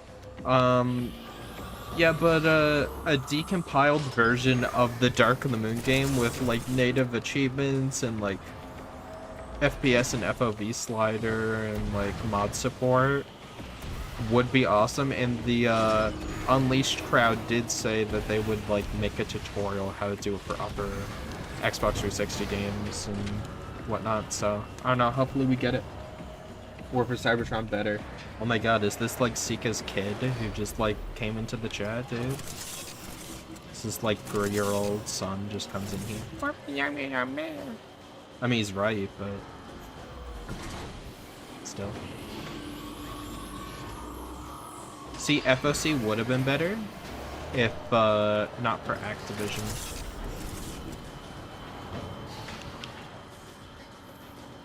Because then they would have had like 5 years plus to work on it, but they had to split the team. They had to cut some content, and they didn't have the time to make like a better game. War for Cybertron had like basically 7 years because they planned it for a bunch. And then they were just waiting for the go-ahead, and then they finally got the go-ahead, and they were able to make the game in like 5 years. And they were able to make Fall with half the devs, and Half the time. literally less than half. A little under half the time, and they still made the best movie tie-in game, and the sequel to the best game ever. Everything is bad because of Activision. Agreed. Fall would... Sika, do you agree with me? Fall would have been better and more if they were given the proper time and budget. And they didn't split the devs. I think on its own, Fall was just... To me, Fall is just a better game in general. Yeah, I think it's more so a preference thing. I just, I really like the more old school, arcadey, kind of co-op, Gears-esque shooter, but Fall was trying harder to appeal more to, like, dare I say, more normie crowd, but still, like, you know, kept a lot of what made Transformers games great. But for me, it's the de-emphasized vehicle combat and movement. Like, sprinting just completely takes me out of the game. It's still like Fall is still like a 10 out of 10 or like 9 out of 10 game, but it's just War is a 10 out of 10, 11 out of 10. They actually make combat fun like War. Yeah, it's not a movement shooter as much as this game is. And they took away a lot of options while adding a bunch of options. Like they got rid of grenades, got rid of character-specific abilities. They got rid of a bunch of stuff. And I'm like, if you just kept that, wouldn't be complete. It'd be good. The barrel roll is kind of pointless with flyers because they don't actually move. It's just an animation. Transformers versus Viltrumites. Which race wins? Here's the thing. There's only like 50 or so Viltrumites left. They are incredibly strong, but they're not like Superman strong as much as people want to say that. I think the Transformers have a decent chance, especially because Soundwave and Blaster, since their weakness is like a certain frequency, if they were to find that frequency like Jazz Blaster, Soundwave, Sound Blaster, I think they could easily destroy all of the Viltrumites easily, but they would suffer heavy losses until they came up with the right frequency or the right weapon to destroy them.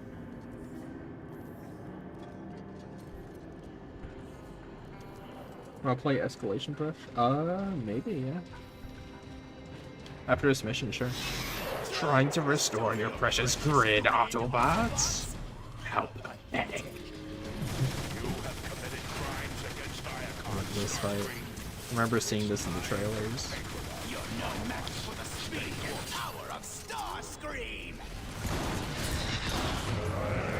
What was your favorite parts of season 1 of Earthspark?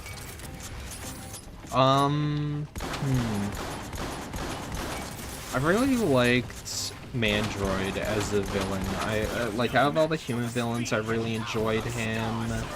I felt like he was really interesting. I like the mysteries and the lore they were setting up, like how Dr. Meridian and Alex knew each other in college. It kind of felt like Professor X and like Magneto, but like Alex doesn't really do as much as Professor X. I don't know.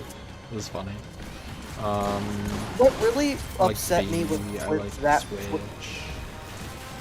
Oh yeah, Twitch. I don't like Trash though. Trash is my least favorite Terran. Trash. Yeah, we're saying the same thing. Okay. What would you say to, like, what would you say would make him more interesting? I don't know. I like his design. I just feel like he's, like, and I get that's his whole thing, is he's, like, the rebel, and, like, he's very childish, he's, like, you know, rebellious young, kid, but, like, I don't know, he kind of just annoys me. It's not, like, in a fun way. He just crumbles way too easily, although he has some, like, really good standout episodes. I really liked him in the episode with Swindle.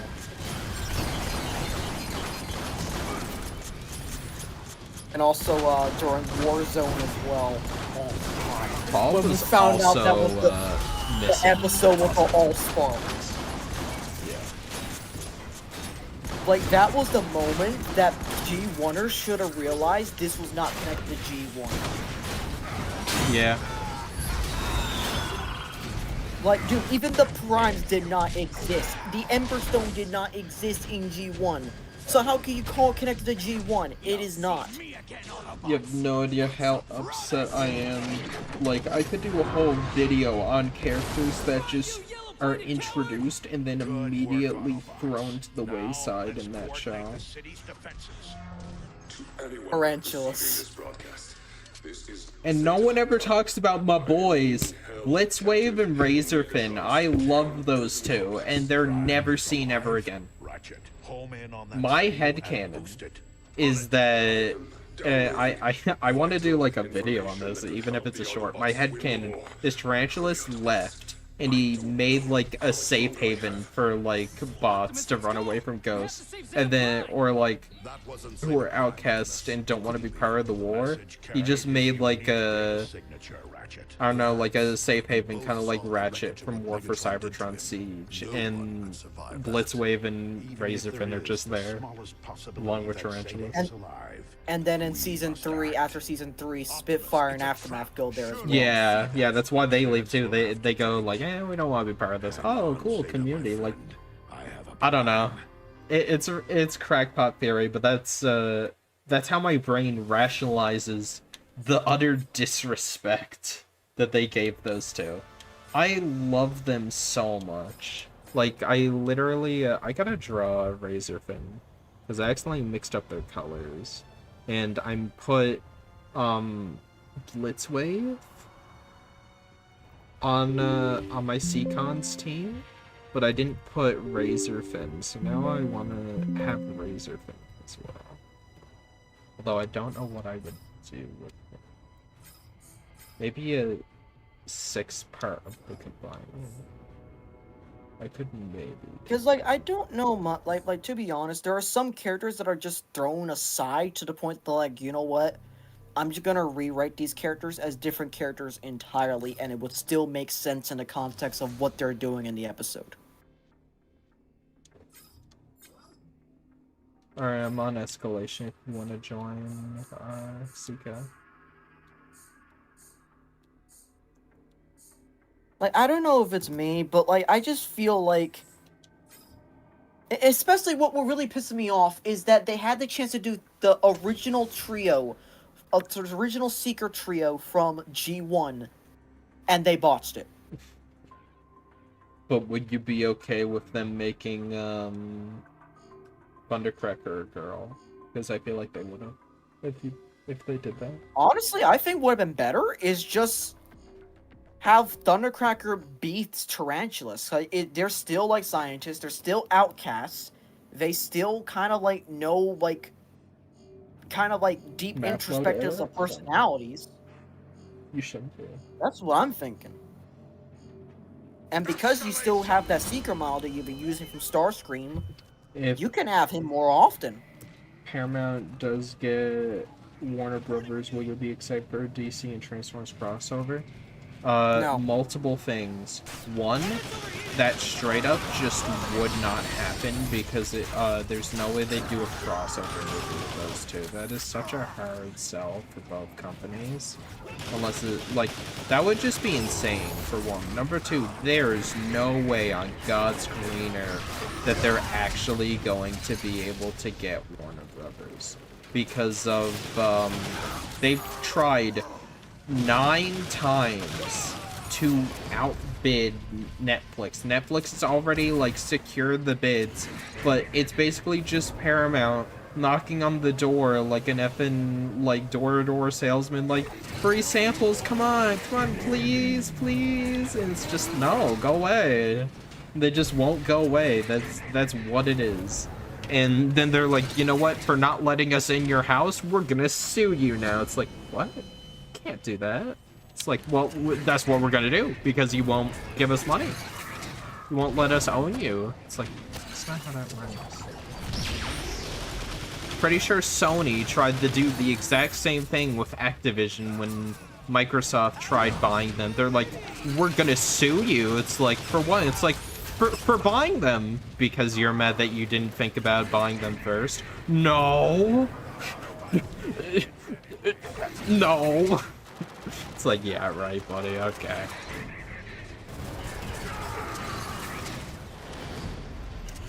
Yeah, it turns out, I don't know, like, Microsoft buying COD and Activision, like, I could have told you that was, like, the worst business decision of all time. You're buying them at their absolute lowest point. Yeah, I'm yeah, sorry, especially with Lorenzo, dude. He would try to make a crossover happen. He can't even make a G.I. Joe X Transformers crossover happen. That's in the same universe in most continuities. It's owned by the same company, and he still can't make it happen. What do you think a G.I. Joe or a Transformers X DC collab? That would never happen. they'd be like, well, we can't have Optimus Prime lose. Well, we can't have Superman lose. And it's like, well, we're at a standstill then. They just argue over each other, like, who's got the stronger characters, or, like, how the crossover would actually go down.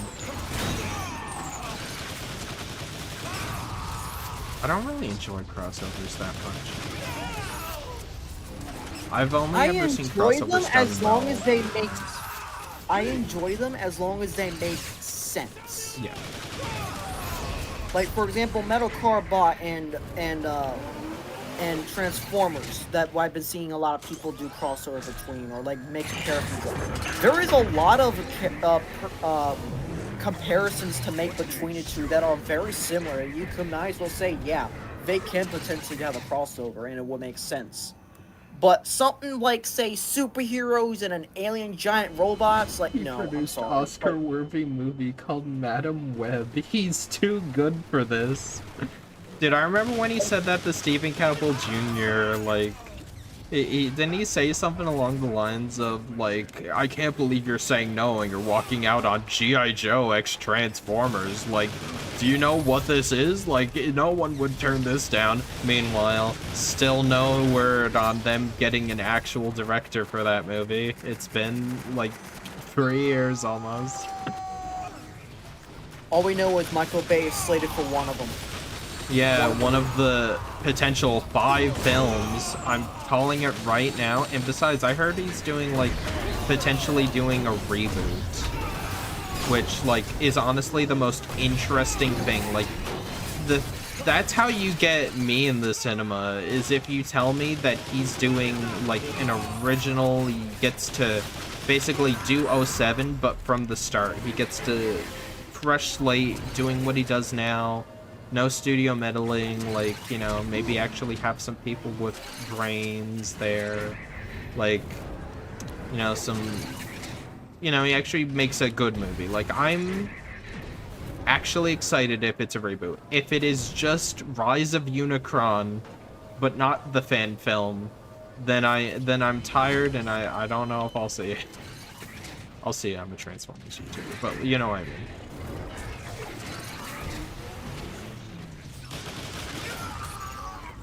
If it's some kind of, like, weird prequel movie to, like, 07 to connect Rise of the Beast and Bumblebee or something, then I'm also not really interested. Because, like, they want to bring back both Epps and Lennox.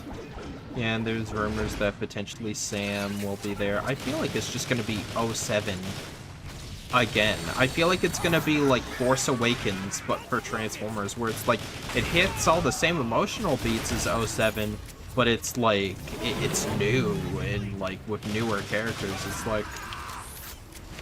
I wouldn't, you know what, I wouldn't mind it, because I did like Force Awakens when it first came out.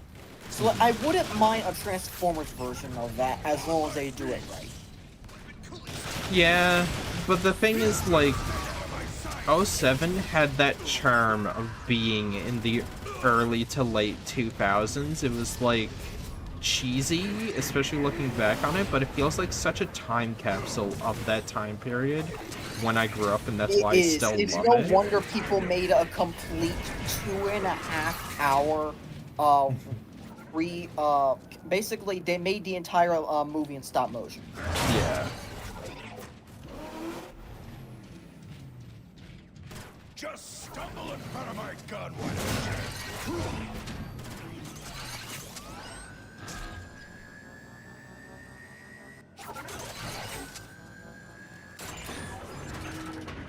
It's just, I don't know. I don't think I can go through Bayverse 2 Electric Boogaloo, where when OP and Superman work together it can work, but it would be hard to write them to sell both fandoms.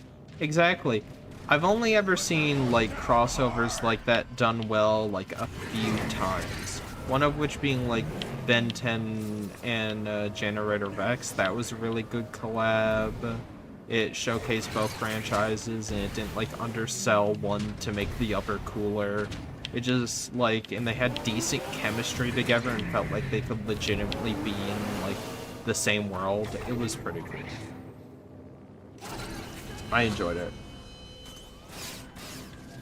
There's this guy, he's doing like a big motion comic series on YouTube that I really like. It's Ben 10 and Danny Phantom. And it feels like such a random thing that wouldn't work, but like he really makes it work. Then like he threw in most random thing ever. It's also a crossover between those two and Invader Zim. I love Invader Zim. I was in fact in edgy 2000s.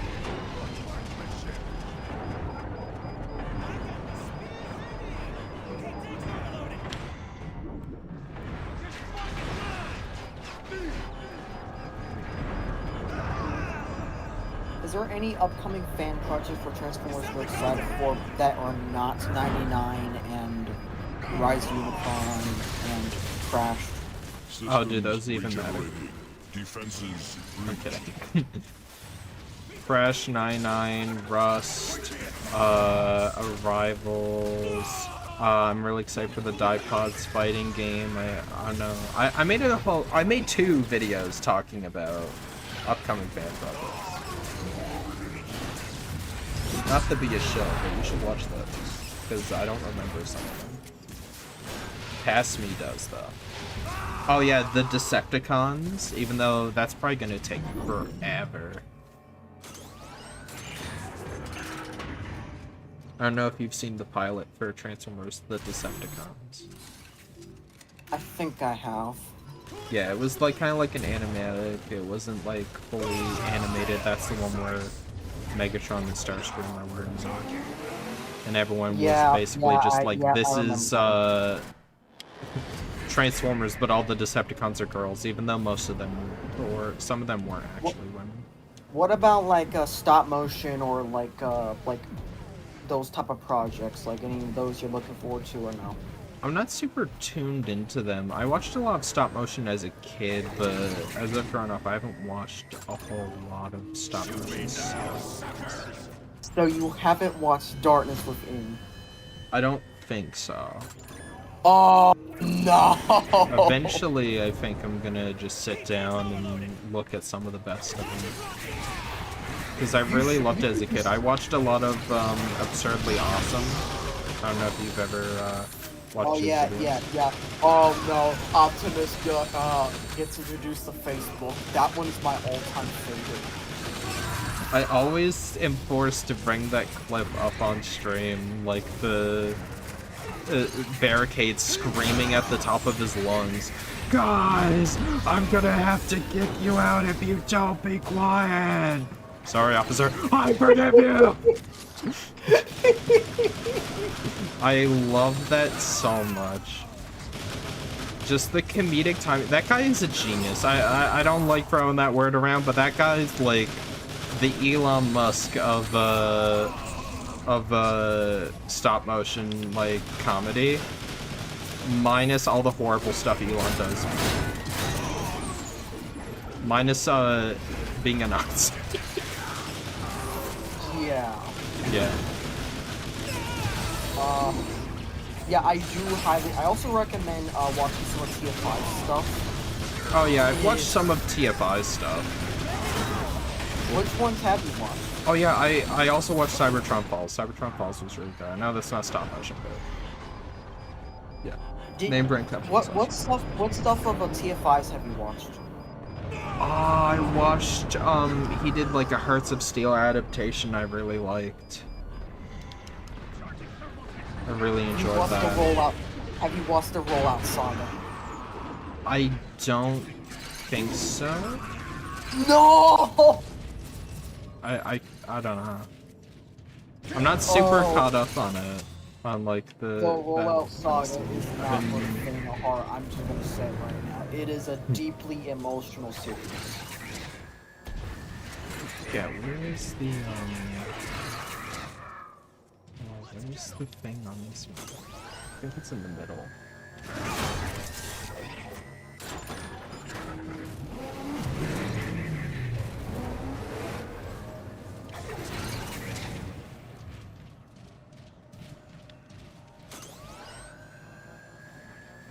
Like, I don't know. So the specials go to plus 5 years later is kind of interesting. How Dark Danny shows up. Yeah, dude, that would be awesome. It's two franchises you really wouldn't think would mesh well together. It's like Cartoon Network and Nickelodeon, right? But like they really do. Especially the way he's written it. Like the Ink Tank, like they did a really like her the artist and all them. They even got like official voice actors from Ben 10. And recently they got Yuri Lowenthal to play Alien X, and that was really cool. I actually wasn't spoiled for that. I know there was a ton of spoilers, but luckily I don't have Twitter. But like Yuri Lowenthal as Alien X, that is like insane. Genuinely very welcome surprise.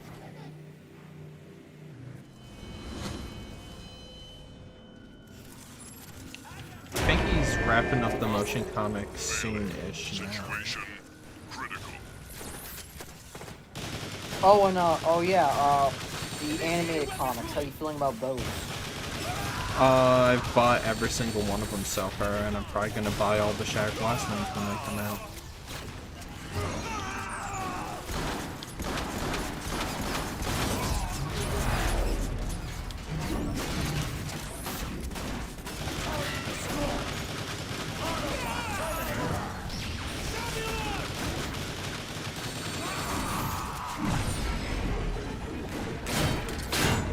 Are you how much invested in IDW? I've read just about all of it, or at least the stuff that really interested me. So have you read the Autocracy trilogy? I've read a bit of it. I haven't read all of it. I know TFI has adapted it. Oh yeah, no, he's currently adapting Autocracy right now. Which is very cool. It's the next best thing when it comes to like if he does that, that means he has to do Monstrosity and then Primacy. Yeah. It is my favorite, probably my favorite IDW arc of all of IDW, including, and that even is topping the Autobot Megatron arc from Nothing beats More Meets the Eye for me. Not just because of Autobot Megatron, but just in total. I love and there's also Dark Cybertron as well. The prequel to Step Down. Yeah. I love Dark Cybertron. Dark Cybertron's really cool. Yeah, but I absolutely love More Meets the Eye. That, in my opinion, is like just peak Transformers media. Like they've never, I don't know, nothing in Transformers has ever topped that for me. And I honestly liked the side stories that it did for like Windblade and Chill All Out 1. Yeah. The 2015 Windblade comic, I think her name is Sarah Stone, is my favorite artist when it comes to Transformers. Yeah, and then that translated to Chill All Out 1, which that had a really interesting arc.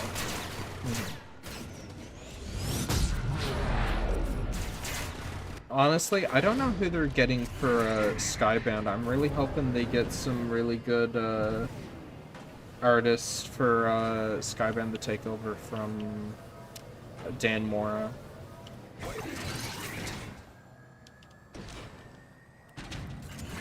Like the comics or the TV show? The comics, but I hope the art style for the TV show is also good. Transformers I'm hoping would it work?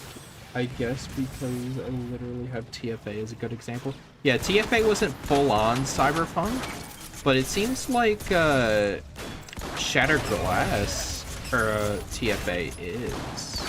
It looks very cyberpunk, or at least like Neo Gotham almost. And it's effing awesome. Oh yeah, I've been delving a little bit into Batman Beyond as well. Actually, speaking of Batman, are you interested in the new Legacy of the Dark Knight game? I was until I seen the tech specs. What do you mean tech? Like the specs to be able to run the game. Oh. Wait, you don't have something like a PS5 or something like that? No, I don't believe in the next gen hardware, like next gen consoles. Can't you just upgrade your PC then? I am, but still, like, that's like a lot just to run Lego Batman, you know? Like, that's absurd. I don't even think I'll have enough RAM, even in, like, this brand new effing computer I'm getting just to play Lego Batman. That's, like, insane.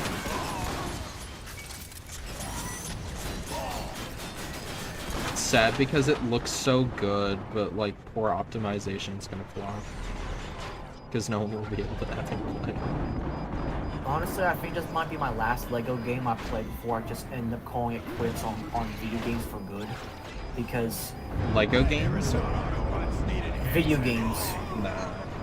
I'm never Because video like games. There's I've always been the next like game that's like good, and besides indie will always like impress and outdo AAA. I know, but like in terms of just video games, like I had been like on this downward spiral of barely playing them.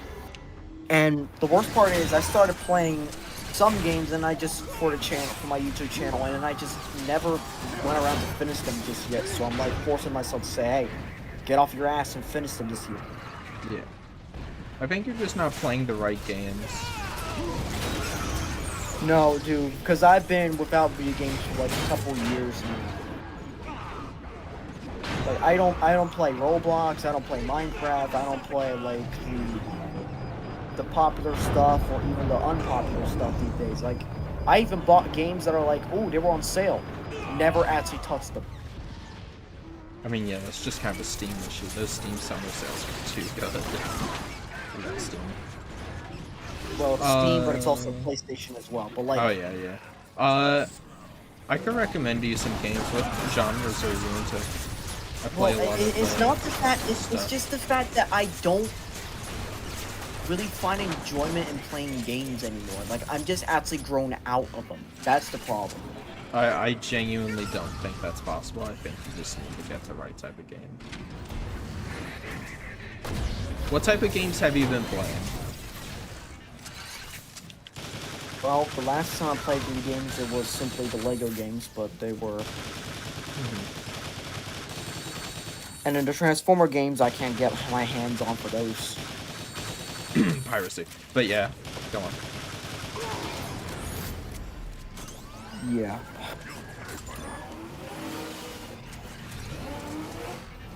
Also, Lego Star Wars The Skywalker Saga burned me out, like big time. Yeah, I tried Like, playing that. I don't. Oh man.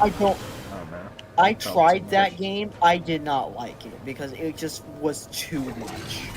Yeah, it was like very open world and quest heavy when I really did like the linear style of the original. Like having all these characters and interactions and this being able to explore the worlds was cool, but I feel like that should have been like separate from the actual. The most that I do like in terms of like of like the old games is like the.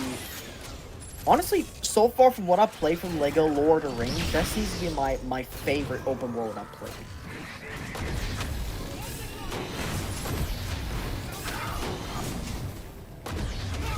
Like, that seems to be like the most fun I've had so far. Like, just exploring and just learning the lore. Like, that's also kind of the reason why I've been playing the game. Like, I was playing it so like I could hype myself up for knowing pretty much all the nooks and crannies of what I'm basically doing to get the Lego better build. But now that I'm basically burning out building Let's Build, I figure just why bother with getting the official, just get the knockoff. Hot take, but the rap songs at the end of TF1 and Rise of the Beast are unnecessary. I don't know how else I can explain it.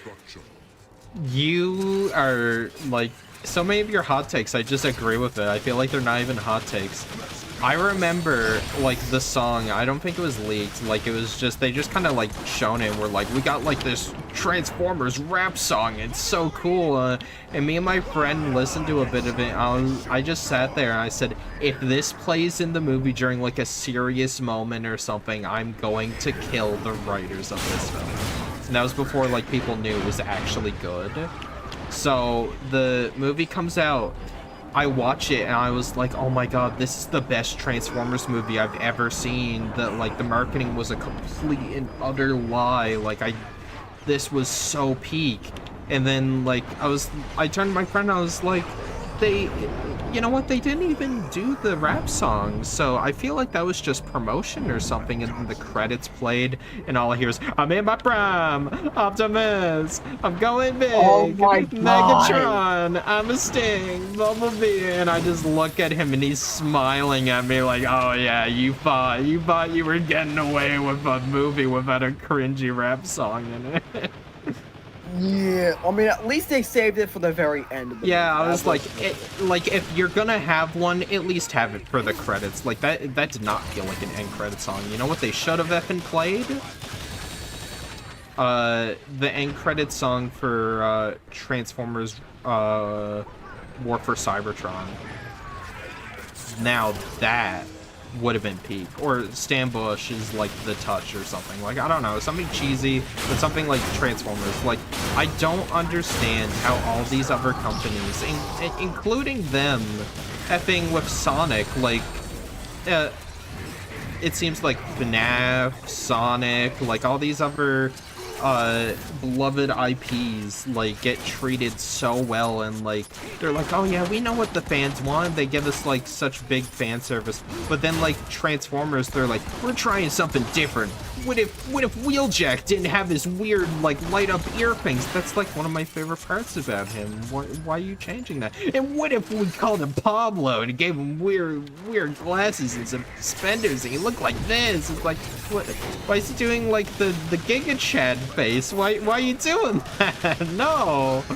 It's like, we're just trying something out, kiddo, all right? Like, check out how cool this movie is. You know, I really hate to say it, but I actually don't hate the Wheeljack design, by the way. I just hate the face. If they just had like the Transformers Bumblebee movie head on that Wheeljack design, everyone would have loved it. The music for the Transformer films, The Last Night. There could have been a better song than just Torches. And this one is, I got the... This guy better choose who's gonna be fast. You got 5 seconds, otherwise you're gonna be locked out of the round. Too bad.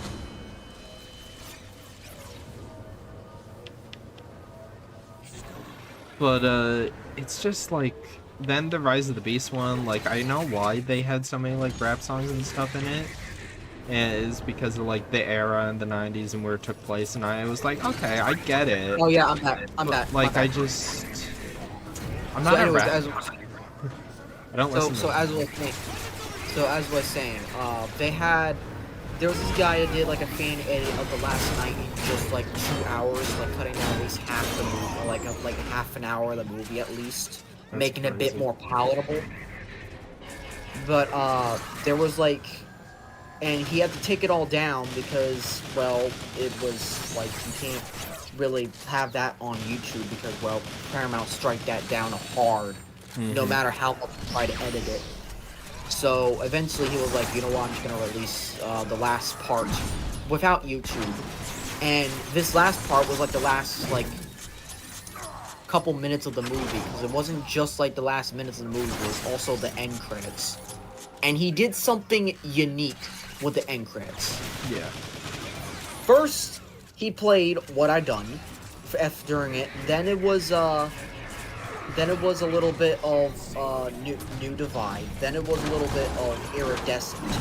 But the last couple minutes of the credits, and by the way, all of this while the credits are playing, there's a montage of the last 4 movies, and just like plus the last night.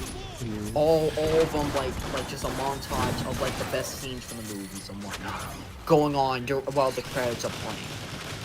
And the last song is really what should have been the actual song for the end credits of the original TLK movie, which is One More Light by Linkin Park. It just... Because, like, it really feels like the movie ends on such a downer in a way. Like, it's a bittersweet downer. And this is the exact feeling that that One More Light gives. Also, One More Light is by far the most emotional song. Like, I kid you not, I cry every single time I listen to it.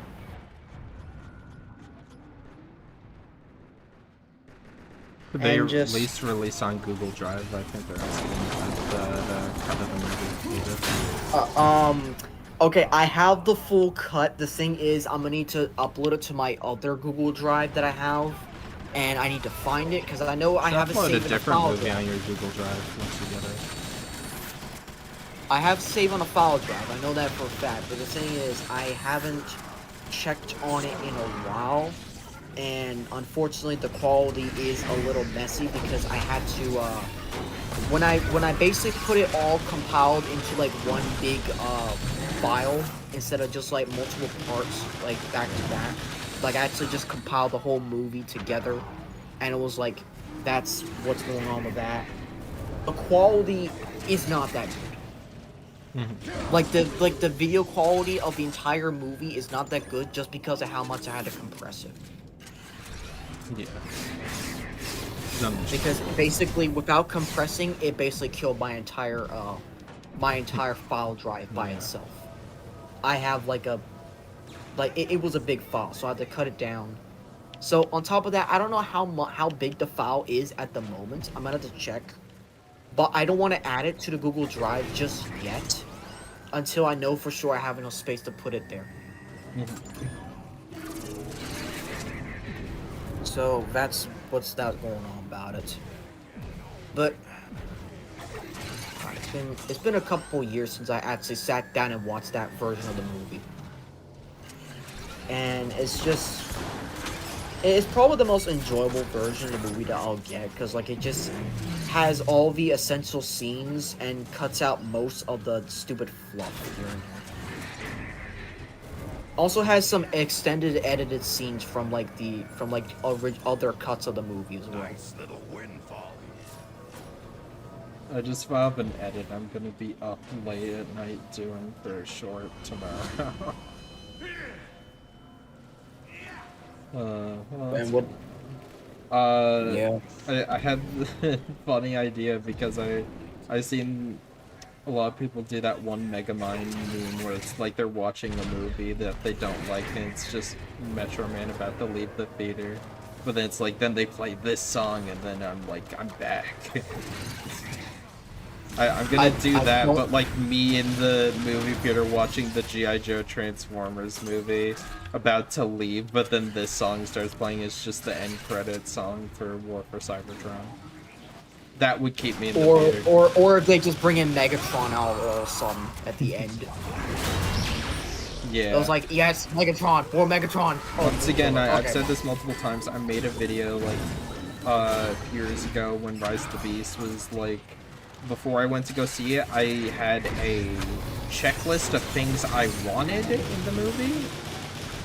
And some of them came true, some of them didn't. One of which was I wanted them to mention the Primes as well as Onyx Prime, especially because we're talking about Beast Wars. There was a mention of Primus and, you know, the Primes or whatever, so like, you know, I got that. I said I wanted an end credit scene with Megatron and make him menacing, don't make him a joke, have him be like a straight up, like, deplorable villain that, like, you're actually fearful that, like, the Autobots are gonna have to actually go up against this Megatron. Make him a threat. And then, they didn't do that.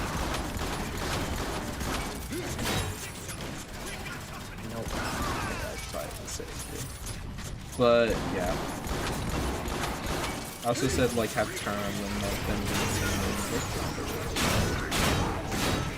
I forgot what else I said. I should go back and watch that video. And I was back when I didn't want to talk on YouTube.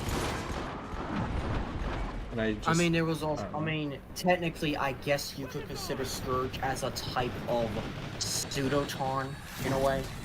Originally, he was supposed to be Tarn, or more Tarn, like he was gonna be a Decepticon. That movie went through so many changes.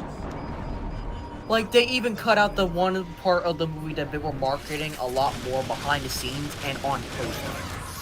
The truck, Optimus ramming Scourge. I remember seeing that and like, I was like, oh my god, dude, that's like so awesome. Like, it's gonna be like devastation, but like, you know, like all the impact like you'd come to expect from like live action. And, like, that's like genuinely a good reason to have this be a live action thing. Is like just like destroy the vehicles or whatever. Just like have them ran through and just start the fight there. But yeah. Like what really threw me off the moment that I knew that it was not in a movie was when I like when they did like the young age books about like basically like the kid versions of the novelizations or whatnot. Well, I wouldn't even call them novelizations, more like picture book novelizations, I would say. And I was like one of the first people to share it with Fire. I was like, hey Fire, here's a exclusive look at basically the first 2/3 of the movie. That scene was not there. Instead, they took the scene to the mountains, and I was like, oh, they're not doing this scene, are they? Cause that's what, cause like some of the good action they actually ripped from, like, I don't know, it's just, it is such a messy and befuddled movie that I do not understand how the hell it managed to even get somewhat successful at the box office. Yeah. And then Transformers 1, probably the movie with the least amount of problems behind the scenes, with a lot of different interpretations of the movie in deleted scenes, storyboards, and so on and so forth, concept art.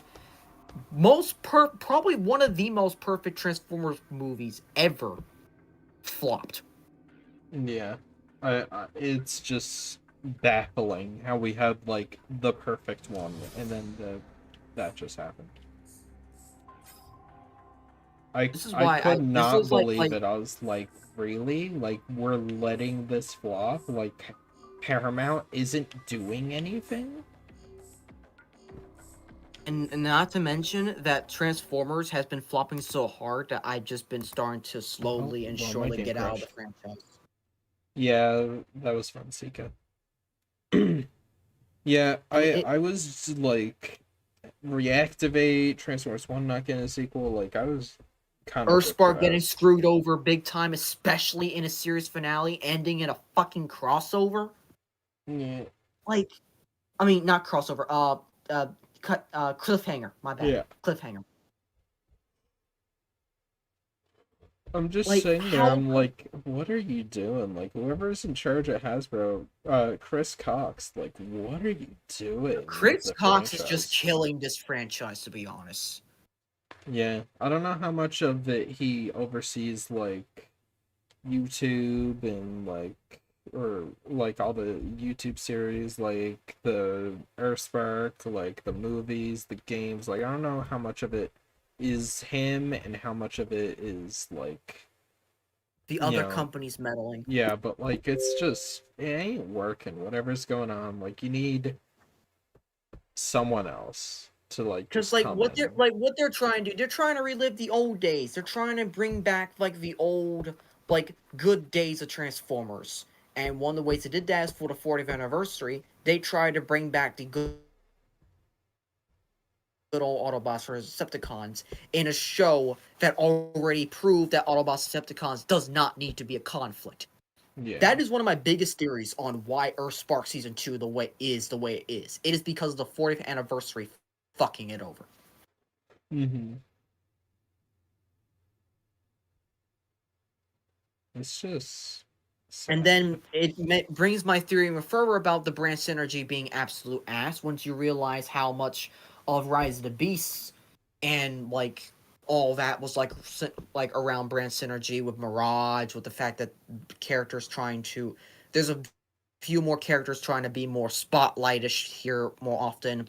Hell, even the Primes recently and this entire toy line of Age of the Primes is literally just the Prime Wars trilogy 2.0, but better in every way. Mm-hmm. Like, they already got 3 combiners. They're about to have a 4th next year. I don't know when, but they're definitely preparing for one. And they're already also going to have the actual 13 Primes by the end of this year. Like, they are literally just doing Prime Wars trilogy, but the right way. This is now, like, yeah, sure, most of them are, it's not exactly being cheap, but it's not being very clever either. Yeah. Like, I'm glad they're putting their heart and soul into this newer version of an old toy line, but, like, you're also leaving a lot to be desired for other things. Yeah. Like, hell, even Cyberworld. Cyberworld, I just do not like the show. I can't even bring myself to watch the show. Really? I'm enjoying it. If you can't impress me with the first 2 episodes, you failed.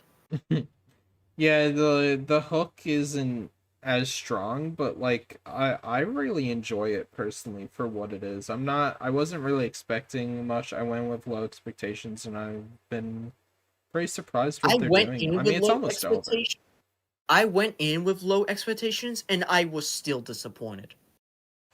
What do you The only reason why I even got close to interacting with the show was because of the toy line and how the toys are actually kind of fun, despite the fact they're shelf warmers. Like I play with the I bought the Scorponok and the Grimlock. They are fun. Yeah. Well, that's good. Fortunately, well, as long I don't as have you like it, that's all you can ask for. Starworld is Yeah. fine. It's just that I want more TF content. See, I feel like people are a bit harsh on Cyberworld because there's nothing else.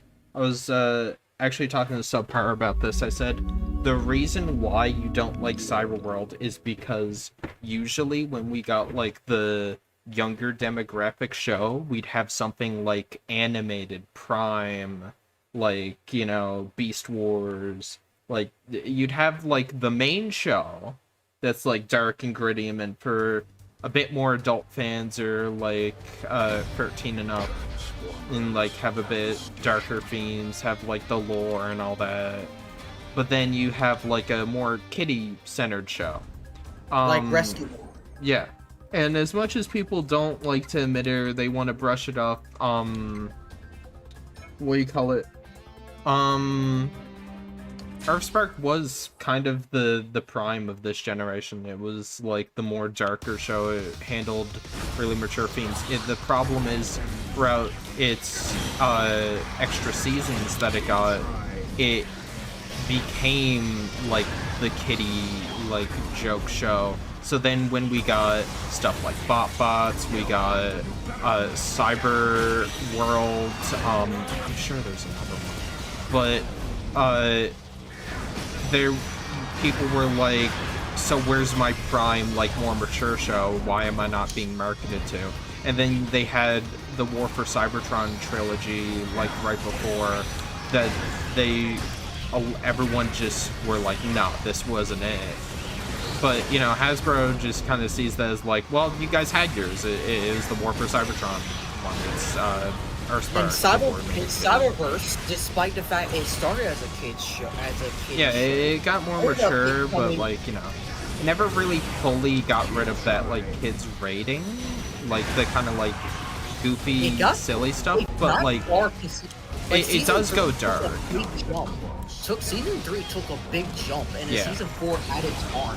It did take 3 seasons to kind of like fully get into its groove. Season 2, I feel like it's about to fully get into its groove, and then season 3, they're like, this is where we want to be at. This is the show, and I love that. Yeah. And then you just have the opposite, where Earthspark Season 1 it's already in your own groove. And Yeah, Season like they 2, know what they it's want to do. Like, this is it. This is the show. And then, something happened. Something had to have happened behind the scenes, because I do not believe that that's what it was supposed to be. I genuinely think it was supposed to be something completely different. I'm sure we'll hear all about it. Like, soon they'll be like, well, Network wanted this, or Hasbro wasn't enjoying this, or like there was backlash of certain decisions, so we decided to do this. Like, this was the safer option for the network, or blah blah blah. And then we're gonna be like, oh my god, we almost had that. Like, they're gonna say something insane, and then everyone will be like, oh my god, we were so harsh on Earthspark, we nearly had that. And like, some bigots and just fake fans, or just some people just were like genuinely respectable, like, it wasn't for me.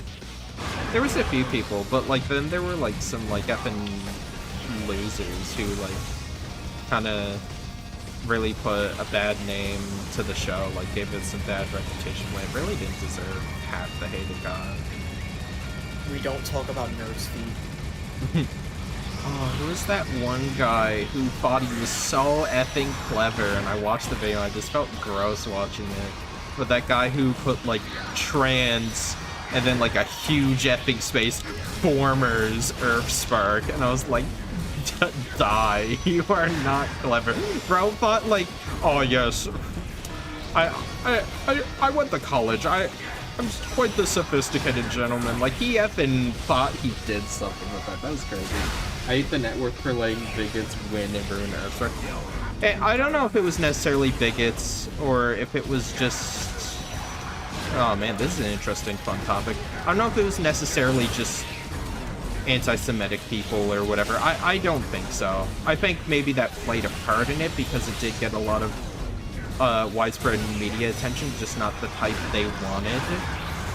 And it was blown out of proportion on sites like Twitter and stuff, but eventually that led to them kind of just certain aspects of the show had to be dumbed down, or they had to be not as prevalent. Like Nightshade, for instance, seems like they just fade into the background. They just stop being a character. You're the gadget maker. You, like, if we have a problem, we come to you. You make the gadgets. Like, that's what it felt like.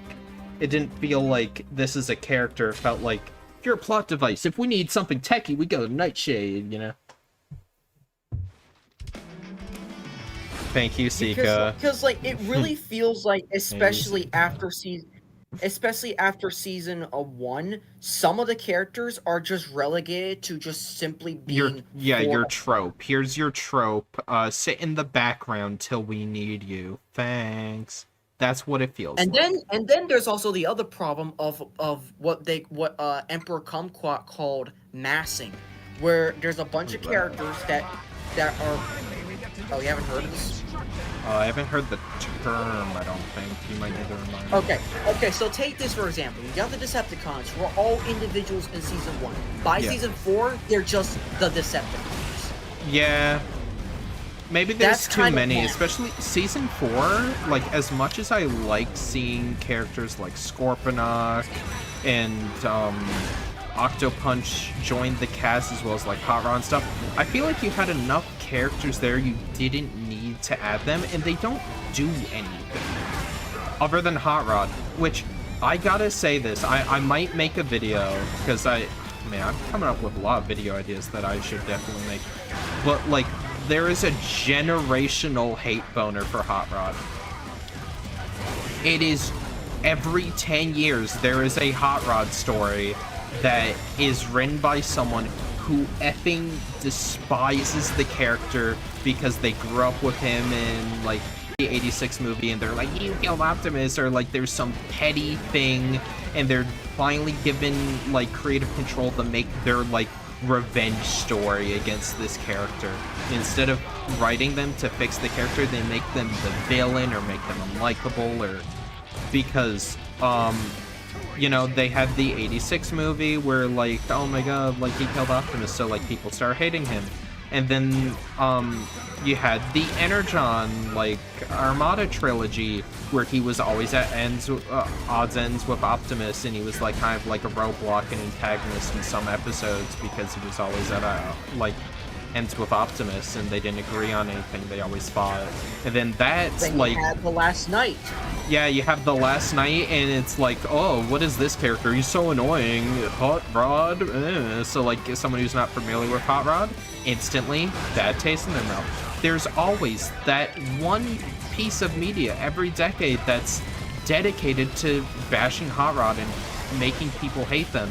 And then you have the glorious Earthspark version of him that completely just, like, that is another generation that's been indoctrinated into this Hot Rod hate circle that has been pushed by 40-year-old neckbeards that, like, finally get the right of Transformers episode. The most creative thing they can think to do with the character is just further cement why they don't like the character and why you shouldn't either.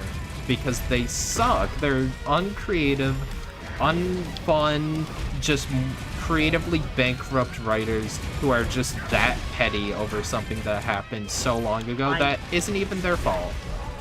I'm very passionate about this, by the way. And then you have someone like James Roberts, who grew up with G1, and then was like, I'm gonna make the best version of Hot Rod ever, and he's like the best interpretation of the character. IDW did Hot Rod so much justice. I love him in IDW. He's perfect. You can tell why Cybertron took many cues from that. Exactly. And Travis Arts, like, I really want him to, like, he really gets the character. He gives it his all. In Cyberverse, like, there's a little bit of weird voice direction, but I feel like if they got a good voice director, like, he would effing excel. But, like, a lot of the characters in Cyberverse kind of suffer from the, like, YouTube kids kind of voice, you know what I mean? Like, it's like, whoa, you have to always talk like this. It kind of sounds like you're doing a bad John Mulaney impression. Yeah. I was walking outside and then he talked to me. I will do say, cocaine. It always sounds like they're doing a John Mulaney impression. I don't know. I will say, I do like the idea behind like Hot Rod being like part of like the rogue. World War II 20 years later. Like I don't know the if like that's the the same. like I don't know what you call like the rogue faction of sorts of Cybertron. It feels like it. Like I feel like the idea is a cool idea, but like most of season 2, 3, 4, it was executed poorly.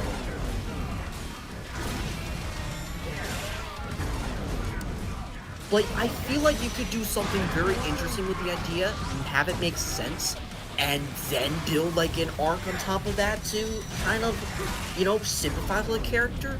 But instead, they just went, yeah, no, we're just gonna have to do a 180. I do not understand though. Sorry, Skipper. Like, I said this in Common Cam's video, like, on his comment section, and he thought it was pretty funny. I said to him, or in the comment section, I was like, I feel like it should have been like Ironhide, the way the character's written, and it's supposed to be like this huge betrayal of like one of Optimus's most trusted, like, oldest friends. Like, even though people would hate that, like, oh my god, what would they did this to Ironhide? I feel like genuinely it would have made more sense, and that's originally what they wanted to go for. But then some effing Hot Rod, like, hater cultist got in the writing room and just made it, like, this old, like, grouch character who betrays Optimus to be Hot Rod because that's what he does in 86. He betrays him. He wasn't trying to help him. He's evil. This also adds to the fact that Mirage acts more like a Hot Rod than the actual Mirage, than the actual Hot Rod. Yeah, does. exactly. I feel like they just, it feels like someone got in there, was like, I'm gonna give him the worst design. I'm gonna give him the worst character. I'm gonna give him the worst voice. It's like, I hate this guy. He ruined my childhood. People are still not Now, over as it. a I Rodimus prime- originally now- felt now, that as a way, Ro- but now, then I as watched a season Rodimus, 3. The voice would kind of work. But Hot Rod? Him going like, hey, Skipper, like, I feel like that could potentially be like Ironhide, or like, I don't know, dare I say, Sea Spray, right? Like, that is not a Hot Rod thing. I'm gonna look at the voice of it real quick.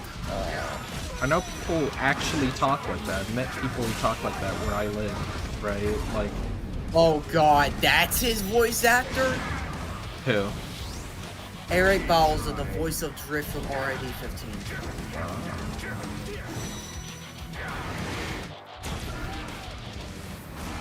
His depiction in this show seems to evoke a lot of Energon Rodimus, in addition to also having a very deep voice. So yeah, obviously taking from one of the worst Transformer movies. Got it, obviously. Just another tally to why I do not like Linkin Park sometimes. Always the Like, neckbeards. I didn't read that. Like from it, something. like the thing with first part is that it is so much in a tie for love and hate at the same time. It's just so much of a mixed bag. Like, I cannot just drive myself one way or the other completely.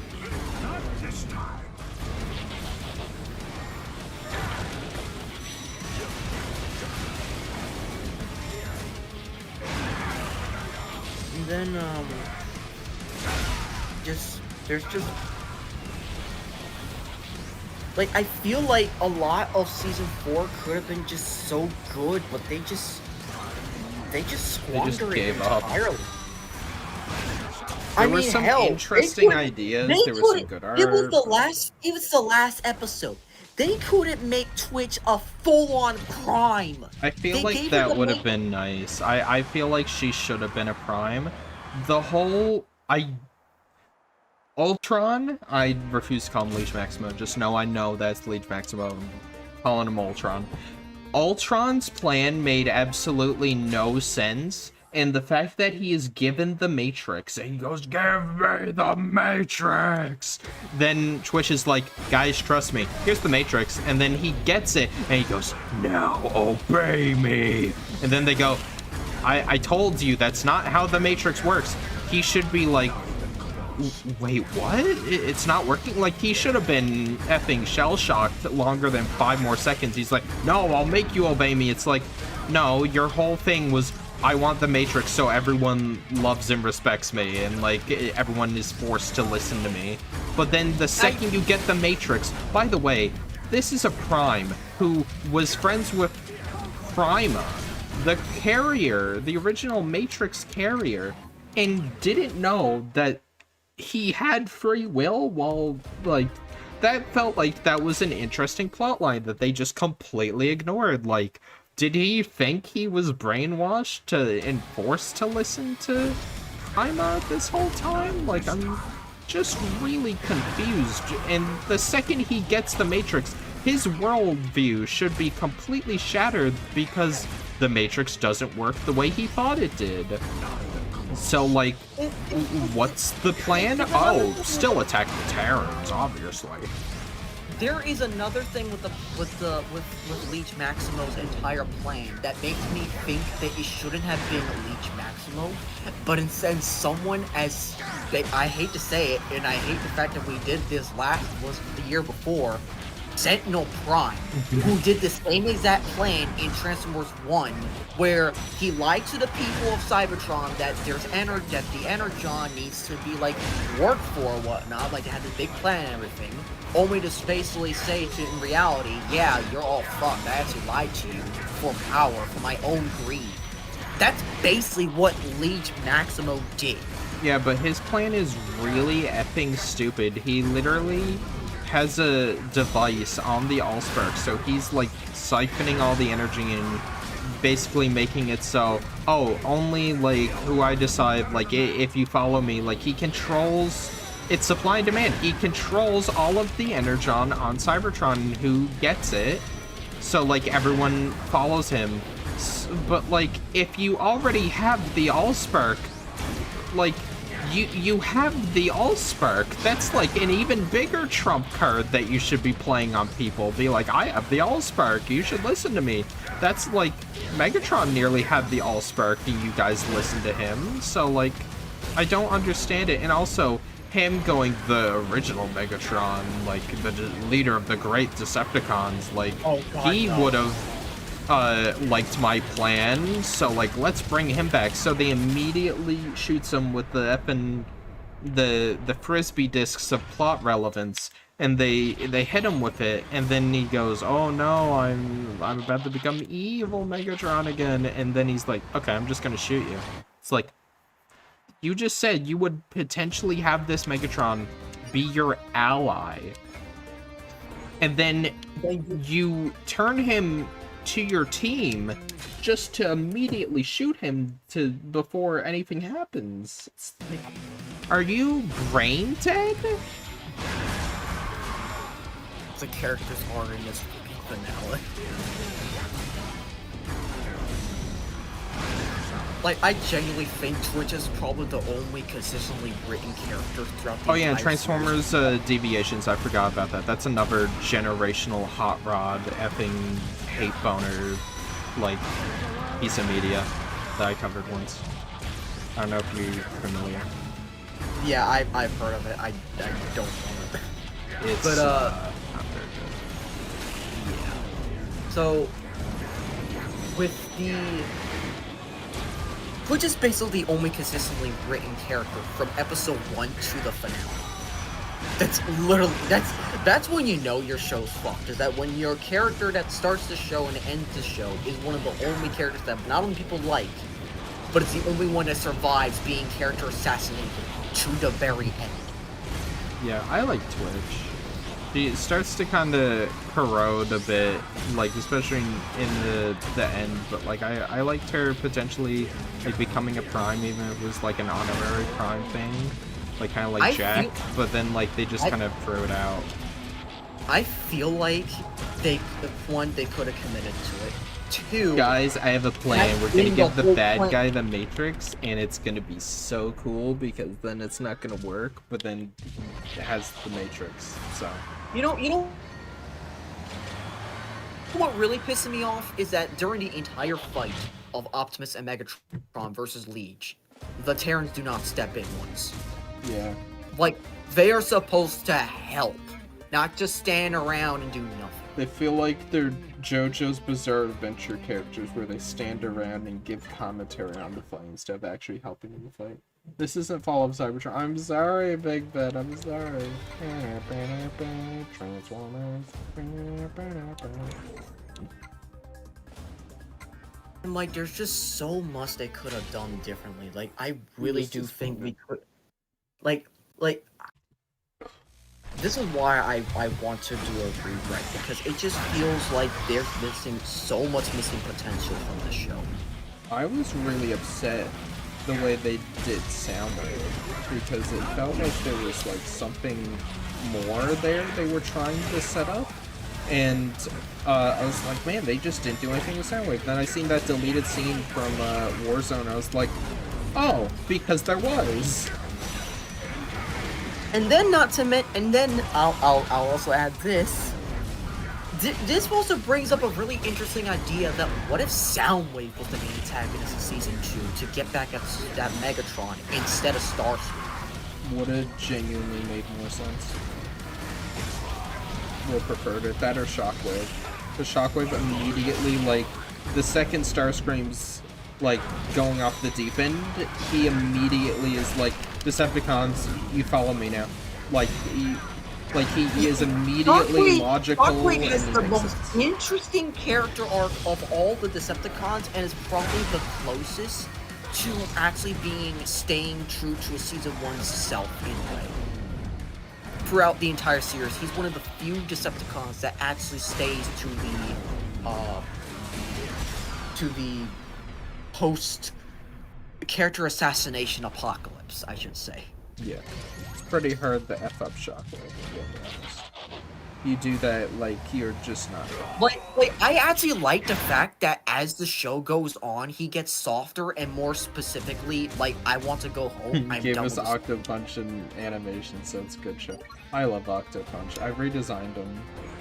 No, Like Shockwave goes from from basically racist to I'm helping you guys because it's the end of our species to I'm doing this because we're trying to find a way home to screw Starstream, we're going home to I'm gonna find a way to bring us home to we're actually home. He actually has a linear storyline and tries not to basically screw with the other Autobots besides getting in their way to go home. That's his entire plan, the entire show at this point. There's nothing to do with the Allspark's original plan of raising an arm, because it's been 30 years. It's been 30 years since he was frozen. Well, 15, I think. Yeah, 15 years. 15 years since he was frozen. He wakes up and, like, essentially, his whole worldview is basically changed after a certain point. And now he's like, the war has to end somewhere, but like, no, unfortunately we have to continue it because we've got to have the contingency plan of going home. And then Starscream goes insane. He's like, yup, it's official. We're going home. And I do like Shockwave in Earthspark just because like I feel like he's the most organic of the Decepticons in terms of character progression instead of assassination. I love his design in that one. The alt mode, I really wish someone would like I remember seeing once that someone did a 3D printed Shockwave model of Did they ever like make a figure of him? like someone did a 3D printed transforming figure, but they never released the files. And they still haven't to this day. And I still gotta ask my friend if he's, well, he's making my PC, so I can't really bother him with And it sucks, because, like, I really did want to try that instead of what it, like, I did like the Shockwave from Cyberverse, but in the Earthspark, deco. But that's just Cyberverse. That isn't the Earthspark Shockwave. And that's just a lot of the toy. Like, the toy line is also a lot of missing potential. Like, it's one thing to have them all deluxes. It's another thing to have some of the beloved characters straight up not get any good toys, or some of the characters being straight up repaints / retools from previous toys. And there's Soundwave, who is just the most abysmal sin of all of the Earthspark toy line. Because he is the best, but also the cursed. Good luck finding Soundwave, I dare you. Yeah, I have like the mini one of him, like the cheap one, but I don't. Oh, you have the one step changer. I pity you. I really do. He's just a fun little fidget toy to have on your desk. Oh, but I remember when Soundwave was first coming out and I heard that he was gonna be short packed and everything. I was like, I'm going to try to get this guy, and I'm going to try to get him at a cheap price. The cheapest price I bought him, $55. Right now, he is more than $200 on eBay, on average. And the last Earthspark thing on the shelves to this day, including inside of my Target stores, is the Cyberglow Megatron, which they did absolutely nothing with. Like, what the hell is Cyberglow?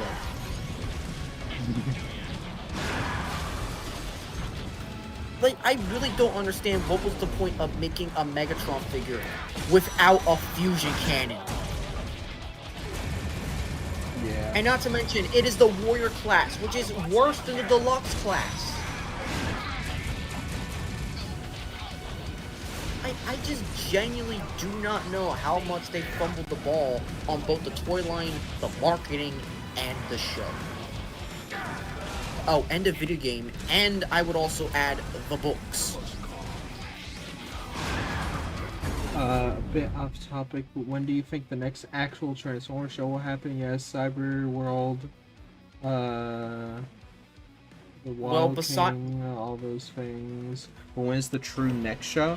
The thing is, I know you want me to say Skybound, but Skybound isn't the true next show. Skybound is like, because the thing is, Netflix and whatnot was going on. It's gonna be Amazon. Close to. It's gonna be Amazon because it's going to be Amazon because yeah, I think that is Amazon. where they had for Invincible, which is the same creators as Skybound. So I have a feeling it's just gonna go to Amazon. Me too. But like that's like the streaming show. That's not technically like the TV show, right? So we could potentially be getting the Skybound show, Cyber World, and another show at the same time, or very similar time frames. Because like I said in my one video, there's absolutely no conceivable way that, what do you call it? There was any way Hasbro knew that Skybound comics were gonna blow up, and not just blow up, but also be good enough to adapt into a TV series. So,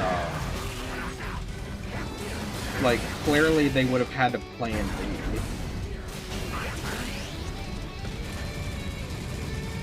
Yeah, I forget, is Cyber World on the, on that one... Aren't we supposed to be getting, like, a kindergarten show or something like that, they said? That's not Cyber World. I don't know, to be honest, and honestly, after... Like, the road map. Oh, let me look at the road map real quick. The classic road map. Oh, I got it.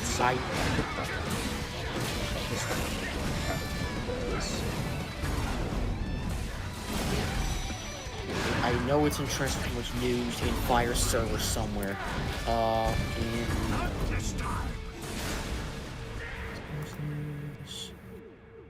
Fortunately, forgot the Skybound show is apparently happening. It is.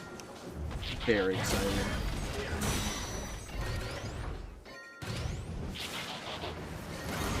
I know it was August of 2024 or something like that. Yeah, apparently we're getting a live-action movie this year. Right, guys? No. Guys, where's the movie? Be more hype for the Skybound show. It was also going to be adapting G.I. Joe. I'm sorry, but I cannot care about them. It's impossible. Pigpen. I know it's really obscure and like random, probably not even on your radar, but did you see my Rise of Serpentor video? I think it's hilarious. You and me have the exact same mindset, just cannot take G.I. Joe seriously. And then me and my buddy Sake, who's the creator of Transformers Rust, we watched a G.I. Joe commercial and just made fun of how horrible the franchise is, basically. And why it just does not work. Because we were talking about, like, well, how would we fix G.I. Joe? Like, how... And it was like, we're going for, like, characters, how to make it actually interesting for people like, you know, the average Joe. Pun intended. And then we found Serpentor. I think you would find it really funny. But yeah, I think that's a huge struggle with the Skybound series that they're gonna have to come to terms with, is if they do split focused episodes, like if they do 40-minute episodes and then half of it is a G.I. Joe episode, half of it is a Transformers episode, people are going to stop watching the show and they're gonna get bored of the G.I. Joe stuff. It's not as interesting. If you're just there for Transformers or World Rivals, or both, you're not interested in G.I. Joe, you're not gonna be interested. You're gonna be bored to tears, you're not gonna watch it, you're gonna feel clickbaited. Like, it's like when you watch Secret Level and then the Concord episode comes on. You and your friends might watch it because it's funny, but I guarantee you a lot of people didn't watch that episode. Okay, so I found it. Yeah. So, yes, according to this, we are supposed to be getting one. Can't But wait. this also is going by the original roadmap. So 2024 kind of did it with Season 2A and 2B of Earthspark. But Yeah, it Season predicted 2C everything perfectly so far, including the Reactivate news in 2025. It was, Yep. The roadmap was right. They canceled it in 2025. That's totally what they were saying. So, and also Transformers Alliance, which didn't last long. Skybound, which went more. Viz Media didn't do anything. I never Agon- would expect the creator of the Transformers X G.I. Joe movie Needs to Fail video to be not a fan of G.I. Joe. I can't believe you've seen that video. That is insane to me. And then also Season 2C just turned out, when Earthspark's saying, oh, there's going to be a Season 2D. Nope, it's actually just Season 2C and that's it, because that's the last one. Which basically just straight up confirms the fact that my theory of Season 2, when people say it's Seasons 2, 3, and 4, it's just Season 2 altogether. It's I'm just correct. one huge Season 2. I mean, Season 2 really is just like 23 episodes. Season 1 is 26. You got a total of 49. Also, the specials are like 5 episodes total. So that kind of explains it. I think it genuinely does need to fail because we don't. Personally, I'm just sick of it. I don't want it. Honestly, I don't even really want live action anymore, to be honest with you. Just kind of tired of it. I'm bored. They haven't done anything interesting with it. The most interesting thing they can do is Unicron, and that's clearly not where they're going with it. The next movie is just 07, the sequel. It is Transformers team up with the military. I've seen it. I'm tired of it. I'm bored of it. Everyone's bored of it. It is gonna be, and I'm gonna predict the whole movie as I delete some of my swords from my inventory and some of my weapons. G.I. Joe X Transformers will be the Joes reluctantly teaming up with the Transformers and trying to figure out who's the good guys and who's the bad guys, right? And then Cobra Commander is gonna get his hands on a MacGuffin, be it a shard of the Allspark, be it the Matrix, be it whatever. Not the Matrix, because Optimus has the Matrix in Rise of the Beast. I actually like that detail. But no matter what it is, it could be like an Energon Harvester, it could be anything. It doesn't matter what it is, Cobra Commander has it, and the Joes and Optimus have to team up to go get it. And then some Decepticons or something like team up with Cobra, or Cobra makes their own Transformers because they have Megatron in the basement, and it's gonna just be Skybound ripoff. That's what it is. And it's not interesting having Optimus Prime fight like soulless mechs instead of like actual Transformers and that can't even transform, because they probably won't. And it's not interesting having a bunch of military guys shoot at a bunch of like metal bats, right? Like if you're in the G.I. Joe, which I'm not, but I've read the comics, there are like these bat troopers that are like robot soldiers that Cobra uses, and they're built by Destro. So then they can keep the what do you call it, the PG rating, so you're not like just blowing people's heads off. They're robots, guys, they're robots, and that way the Transformers can kill them without feeling a remorse. Like Optimus Prime is like, well, if they're robot humans, then I don't mind. Like, it doesn't work. You have to pull so many strings just to make it even feasible for these two to team up, and it's awful. And also, yeah, sorry, Cosmoverse reviews. I do have the Devastation DLC. You came in right as I was doing a huge rant. I just want one more live action film where Prime and Megatron face off. Give us a movie where Megatron is the main bad guy. It hasn't been a thing since 07, and Bro was barely in that. Exactly. The Skybound show, Hound being a character in the G.I. Joe scenes, is literally going to be the only reason people turn on those episodes. Most people don't know that, though. Most people are just gonna go, more G.I. Joe. I know they share the universe, but, like, they're gonna watch it, realize there's barely any Transformers in it, and turn it off and just go, I can probably skip this. Not a single Joe Mama joke, 0 out of 10. Dude, Mirage is gonna make that joke. I'm telling you right now, Pete Davidson, he's sitting there in the writing room, and he's gonna be like, I'm Mirage, remember? It's like, yes, Pete Davidson, we know who you are. I'm Mirage. Yes, Pete Davidson, we know. Okay, so when I'm teaming up with my homie, Noah Diaz, and he's a Joe, I gotta make fun of Joe Mama, right?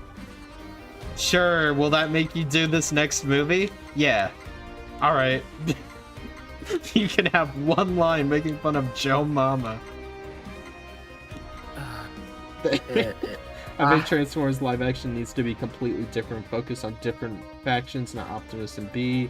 Like the idea of the Aerialbot style Top Gun movie or Fast and Furious Stunticons. They will never do it. If you've been on my channel, I absolutely love doing polls of Transformers, like potential movies, be it animated or live action. I've came up with weeks worth of ideas, each of them being a movie or a series you could plop on Netflix, streaming services, TV, comic books, whatever. Like, just adapt it into a movie. You could easily do it. I have so many ideas, and it's so crazy to me that they still haven't gotten past the idea of Transformers come to Earth, ancient artifact in Earth history, Decepticons want it, team up with military, US military, get machine. You know, even Autobots Skybound win. hasn't gotten away from this, unfortunately. Yeah, they're starting to. You know, the worst thing with all of this in the past couple years is that one of the only unique thing about Transformers in the past couple years is, ironically enough, Earthspark. And look how well they did with that show. Yeah. It was so unique. Post-war, the So war's unique, already they over. had the We're already on Earth. There's technically no MacGuffin because they're not really after the Ember Stone at all. The MacGuffin Or at least the first was season. friendship. And like, family, you mean? Family, Yeah, not friendship. yeah, family. whatever.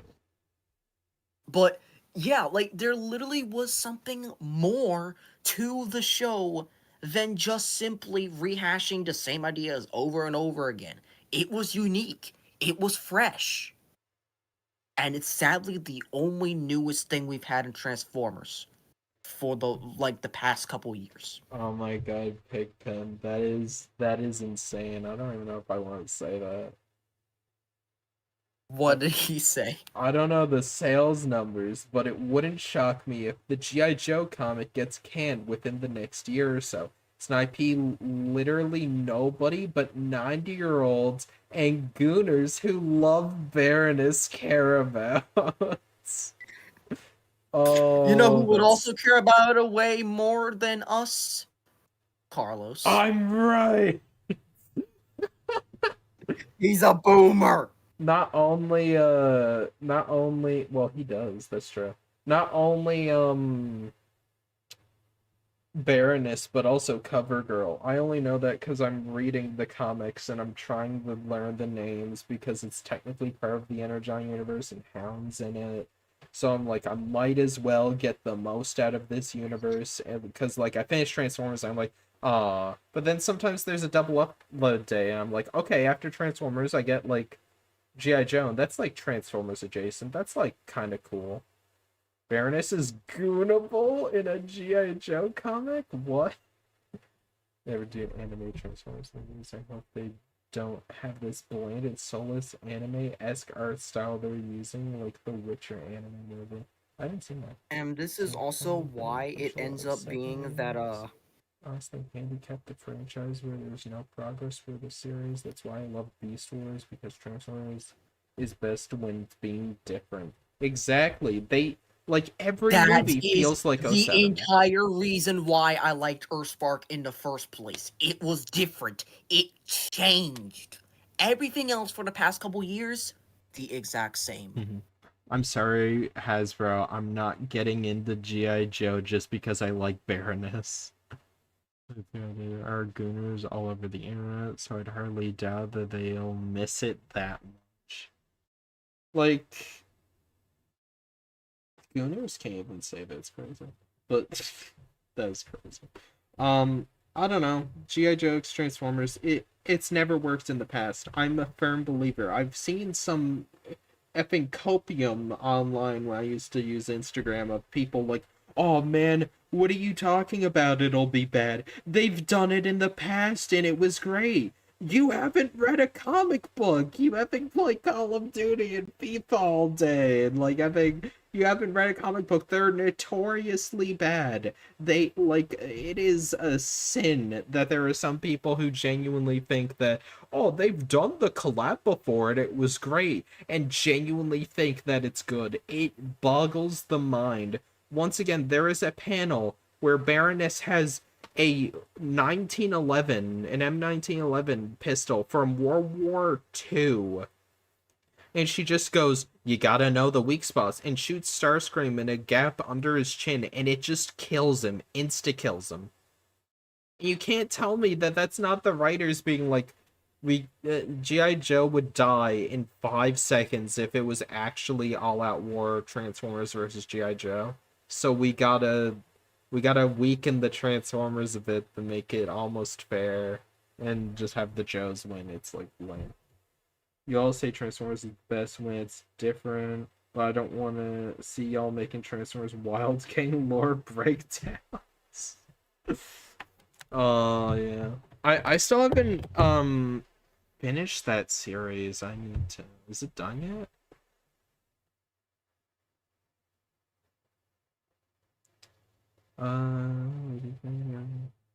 Main problem with Transformers is how it's largely stagnated. And then when there is the next Transformers movie with G.I. Joe. Ooh. So exciting, guys. The G.I. Joe Transformers movie. Oh boy. I can't wait to see Duke and Baroness next Optimus Prime and Snake Eyes. Oh boy. It's just, you can't make me care at all with G.I. Joe. You just can't. I read the Duke miniseries. I didn't like it. I was bored. I read the G.I. Like, I'm caught up on the G.I. Joe series, like the ongoing series. I'm bored. Hound's in it, and that was the most interesting part. Also, Ravage showed up. That was pretty cool. What do you call it? I'm trying to think what else now. I've read Cobra Commander. Cobra Commander was really good. I really like him as a villain. It makes me forget I'm reading a G.I. Joe comic. That's the thing I'll say about it. Cobra Commander is a fun, good, intimidating villain in his comic. But the second he is put in the larger G.I. Joe universe, he hasn't really done much. I still really like him, but I don't know, like, I really like his series. I was like, I read the Duke comic, I'm just like, me. Nighty night. Oh, spaghetti. Oh, ravioli. You know, like, I'm just snoring. But then the Cobra Commander book, I was like, ooh, okay, this is important. I like him. I like him as a villain. He's cool. Like, he's psychotic. He's strategic. Like, he's fun. He's a fun character. I like his design. I like his goal. Interesting. Instantly hooked. I read Destro. It was kind of interesting. It wasn't as interesting, but I was like, it is what it is. The problem with G.I. Joe, and this is going to sound so bad, the Americans, like the G.I. Joes, the American military are so boring. The terrorists are interesting. The terrorists are the only interesting, fun characters.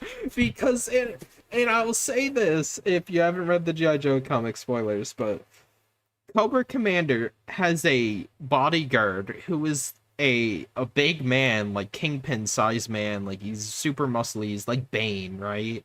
And then he was sent there to watch Cobra Commander to make sure he doesn't betray Cobra Law. because Cobra Commander wants to, become the leader of Cobra, his whole thing. Like he wants to betray them.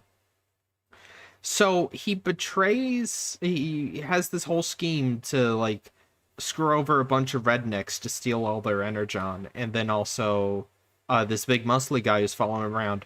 Turns out this big muscly guy is part dragon, and he just turns into like a half dragon, half human, starts like chasing after him, trying to kill him, and he's ripping for all these rednecks. I'm like, wow, that took a turn. That was effing insane. Like, that's some effing comic book stuff right there. I read the G.I. Joe stuff. It's just, sir, we need to go out on a mission. America, yo, Joe. And then they go in their little jeeps, and then they fire guns, laser guns at people, and then they're like, yo, Joe. And that's it. What really, another thing with Skybound is that they're also trying to implement Mask, and I am not having it, to be honest. At first I wasn't really having it, but if they bring about Nemesis Prime, I'm there for it. Mask is somehow more interesting than G.I. Joe so far. And the worst part is G.I. Joe is about to come in the store soon. Sorry I'm late to the party. My energon got stolen. You're good. Damn. We're just talking about some Transformers. Hasbro completely shocked when not a single soul cares about. They added Action Man to the Skybound universe. I hate how right you are. The only good G.I. Joe Transformers crossover was the episode Only Human in Season 3 of G1. Exactly. And as a kid, I didn't know that was a G.I. Joe crossover. And they were very vague about it. There's still people who like kind of debate, like, oh, maybe it wasn't a G.I. Joe crossover episode. I'm like, it was. It was? Old Snake at the end literally goes, Cobra! Like he screams up like, for Cobra!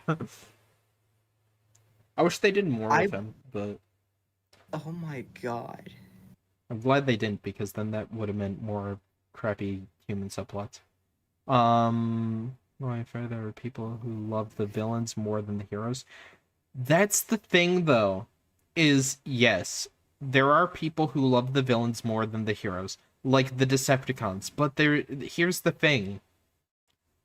Like, from what I've told you so far, who do you think is more interesting? Who are you more willing to pick up a comic book for? The guy called Destro, he's like a weapons manufacturer. He like owns his own company. He has a steel face, like he has a metal mask, like effing Doctor Doom, like welded to his face. Or are you gonna buy the Scarlet book, where she's an undercover agent and she talks about Netflix and chill? Which one are you more interested in? The terrorist, the arms dealer, or spy woman? How about Duke versus Cobra Commander? Everything I said about Cobra Commander, or Duke, where he goes like excommunicado and he goes on like a revenge quest where he doesn't get revenge and he just kind of gets thrown in prison like 3 times.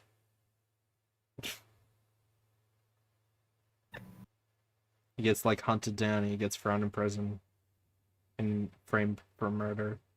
But then his name immediately gets cleared. It was all just a test. Ooh. The villains are more interesting. What are your thoughts on the big critique of Skybound that they killed off characters too quickly? Disagree. Hard disagree, especially because Kirkman came on and he basically undid a lot of their deaths. Who the hell is Scarlet? I only know villains from Minions 2015. Okay.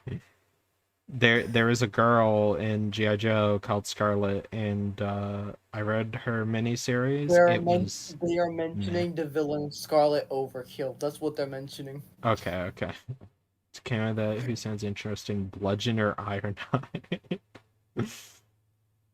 I join you guys, but I can't tonight. Yeah, that's alright, dude. Don't worry about it. What time are we ending the stream? I don't know. I've just been kind of streaming. I yap a lot. I don't know when they ever end. Fair I've been streaming enough. for like 6 hours. Just talking about effing G.I. Joe and Transformers.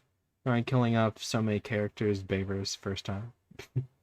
Yeah, I don't think it's an issue, especially because Robert Kirkman brought a lot of people back. I know a lot of people are upset because, like, say, spoilers now if you don't want to hear it, but, Shockwave, for instance. Shockwave, a lot of people were really upset because, like, how big a role he played in, like, say, IDW. He's literally one of the main villains of Transformers. He is such, like, interesting lore and characterization, and, like, he brings a lot to the universe. And killing him off. One could arguably say he is the ultimate antagonist of IDW as a whole. Yeah, exactly. He like everything moves in motion because he willed it so, basically. But you could say like him being killed off in like issue 12 of like a series that will have hundreds of issues and is a 10-year long series if it goes well. You're telling me like, oh wow, this character is just dead? Like, that's such a waste of the character. And I understand that, but like, I couldn't really see that going any other way without it being completely cheesy or just taking me out of it. Like, imagine like, I don't know. But I always assumed Shockwave didn't die. Yeah, maybe. Like, but the thing is, I just assumed they'd bring him back as, like, Shock Blast or something. I don't know. Like, it's a comic book. No one ever really stays dead, especially if you're a big name. Like, if Optimus ever dies in these comics, I know for a fact they're gonna bring him back. But that's just another thing that Earthspark did not commit to. Deaths. They only committed to only a few. And then we thought they committed to one, but then it turns out, oh no, they're actually back for season 4. Then they're supposed to be dead, but instead, no, they locked them up. And it's just, it was really just upsetting. what they could have done to mitigate a lot of the characters and the massing is actually start killing every couple episodes. Like say, hey, there's a specific scene with like for example, let's go. Killing. That's awesome. Sorry, screen chat. Like killing one of the Seekers, I guess. I don't know. Do something unique. I don't know. It's just like they could have done something more unique instead of just keep everyone alive and force them to just suffer the story. Yeah. Sometimes it is better to kill a character than to keep them around to do nothing. Yeah, because then they just feel like cheerleaders. If your character is a cheerleader for like they get recruited and then they're in the back. It reminds me of that one, the pitch meetings. Have you guys ever watched Pitch Meeting? Once in a while. I really like the Rebel Moon one. It's like, so what happened, like, Rebel Moon when, like, they're recruiting characters doing the montage, and it's like, so what happens, like, to this character now that they've been recruited? It's like, oh, they do nothing. They sit around and wait for others to be recruited. It's like, huh? But like that doesn't really seem like it's like what's their role? Why are they here? And it's like no. Once you're recruited, you sit in the back silently and wait as others are also recruited. I having love that. It's like you watch as other people are recruited into the movie. I gotta bring it up. I gotta get this clip. I never quote stuff right. It's just really effing funny. I love it. But it's so relatable to how poor writing is. Yeah, dude, the effing people that sit there and suck up Zack Snyder, they are just, ugh. What do you think of Zack Snyder's Justice League? Like the cut of it? Yeah, is it worth watching? I watched it. I did watch it kind of late. I was drained. Like I could not like continue. Titus guy who is Hold on. They like get the team together. Yeah, but with slow motion, we will meet our runtime target. Okay. So they go see this right. So then they go recruit the next person. So just to be sure, this is I don't know. Okay, hold on. I got it. Where's YouTube? There it is. This is how I feel. All right. So then they go recruit the next person. So just to be sure, this is like a montage you're describing, right? Oh, no. This is the movie. Are you sure? Because this just sounds like that one scene in every heist movie where they like get the team together. Yeah, but with slow motion, we will meet our runtime target. Okay. So they go see this General Titus guy who is dirty, but then showers and joins them. So is it gonna be like fun banter between all the members of this growing team? Ah, no. Oh. Yeah, no, once you're on the team, you stand quietly in the background as others are recruited. Yeah. Once you're on the team, you stand quietly in the background as others are recruited. It's the best line ever. Because that describes that movie to a T. Like, it is embarrassing how funny that is and how true that whole movie is. It is them at the farm planet. Then they go recruit people, and those people sit quietly in the back as others are recruited. Oh, it's so good. Oh, God. You sit quietly as others are recruited.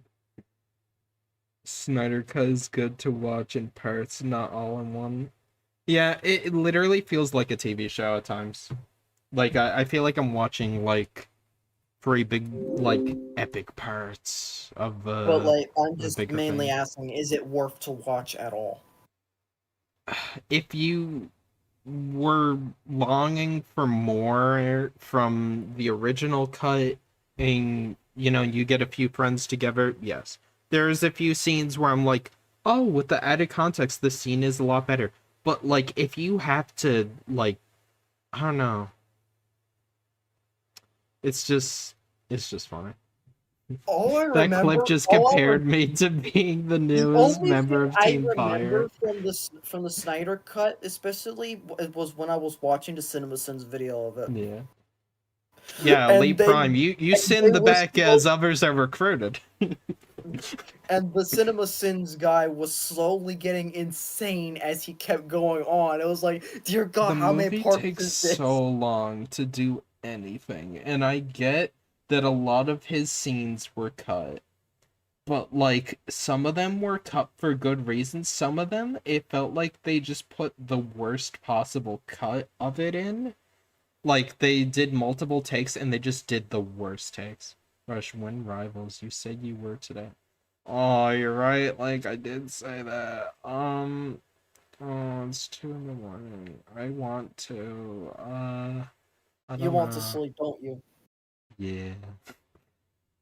Speaking of Optimus Prime, in like the 10-minute arrow shooting scene. That feels you're gonna have to be more specific. That's every Zack Snyder film. Is a character shooting something at another character and it takes forever, and then they play like choir music over it and it's really slow.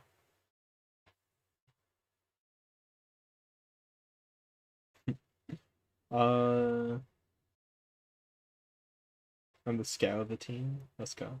Meet the scout. Alright, I'm gonna pull up that one clip from Optimus Joins Facebook because I love that. And then I think that's gonna do it for stream. And then I'm probably gonna play a round or two of Rivals with Link. And then complain that I'm too tired. I'm gonna take my 3DS upstairs in bed, play Pokemon until I fall asleep. So basically, we're ending the stream after the clip. Yeah, sure. Okay. So thank you for having me on the stream, by the way. Awesome. Yeah, no worries. It was fun. Yeah. It is like almost 1 o'clock in the morning for me. Yeah, for me it's 2. I watched a night for a movie and another movie just so I could not see the last movie.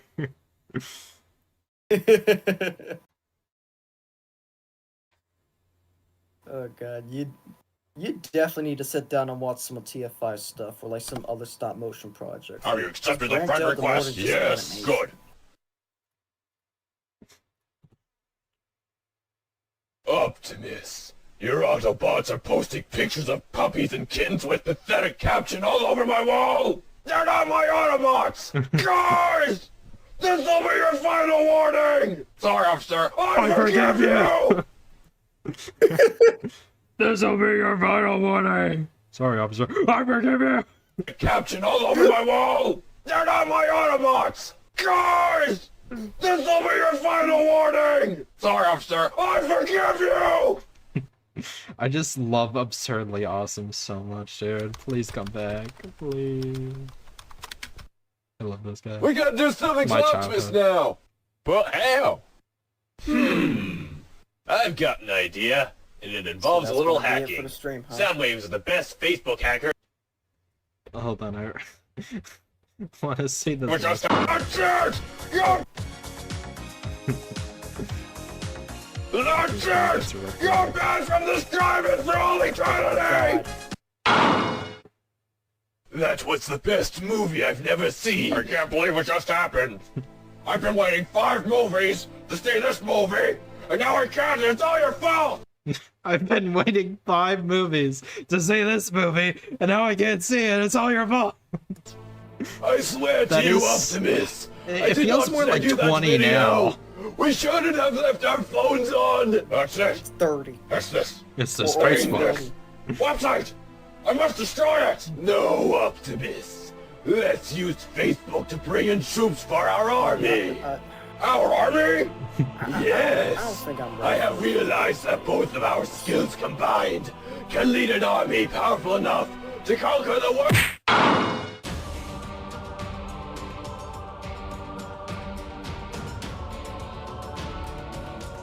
Peak cinema. Yeah, it is peak. TFI can't find his wishes profile. he could reach this level of peak. I'm kidding.